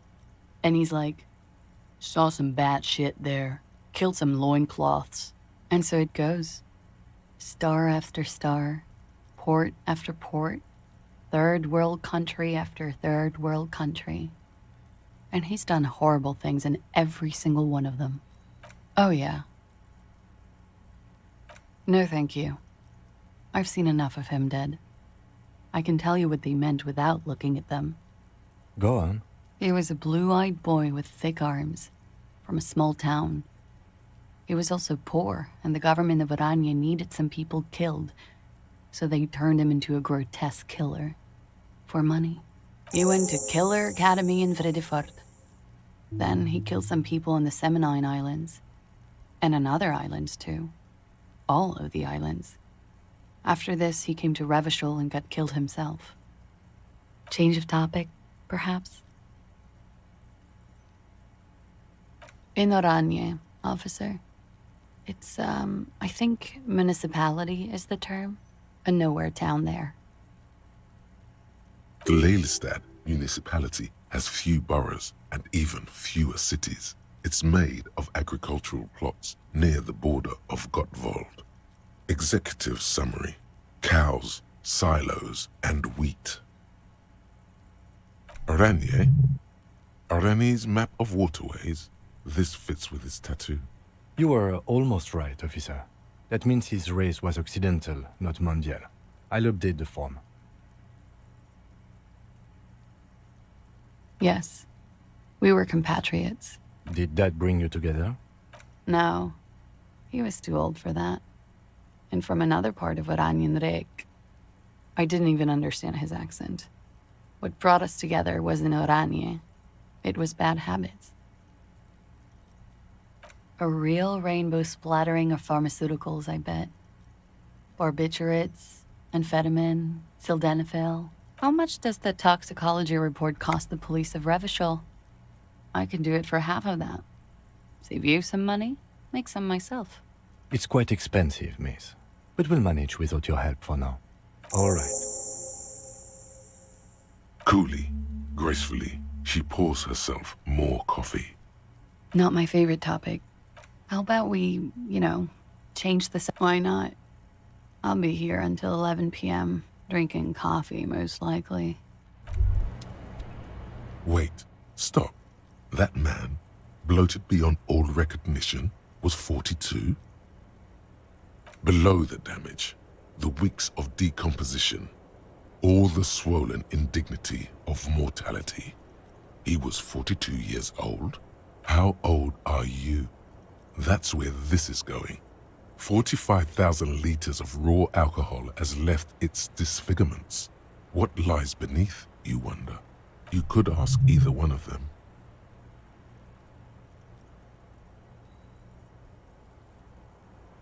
Huh? How old? 58?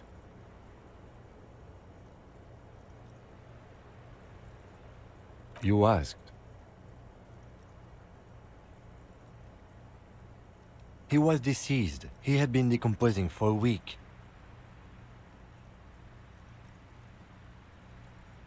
I didn't say 62. I said 58. Wait. This requires scientific measurements. To the laboratorium.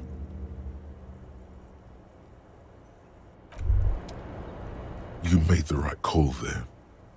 It feels good. Pure. I'm talking about your zero-tolerance policy toward the mania of narco. You're in the right there. Powerful stance. Would you like to take it up a notch? Would you like to become an anti-narcomania zealot?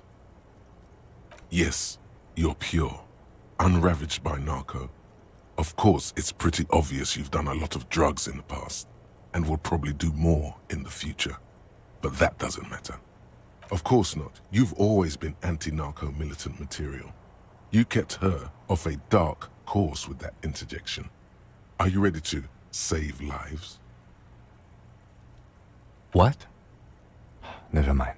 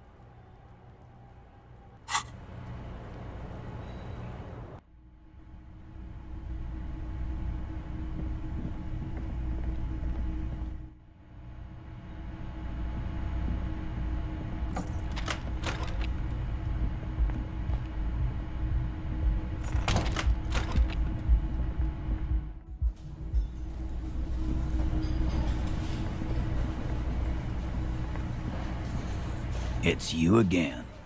What is it?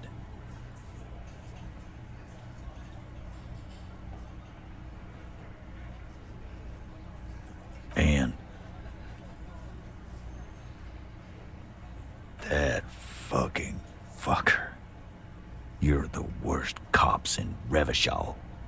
I gave you gold on that tape.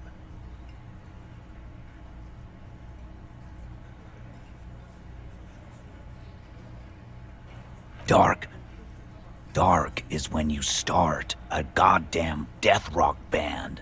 He said he'd rape her. What did she have to say then? Fine by her? This is what people are supposed to be like? Fucking whoop-de-doo.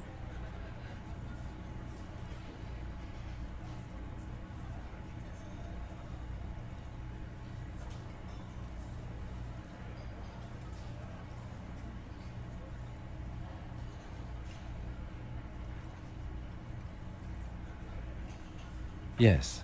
In fact, I think she thought it was a little funny. Funny? No good goddamn psycho whore. Seems like they wanted to give Claudia a second chance to play along. She still didn't. Alright. All fucking righty then. I guess it's good then. That fucking... Please try to control yourself in the presence of visitors, Titus. This is just perfect. Just fucking perfect. Any thoughts on this, lawmen? I ask for your opinion, not a bedtime story. Tell it to your grandma. But she didn't. She knows she can't lie to us, unlike you. Oh no. He's definitely compromised too. It's his hubris. Sadly, not much to do about it now. Fantastic. So now, you remember how to do your job. I'm so sick of this piss. We should get something harder in here. Yeah, guys! We should get a party going tonight! Why? Maybe not then. Success. They admitted to unlawful collaboration to derail the investigation.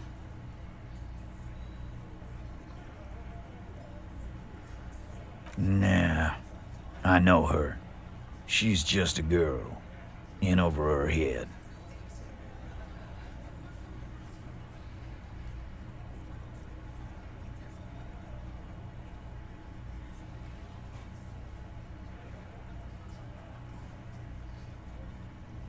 What kind of pro? Y'all saying she's a hooker? No, he's not saying that. Forget about it. I already told you. We fucking hanged him. There's less gusto in his voice now. His men too are growing increasingly silent. The man is slowing down. Looks like a bad blood sugar crash. He can't keep track of all the variables anymore. Come on, Titus. The stakes are too high here. There will be blood on the streets. The tribunal, remember? I know you're tired.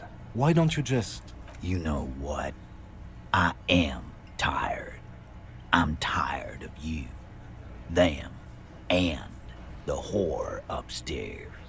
Next time you see her, tell her Titus said, "Fuck on!" That lying, scamming. We're done. This is over. You understand? Your little investigation is over. Yeah. On the floor, beer drips out of the can into a small puddle. No one does anything about it. What is this quiet funeral shit? All we need is some beers in us. Bartender, 20 beers for the Dock Workers Union. Why do we make it 40, huh? Why do we make it 100 beers? You're not loud enough. 100 beers? Now we're talking. Hoppity hop over here, cafeteria manager.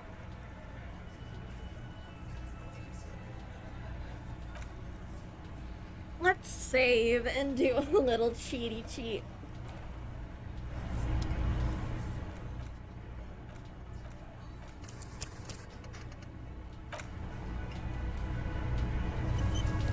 It's you again. What is it?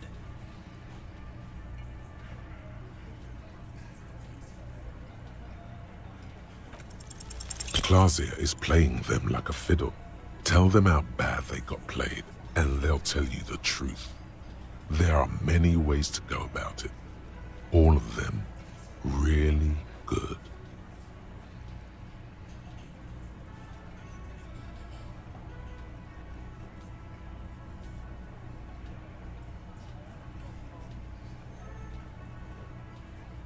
No, we fucking ain't, asshole. No one's fiddling anyone in here. No, no, Glenn. I want to hear this. Who do you think is fucking fiddling me?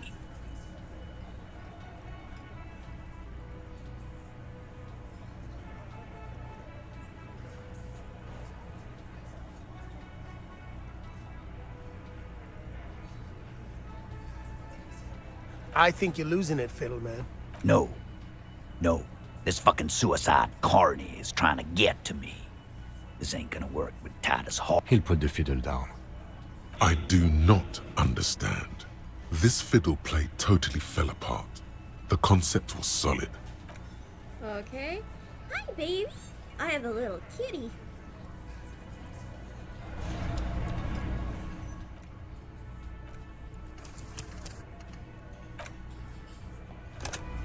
Cheat time.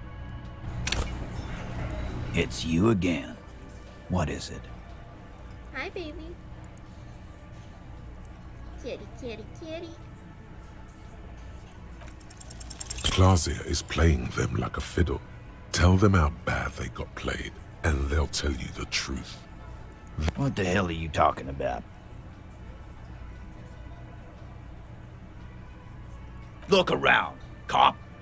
These men are dock workers. They don't... I don't know, boss. I'm always up for another suicide attempt. Yeah, me too. I'm always... You won't hear it. That's enough for the circus now, officer.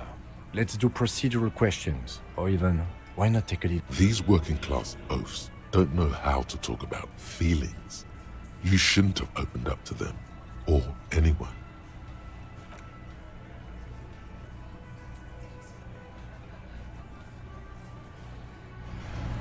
Let's try that again. Third time's the charm? It's you again. What is it?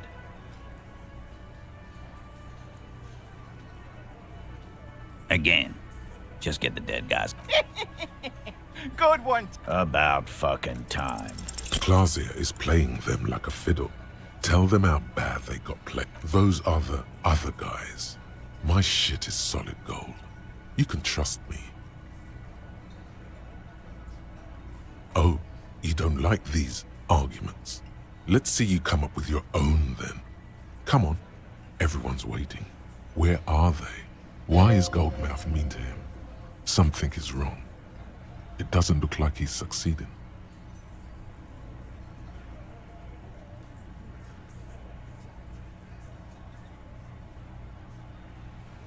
Sucks for you.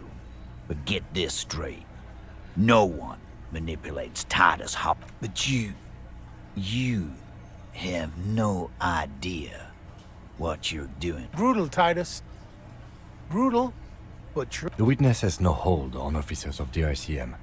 My partner was just trying to get you to come clean in his unusually emotional way. Why did you say she's manipulating you?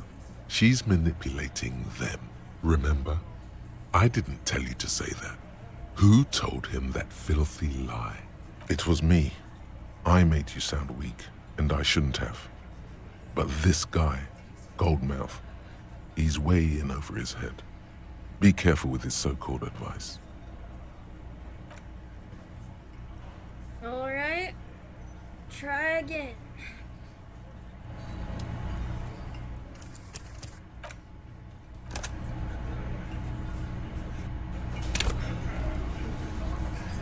It's you again. What is it?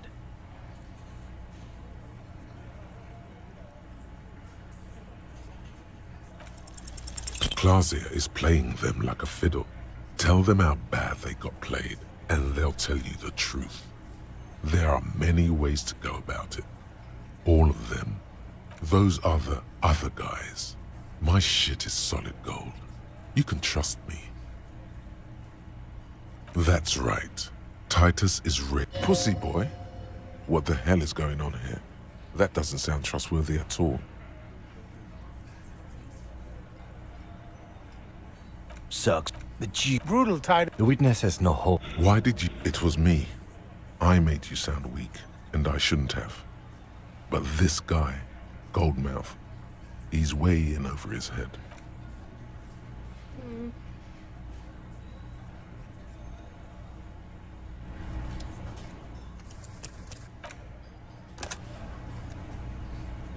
Seriously, I should have had a success by now. It's you again. What is it?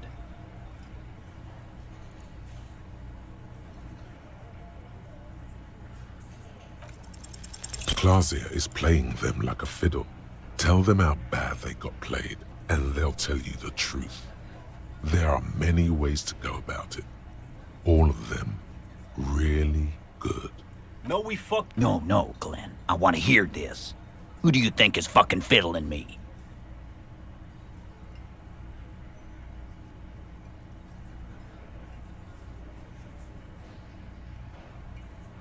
Oh, you want more good options? Here we go. So good.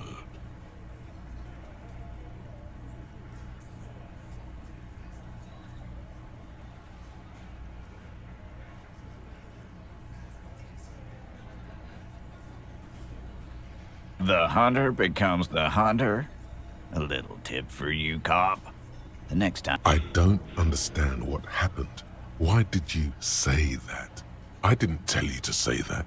Put the fiddle down and never go off script like that again.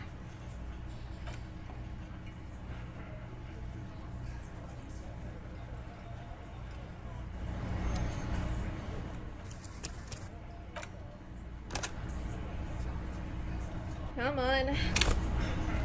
It's you again. What is it?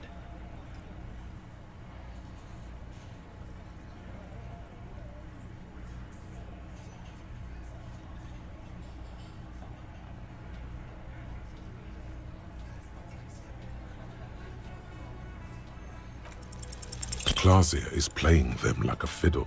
Tell them how bad they got played, and they'll tell you the truth.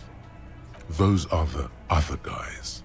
My shit is solid gold. Oh, you don't like these? Why is Goldmouth mean to him? Something is wrong. It doesn't look like he's succeeding.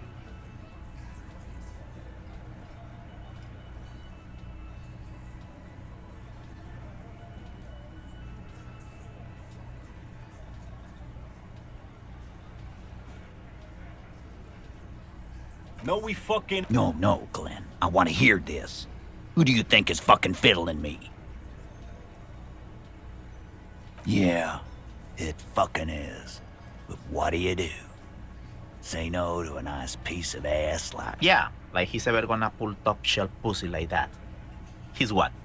100 years old now. Yeah, you pull incredible pussy, boss. No one pulls pussy like you. I do not understand. This fiddle play totally fell apart. The concept...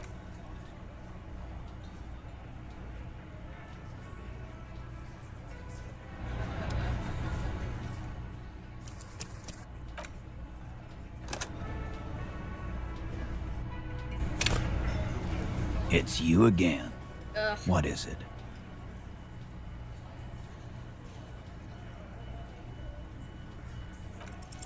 Clausia is playing them like a fiddle. Tell them how bad they got played. Those are the other guys. My shit is... That's... Pussy boy? What the hell is going on here?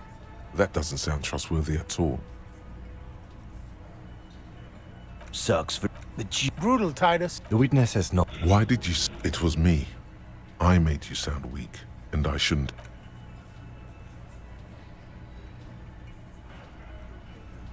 Seriously, what are with these odds?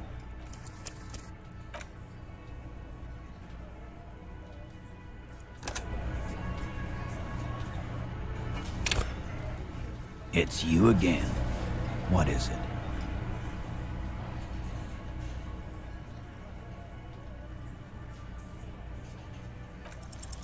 Clausia is playing them like a fiddle. Tell them how bad they got played, and they'll tell you the truth. There are many ways to go about it.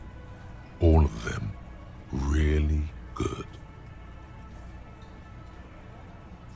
What fucking story? A story that fits the occasion, of course. I invented a wonderful allegory for all. No, there is no story.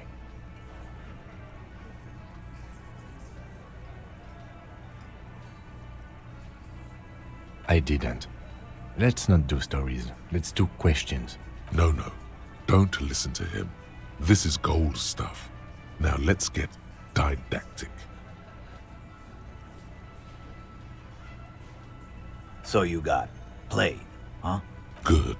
You got his attention. Now reward it with a metaphor. Yes. 3-string banjo. The point is, this allegorical Kim should have just told the truth. You need to man up and take charge, little guy. Shit's gotta be equal in a couple. Listen to your buddy Titus here. Nothing like this would ever happen to a hardy boy. Thank you. I'll try. Please understand that Kim in this story was an allegory for you. You shouldn't try to hide the truth. Sure, Benaclard. Allegory. You didn't get played. Titus did. I'm gonna do you a solid and change the subject. Okay? A man like Titus is way too confident to get that analogy. This man would rather live in a fantasy world where he isn't a complete loser. You need to be more forceful the next time.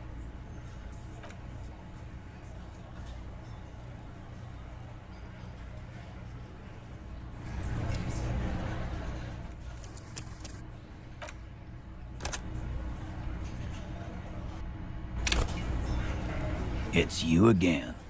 What is it?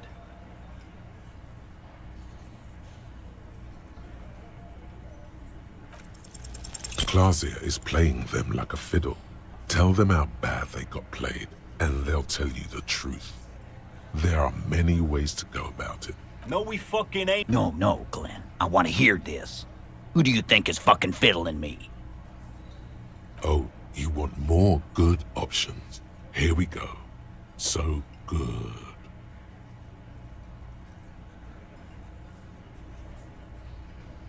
Do we? Because I really... Did he just call you a pussy? No. He's just playing his viola da gamba. Before becoming a detective, my partner was a violinist. Many of us were. Time to move to more serious matters. Like hell it is! I still can't believe he called you a pussy boy, Titus. What does that mean? First he tries to kill himself, and now this? I don't know what a pussy boy is. I'm old-fashioned. It can't be good, boss. You got something more to say, pussy boy man? I do not understand. This fiddle played Ooh. I didn't realize that was a transphobic slur. Yeah, no, let's not do that. It's you again. What is it?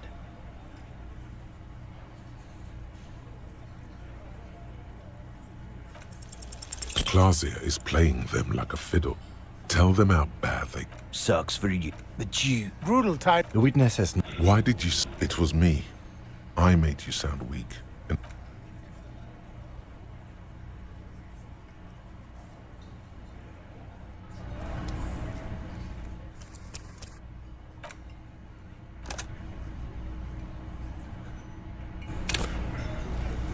It's you again. What is it? You're fucking God. How many times will I have to do this? Clausia is playing them like a fiddle. Tell them how bad they got played, and they'll tell you the truth. There are... Suck, but you... Brutal, Titus. The witness has... Why did you... It was me.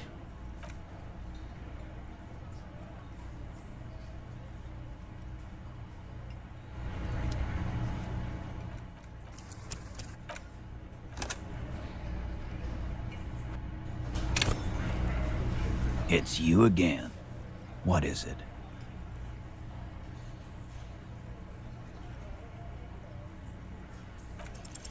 Convince Finally. Titus he's being manipulated. You should know by now. Titus Hardy will never falter. Just remember, it's about more than Glasia. It's about these men and Martinez, their district, their responsibility. Huh? He'll get it. Go on. Got it. Kill you because they don't like you. All because... Bring that up one more time, and you won't get to write that report. Yes, I understand, Alain. That's your name, right, Alain? You'll kill us. That's what they do in the Wild North.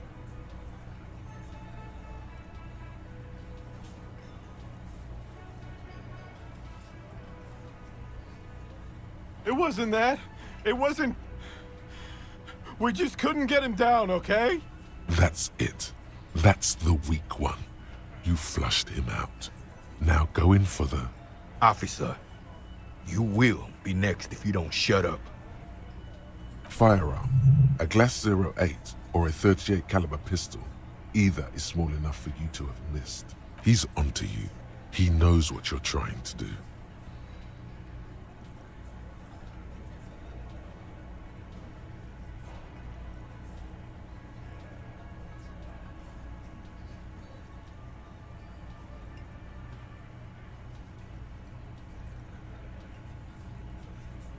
The lieutenant has put down his notebook.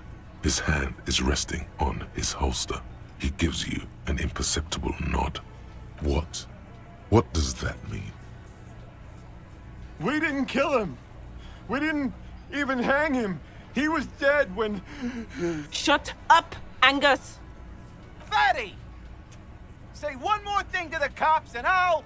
Dennis, stand down, or I'll beat your head in. Theo, take your hand off the belt. This isn't 31. I've got this under control. Angie, where's your goddamn inhaler? You sound like you're dying. I left it home. I can't get it. I'm too fucked. I'm sorry. Why are you so fucking fat, Angus? Now it's all pointless. Because of you. You wasted my time. I told you, Titus. I told you just give her up. Yeah. I don't like this woman's fat phobia. Lizzie, your help is no longer needed here. Go tell Everard. Fine. I'll tell him. After a long walk along the coast. You're in. He's all yours. Questions?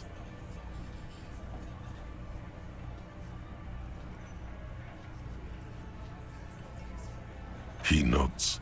You hanged the corpse to cover up the real cause of death. What was it? We're not sure. Probably a bullet. The wound was difficult to see. The coroner and his assistant are wrapped in blue. Hands covered in blue gloves. Mouths covered by blue masks. Bodies by blue aprons. The coroner wipes his brow, scalpel still in his hand. Get the light. Shine it in his mouth. He tells his assistant. The coroner squats to better see the light illumines the darkness inside. Well, shit. Can't blame them for missing that. Get the saw, Alan. This just got fun. 'Cause the girls asked us to. They were in some shit. Did she kill him? Cop, I have no idea. The girl says she didn't. He doesn't think she did. Or at least he hopes she didn't. Glacier came down. She seemed really out of it. Drugged up, even more than usual. Bug-eyed and gurning, you know. Not in a fun way. It looked like she'd redosed after something went down. I've seen that look before. She was scared. I knew someone had died. I've done this job for 10 years. I've seen it before. It's the politician in the motel room with the dead hooker scenario. Only in reverse. Good analogy, boss. You don't get to talk yet, Shanky. You're still on the bench. And you keep taking it easy too, Angus. We went upstairs. Sure as day the Merc was dead. There was a bullet hole through the window. Fucking dirty sheets and bottles everywhere. Tibbs patched the window. And the corpse we hanged.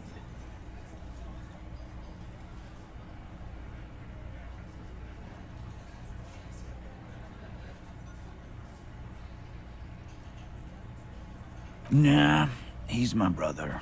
He's in the window replacement business. You may have noticed our girl's in some shit of her own.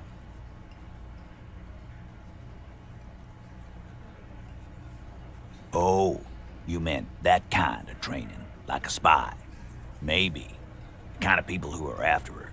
I guess she'd have to be. They're powerful, connected to the moral intern. She's clearly afraid for her life.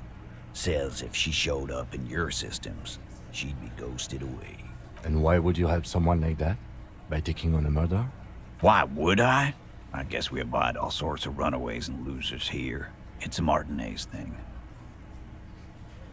In a manner of speaking, we had help from another girl. It was her idea to hang him, and I liked it, for political reasons. It sent a good message. Fella, you think too much. He's off all right. You're gonna hurt your head. That woman is just affiliated with the Hardy Boys. You don't know her, anyway.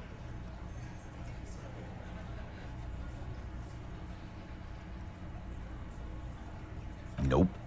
You're not getting to her. It's Klasia you want to talk to. Not yet. Just some ideas. She says the shot came from outside, behind the window somewhere. So that's a clue. I'm thinking someone's past caught up with them. Either hers or his. Hers, you mean? I mean the people after Klasia. Maybe the shot missed. Maybe it was meant for her. I like that.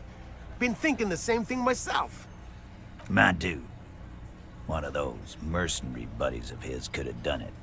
They got guns, training, years of bad blood, probably. Or it could have been someone else from Crenell. Tell you what I'd do. Check out the coast for vantage points. Maybe consult with a ballistics buddy of mine. That's what I'd do. If I wasn't too busy doing this clown dance with you. He's calm now, threw all that turmoil away and became himself again. These theories, not bad. Don't buy either one, but still, this guy's not as dumb as he looks. The lieutenant gives a smile only you can see.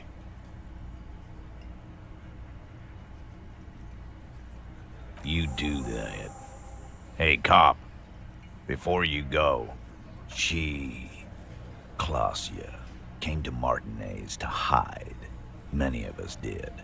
This is where you wash up when there's nowhere left to go. The Union takes you in. Now, she refused that protection. But that's right. If we didn't take care of the people who end up here, this place would just be a couple of ruins and some cargo containers. Huh. He's not as bad of a guy as I thought. We'll take that into account.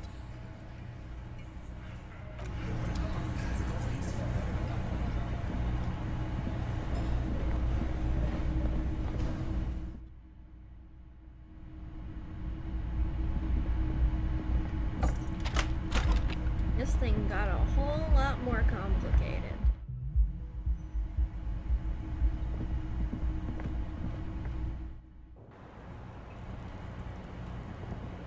It's always good to see you. Something in her demeanor has changed. She's tired, consigned to her fate, to being here with you and what's to come. I understand. Just like that. No resistance. Her shoulders are slouched, her feet long and straight. I knew there was a chance you'd get them to tell you. It's what you do. You're the police. For what it's worth, I'm sorry for wasting your time. If you knew we would find out eventually, why did you waste our time? Because of the Hardys. I couldn't just dispense with them. They were only trying to help me. Out of the shit I'd gotten into. You're right. There's more. You answer to the coalition government, and by extension, the moral intern. Briefly glancing over her shoulder to the sea, as she's done time and time again. A grand expanse of water reaches over the bay and to the horizon. Go the Pearl, the Muindi Isola, the Occident, and then Oranje, the old, old world. You share a database with them. You send people to their courts. Just business, but bad business for some people in the moral intern. If I show up in your records, officer, they will find me. They will... What happens if they do? They will kill me, sir. If you file my name, take me in for questioning, enter me into the moral intern mill, well, then I'm fucked. For nothing. This murder didn't have anything to do with me. Actually, this murder did have a little to do with her.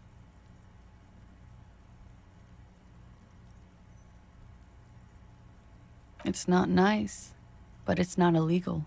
Not here in Revachol, or even in Oranje. What exactly did you do? Industrial espionage. I joined a business collective with the intention of betraying them. I did my job well enough to be asked to do it again, with a bigger company. The kind you really, really don't fuck with. I took their ledgers, 2 decades worth of accounting. I need the names of the companies involved and who hired you. The job was Lewis County Savings Bank. They sound small, but they're part of the Lewis conglomerate. That was the second job. The first was some printer company. You wouldn't know them. As to who hired me for the job, I don't know. But they're after me too, along with Luskop and their friends in the MI. Once you're done in the competitive intelligence circuit, you don't have allies. You're radioactive. Lowe's cap. These people engineer financial disasters in second world countries. The conglomerate also includes the Bank of Consecration, Airberg, and the popular Papalolo line of dairy products.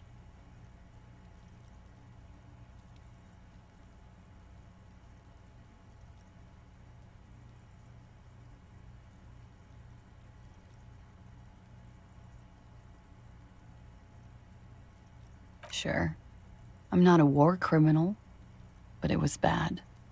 People lost their jobs. Good people, too, not just C-suite. A lot of people got hurt. But that's just more of my shit you shouldn't have to deal with. You're solving a murder. We were there. Together. In bed, I mean. Okay. He was in a kneeling position. He had just entered me. I was on my back, looking at him. I heard the window behind me shatter, and I turned to look. There was a hole in the glass. I turned back to him.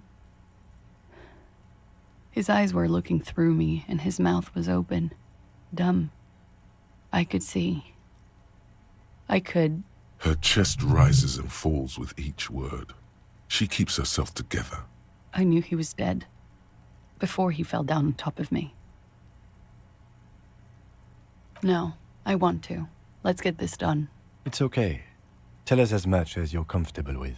He was heavy. I pushed him off and he fell to the floor. There. He only had his boots on. I bit the pillow, not to scream, then ran downstairs. That doesn't add up. Didn't she say he kept his armor on during sex? I waited for the second shot to come. For me. I thought there would be one. It never came. She's forgotten about her cigarette. The butt has burned right down to her fingernails. Oh.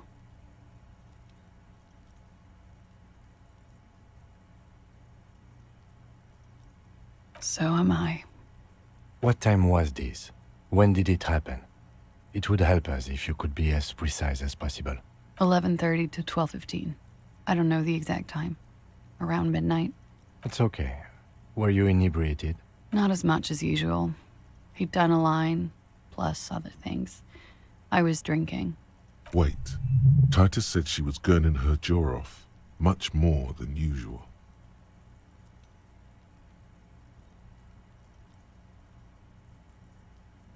Oh, yeah. I did one of his lines, just to clear my head. Did you hear or see the shooter in the course of this? No. Nothing. I was trapped. I was stuck in my room downstairs. I got some clothes on and crawled back up, drew the blinds. Blood was coming from his mouth. Not a lot. Just a little.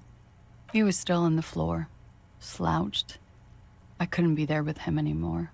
So I ran down and out of my room, into the hallway, down the stairs.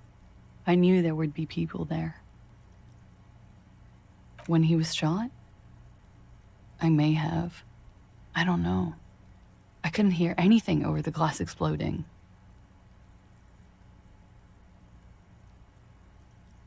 Sylvie was tending the bar. A lot of people were there. The Hardys were at the table in front of the stage. I think the Union box was full. Ruby was there too. They were having such a good time. I sat down and they all welcomed me. I didn't even have to say anything. Ruby knew something was wrong. Ruby? Ruby. You know, the leader. The leader? Of what? The Hardy Boys.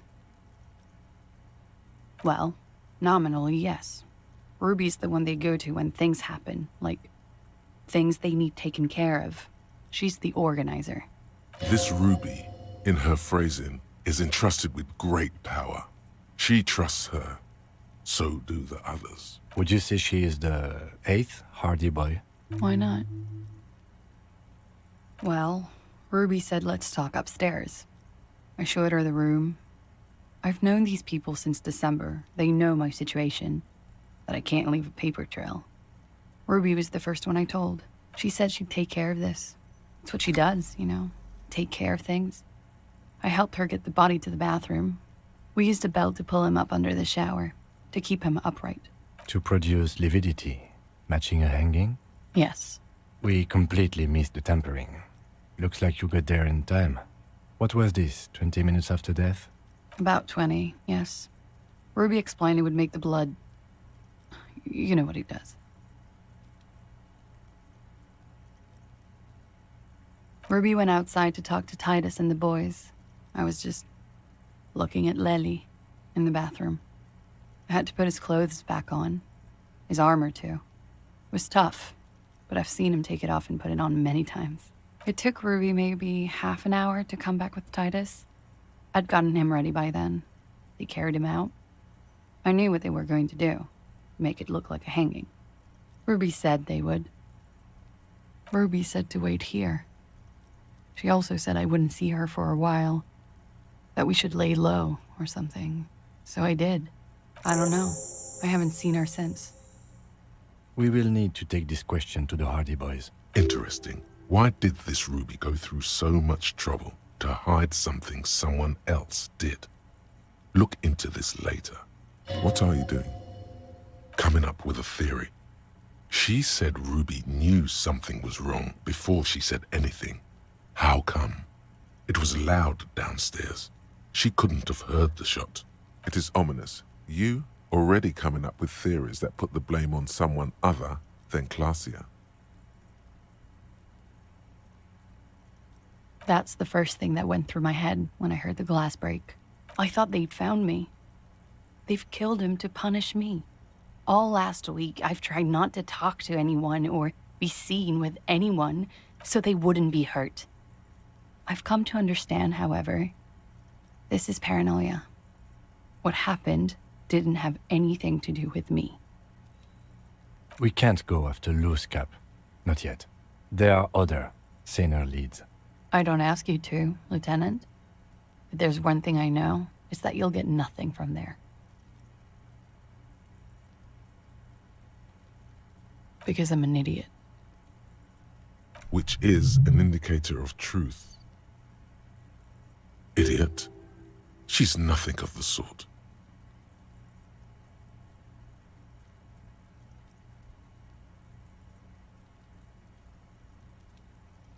You have to understand, the people around here, No one was making the call, and he kept rotting.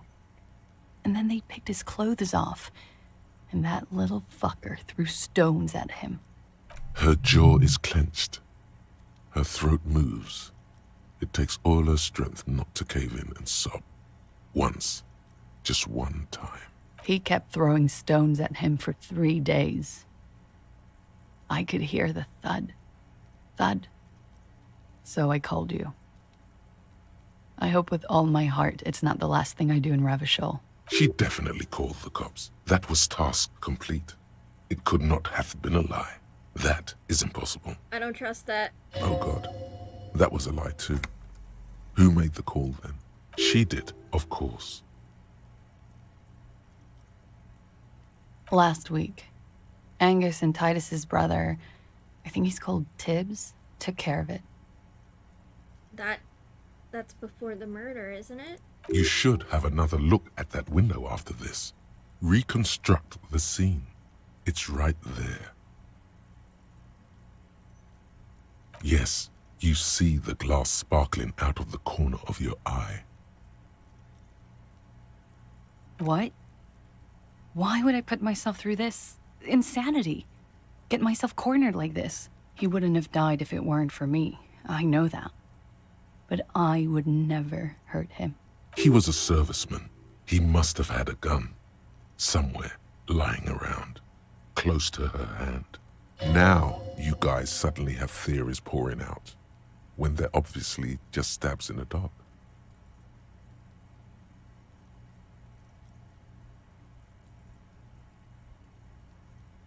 I did not kill him to defend myself from rape. I told you before. That wasn't what happened. Like what?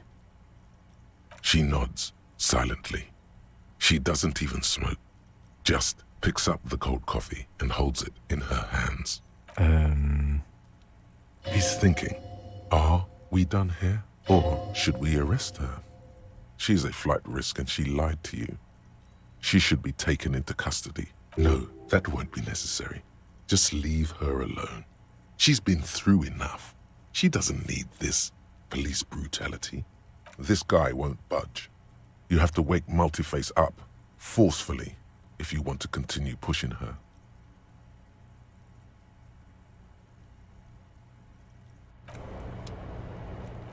Save again, save again.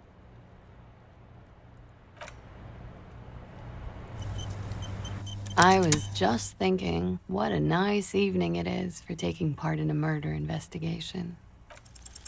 But we are awake, sire. She has been forthcoming with sordid details women usually conceal. Most shocking details of the sexual kind. We are a bulwark, unbreached. You've been breached, bulwark. You've been breached like 1,000 times now. So you say.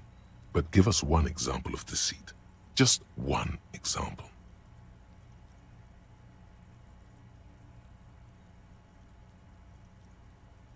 Who is this personhood picking these seditious options? Can't you see the detective grows weary of your malcontent? Stop staring at her eyes and say something pertinent to the case. This is making you look like an amateur. It looks like this one's not waking up. You'll have to do it without pushing her further. At least for now.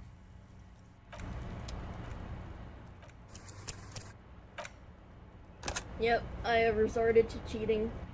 Oh well. I was just thinking, what a... Who? What? Dear Lord, you've been lied to.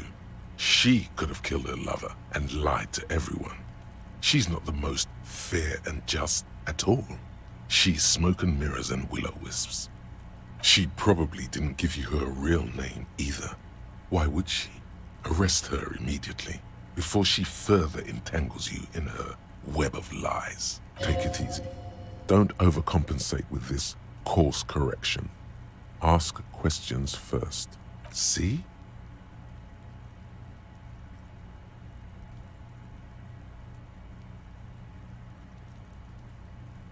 I agree.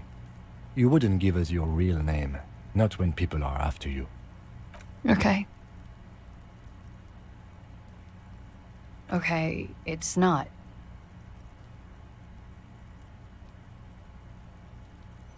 We log your work every week. It's all transmitted to Common, sir. I couldn't just beg you not to enter my name. So I lied. Like I lied before. Like I did at LCSB. I have to lie all the time. I'm so tired of it.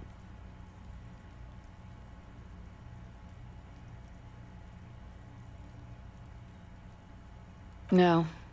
It's submerged in a plastic buoy on the coast, in the reeds. It just doesn't say Clausia Amandu. It says Anouk Mea Smith. Falsified documents? Passport and visa. Given to me by my employer. I can't even use them. My employer probably leaked the name, Mea Smith, to hurt me. Why would they do that? I didn't show up to a rendezvous. They don't take that lightly. I didn't show up because I was afraid they'd do something to me. The job was finished. I'm just a liability now. She fears an arrest right here and now. This has been an awful turn of events for her.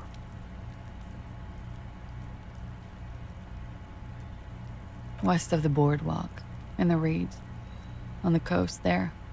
I put it there when I first arrived. Haven't been there since. I'm not sure I could even find it now. It's useless. The lieutenant makes a note of it. You're welcome to it. It's in the reeds northwest of here, past a broken sewage pipe, right near the waterline. It's Katarzyna Lazie.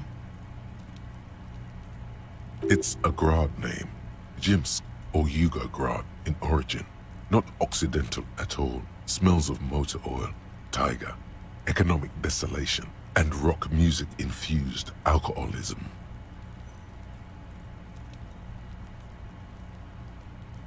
My parents were Zhemsk immigrants, but I'm nationalized Oranese. All I remember is Oranie. Alasie is my father's name.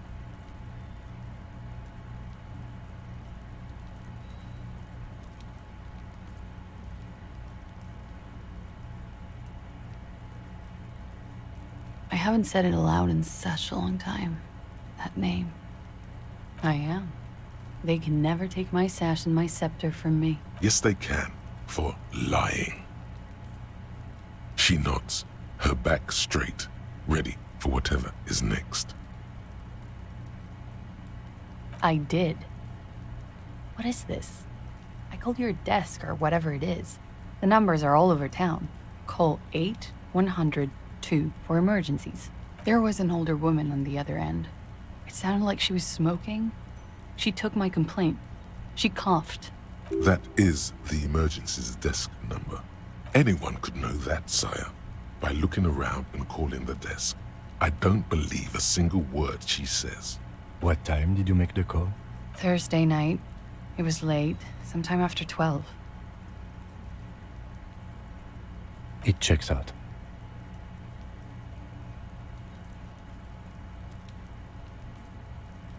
But I know the time of the call, too. I know I have not been 100% truthful with you, officers, but I am now. There may be grounds here, at least for an extended detention. A little whimper. The young woman hears you. She's looking around. She slowly lights, and you are. This is not the end of this. Lies. Yes, we demand she be punished for deceiving us. We demand her anxiety. We demand her fear.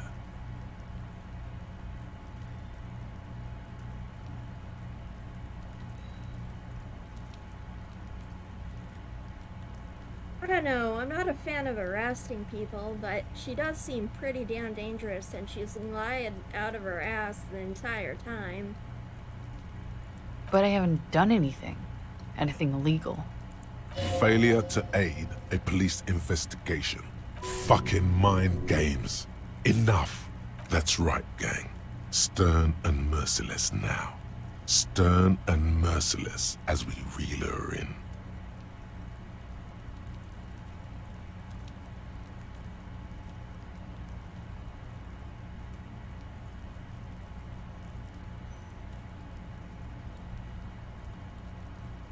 gotta know.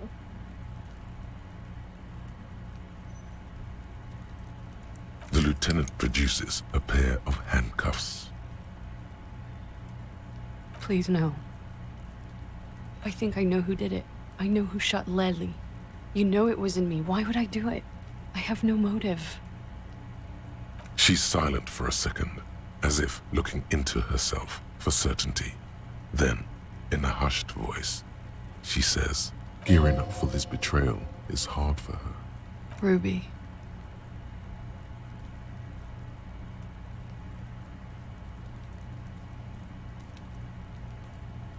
She has this thing for me ever since I met her and the boys downstairs. She's been pretty frank about what she wants. Sex. And more. I made the mistake of confiding in her. I told her I was on the run. She started protecting me. It became an unhealthy relationship. When I started spending time with Lely, she told me to end it. Said there would be shit if I didn't. It was not a good meeting. We stopped talking after that, but... I don't understand. What exactly in your relationship made you think she is romantically interested in you? She said she's in love with me. She even asked me to run away with her when I told her I'm a fugitive. She started developing notions about our relationship. And you led her on? A little. I was flattered, you know? But then I had to let her off, and it was not easy. I came to regret being friendly with her. We maybe kissed, nothing more.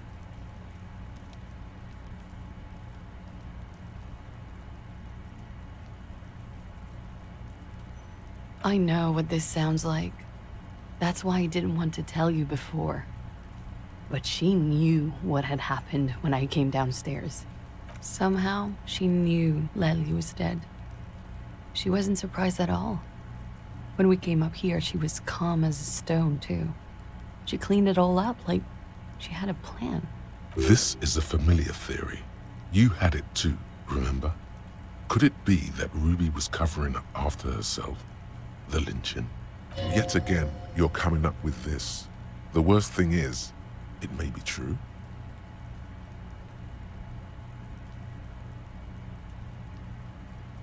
She came over one night, drunk, said she'd turn my life into a living hell.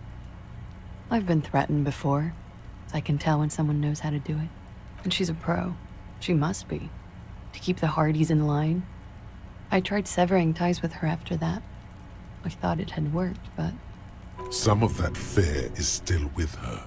She exhales sharply. What are you talking about? She's afraid you'll arrest her. She could have had access to the roof. You've noticed that door there, right?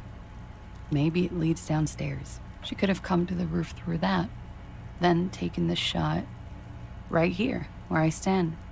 It was dark outside. I wouldn't have seen her. Interesting theory. Did she know that door exists? Had you been out there with her? Yes, of course. She's been up here many times, jacking private stations off the ring antenna. She used to come here to drink on the roof with me, before it got weird. Okay, and what? Arrest the liar now. Don't arrest her. Push her a bit more, but then let her off. That Ruby theory was solid, and she's beautiful. Her, stop letting her distract you.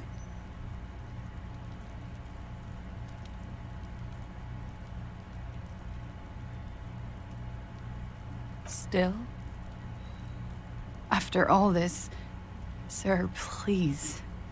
It's a shitty world, and I know I'm shitty too. I know. But I don't deserve to be sent to the moral intern and ground into paste just because I disturbed the sanctity of accounting. That's some multinational... She's gearing up for a last stand. This is it. I don't know. To spend my days with smoke, drink and dance, wallowing in shit. You have those station calls, right? Where I have to show up at the station or I'll become a fugitive. You can write me one. You don't have to take me in right now. I promise I won't go out anymore at night. I'll be right here. I know you can do that. Just let me come in on my own. In 2 months, or maybe even 1 month. That's all I need. I do have a farm. That's it. I'm calling it. Kim is beyond compromised. Definitely, sire. Everything could change. This city, the extradition rules, the people after me could be in jail. Or maybe Revachol. There is desperation there, in that silence. A cornered animal looking for a way out. Maybe Revachol could be free. I could be tried in a free Revachol. An independent state that doesn't hand its detainees over to the moral intern. I find that hard to believe, miss.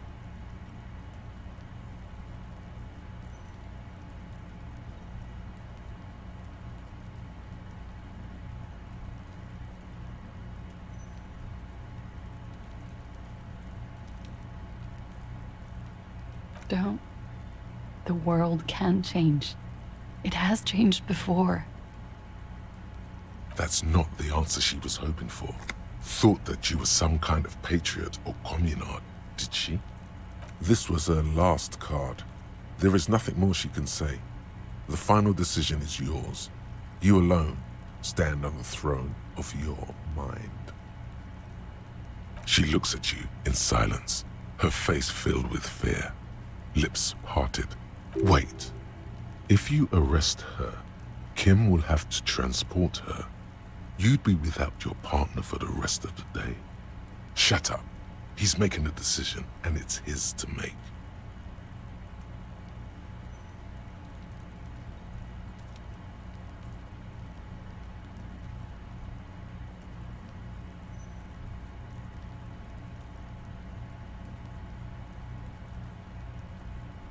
I won't.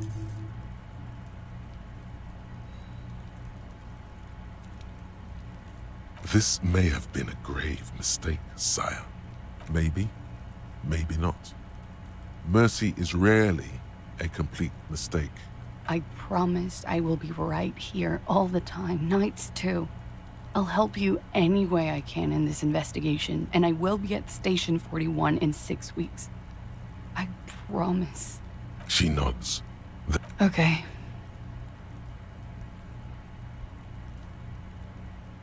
She slowly lights another cigarette and steadies her breath, as if in the presence of some tiger.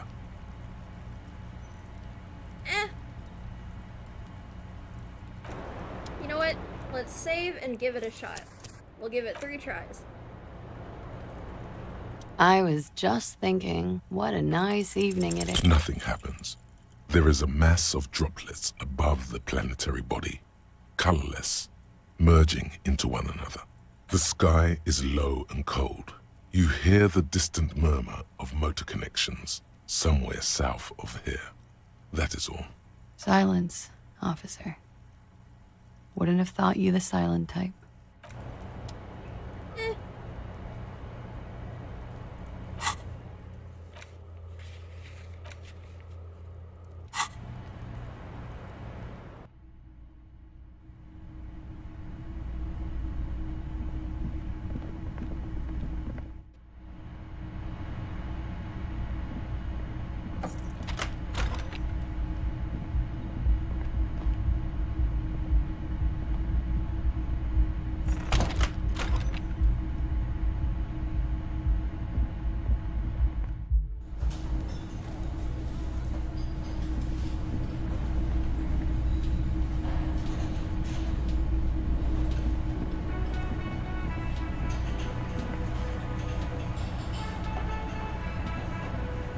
The man ponders his cooking utensils and gives you a little nod, acknowledging your He smiles. It's almost like music. He looks up. Shrugging is an international sign for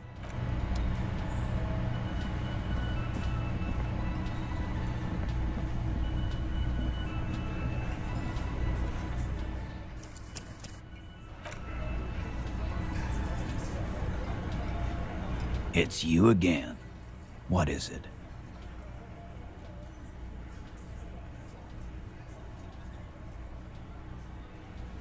Why?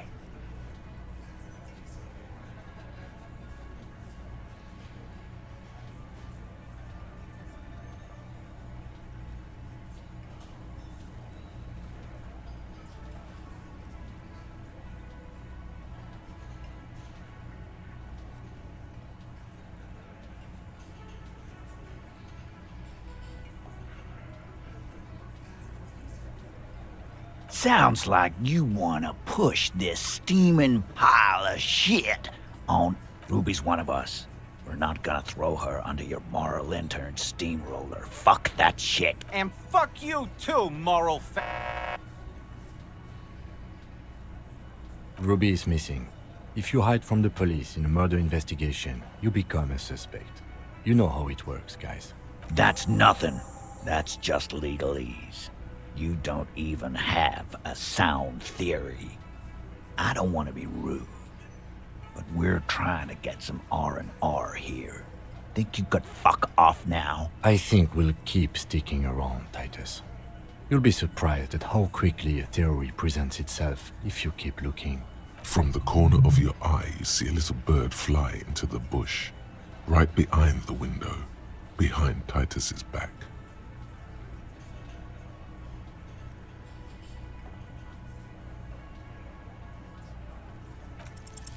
Nothing is happening.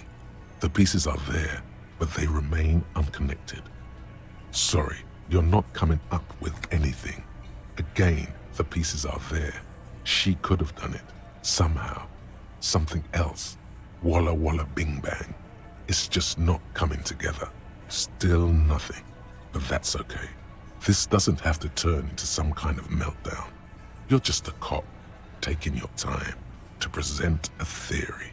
Let's look at this as a learning experience. What are the components you need to implicate Ruby? Smart move. The components are access to the roof, weapon, and motive. Here is what you can do to make it easier. Come on, guys. For starters, you could find out what's behind that mystery door in the kitchen. If it's a secret route, she could have used that to get to the roof. Can't get through the door? You know what would help. Doing a thorough search of this room. Maybe something's hidden. Hey, did someone say something already? No? Yes? Who cares? Upstairs in Clausia's bedroom, the window the bullet came through. Analyze that. There's a spooky building west of this. Take a flashlight with you. Search the basement. There are secrets, magisterial, ancient secrets that may assist you. It's that simple. Unless we have more business, we should.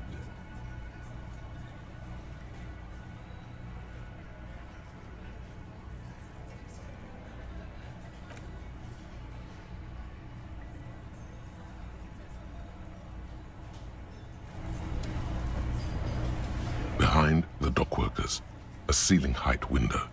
The hawthorn branches scrape the glass like bony fingers.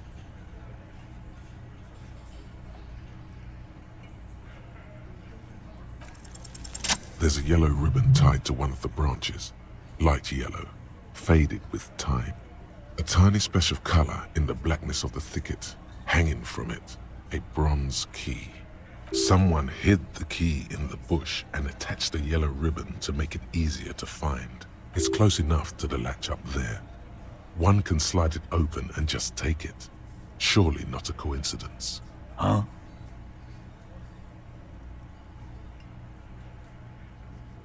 I don't know about that. I'm comfortable here. Don't think any sliding would really help right now. Sorry, fucko. Looks like you're gonna have to go bush diving. Good fucking luck with that. The hawthorn's got a bitch of a bite. I'm gonna enjoy the sight of you in the bushes out there. With a loud thud, the old man stands up, pushes the window open, grabs the key from the hawthorn branch, and slides it across the table to you. The key is brass. Workshop spare is etched into its bow. The old man closes the window and sits back down in silence. Come on, man. We were just having some fun. Where's the harm in... I'm tired of listening to your shit.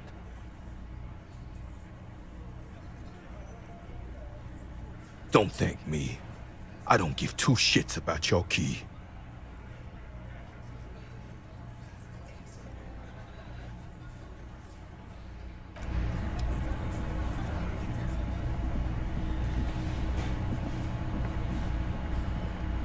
You see a heavy steel door with a prominent dimple lock. It's painted blue. The key fits the dimple lock. It takes a bit of effort to turn it after all these years.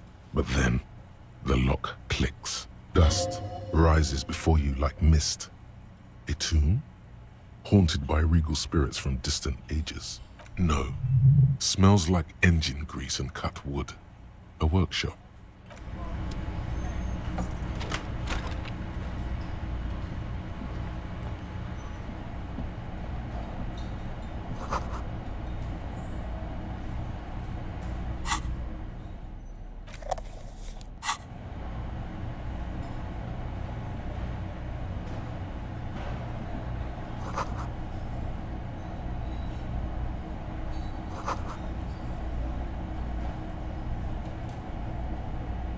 And B?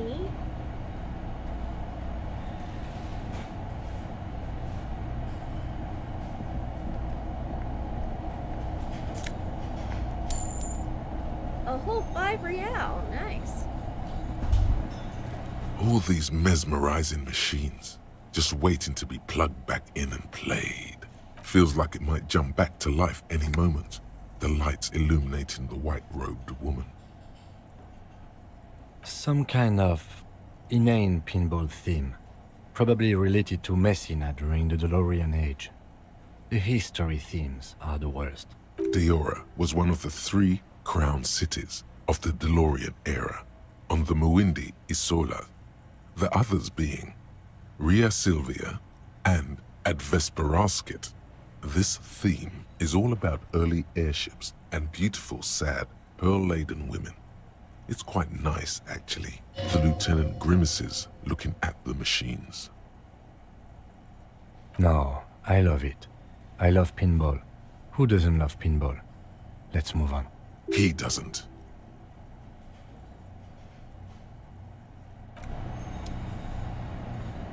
This small elevator is dimly lit by a bulb that's been glowing for ages.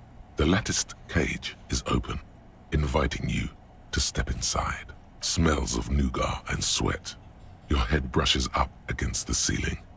There is a control panel to your right, and just enough room for 2 people to fit in. The maintenance card under the control panel reads, Last maintenance, 10th July, 88. That it does. I say, let's brave it.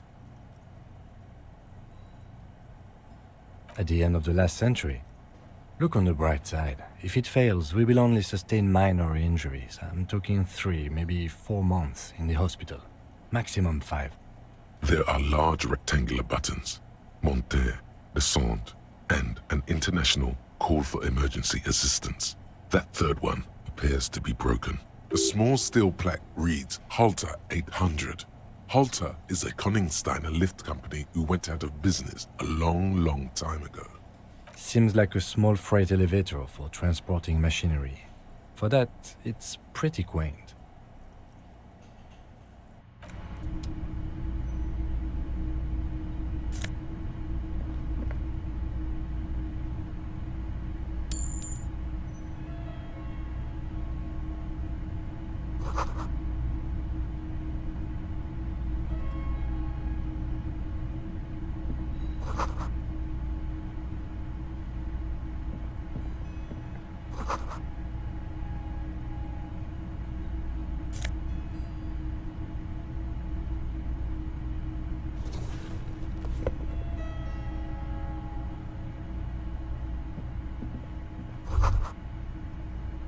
So this is where they brought 40 pinball machines to fix them up, a long time ago. Everything is covered with dust now. The lieutenant looks around the dusty, crowded room, inspecting the tools on the shelf. Looks like it. I'm guessing Martinez North 22 used to be a pinball arcade before it became a hostel? There are machines left over. A creak. Some dust falls off a shelf. Downstairs in the hall, next to the main door. One of them even works. I've seen one of the artists bang away at it. Remember the dice maker? Then that means... Ah, yes, as the novelty dice maker said. This has absolutely nothing to do with the case, I'm sure. But I do like a nice little connection. But then it went bankrupt. Your skin crawls from making the connection.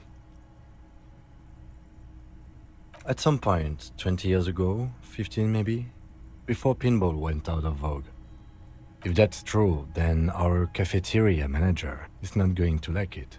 We should tell him what we found up here, omitting that suspicion. He does not appear to be the kind of man who likes his establishment to be part of a neighborhood ghost story about bankruptcy. Stupid superstition. But still, it would be interesting to see what the cafeteria manager thinks of this. It's not a ghost story. It's a curse, and Gart ought to be made knowledgeable so he can perform counterspells.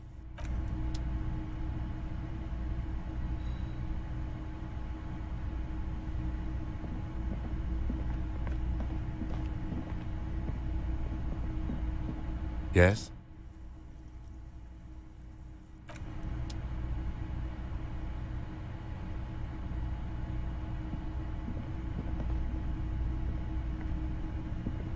You clearly see footprints in the downy carpet of dust covering the workshop floor. Jackpot.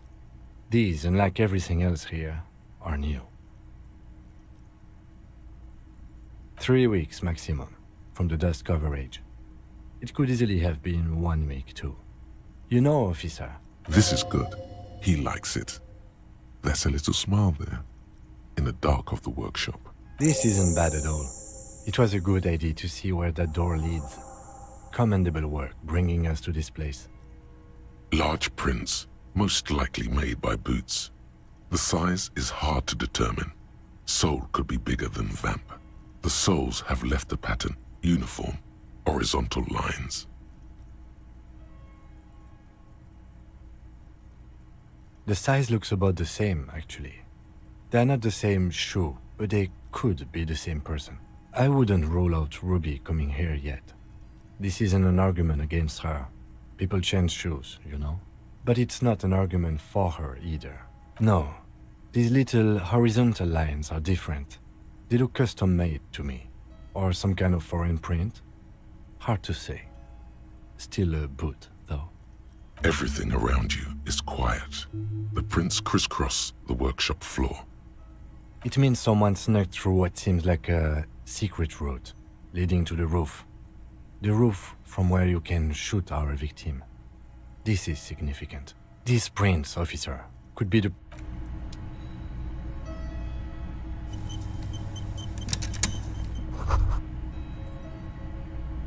You can almost see the shape of a man and a woman writhing inside, bathed in drug sweat and dirty linens. But you can barely see through. Better not to jump to sensationalist conclusions here. The footprints on the floor, however, definitely suspicious.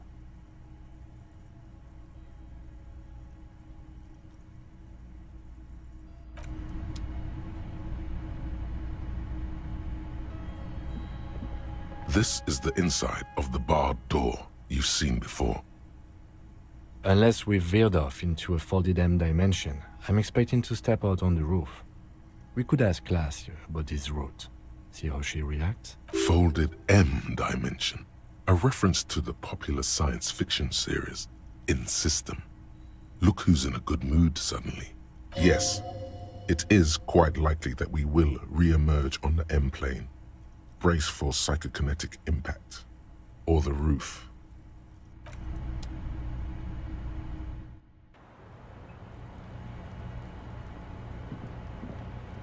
I was just thinking, what a nice evening it is for taking part in a murder investigation.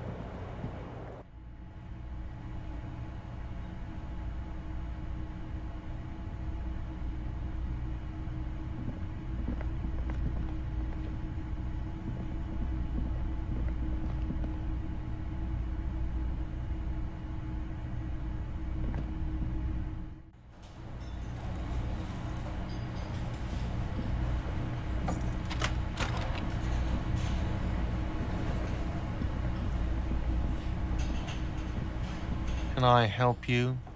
Absolutely out of the question. You wait and see, Cafeteria. Absolutely in the question. First we find a sad banger. Then we sing this place to shit. Another thing. Great. I love those. Oh, okay. Well, I did hear you make noise back there, so good for you. He's really holding himself back here. It takes a lot of willpower not to ask. Obviously, he's been wanting to know what's behind the door. Okay, what is back there? Ha! I knew it. I've always wondered where those machines by the door came from. And they told me there was some kind of pinball thing here too. I knew it. Were there any back there? In working order, I mean. I was just wondering, if you found pinball machines there...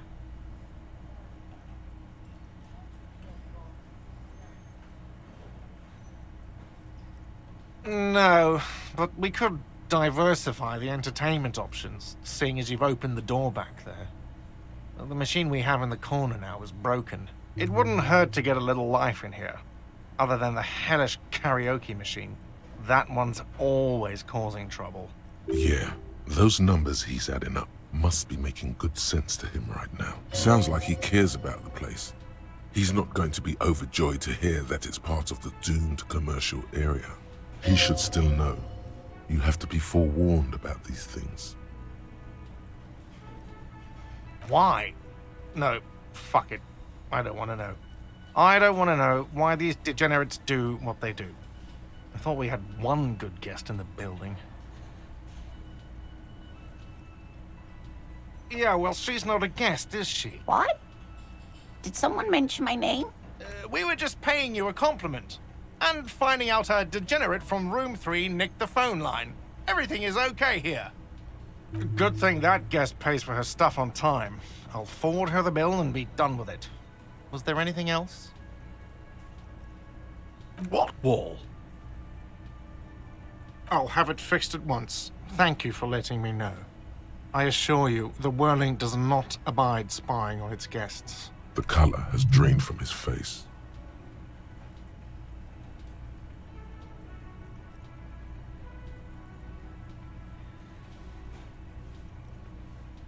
Absolutely not.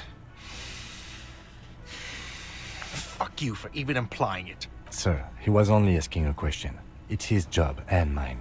See that it's covered. Yes, I absolutely will. Sorry, it's been a bit of a day. And now a hole in the wall. Thank you, I'll patch it up personally. Was there something else about the establishment?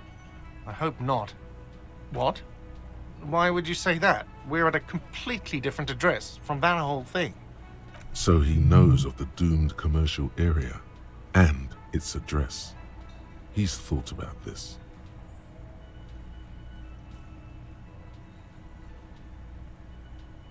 Obviously it hasn't. Look at the pre-revolutionary tile work. This is an old, proud building. So what if there was a little pinball hall here before?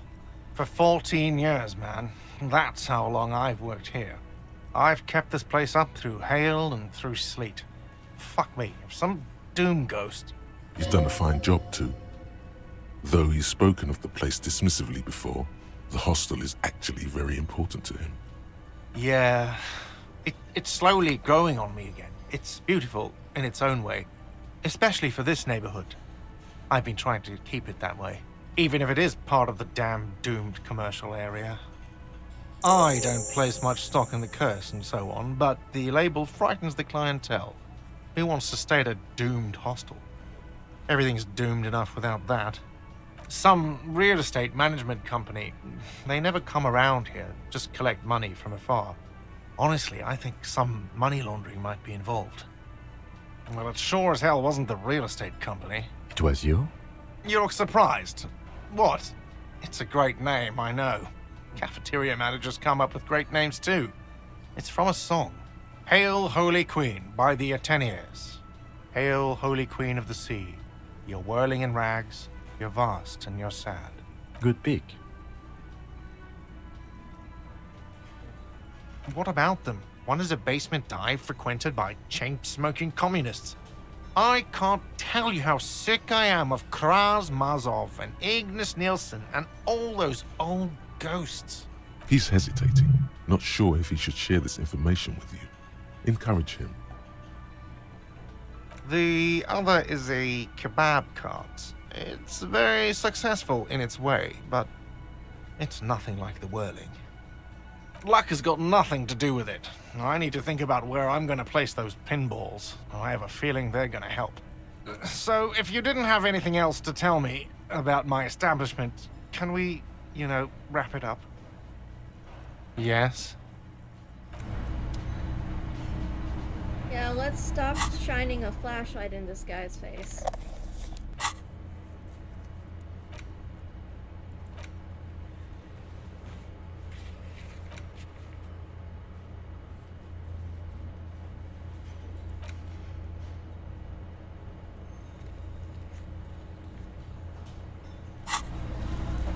Alright, let's find the buoy.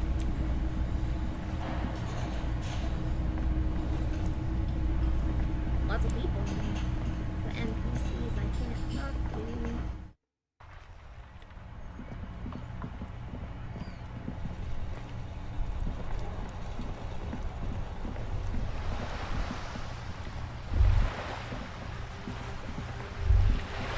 The sight of bullet holes stirs something in you, making you forget the lieutenant's surname. The faded marks are too degraded to draw any forensic conclusions. Just chips in the sandstone. They look pretty ancient. Where?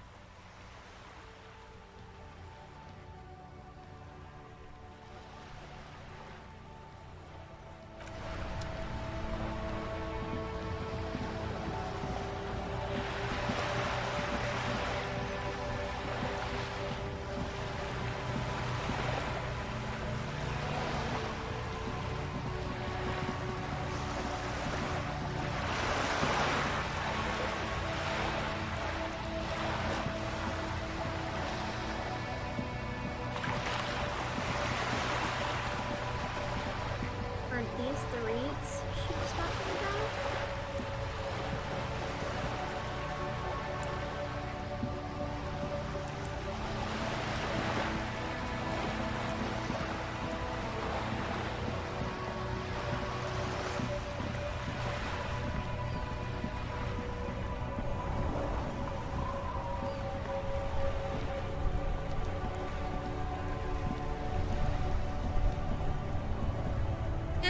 Oh gosh, it is almost 7:30. I think I'm done for the night. Man, this is taking a while to get through.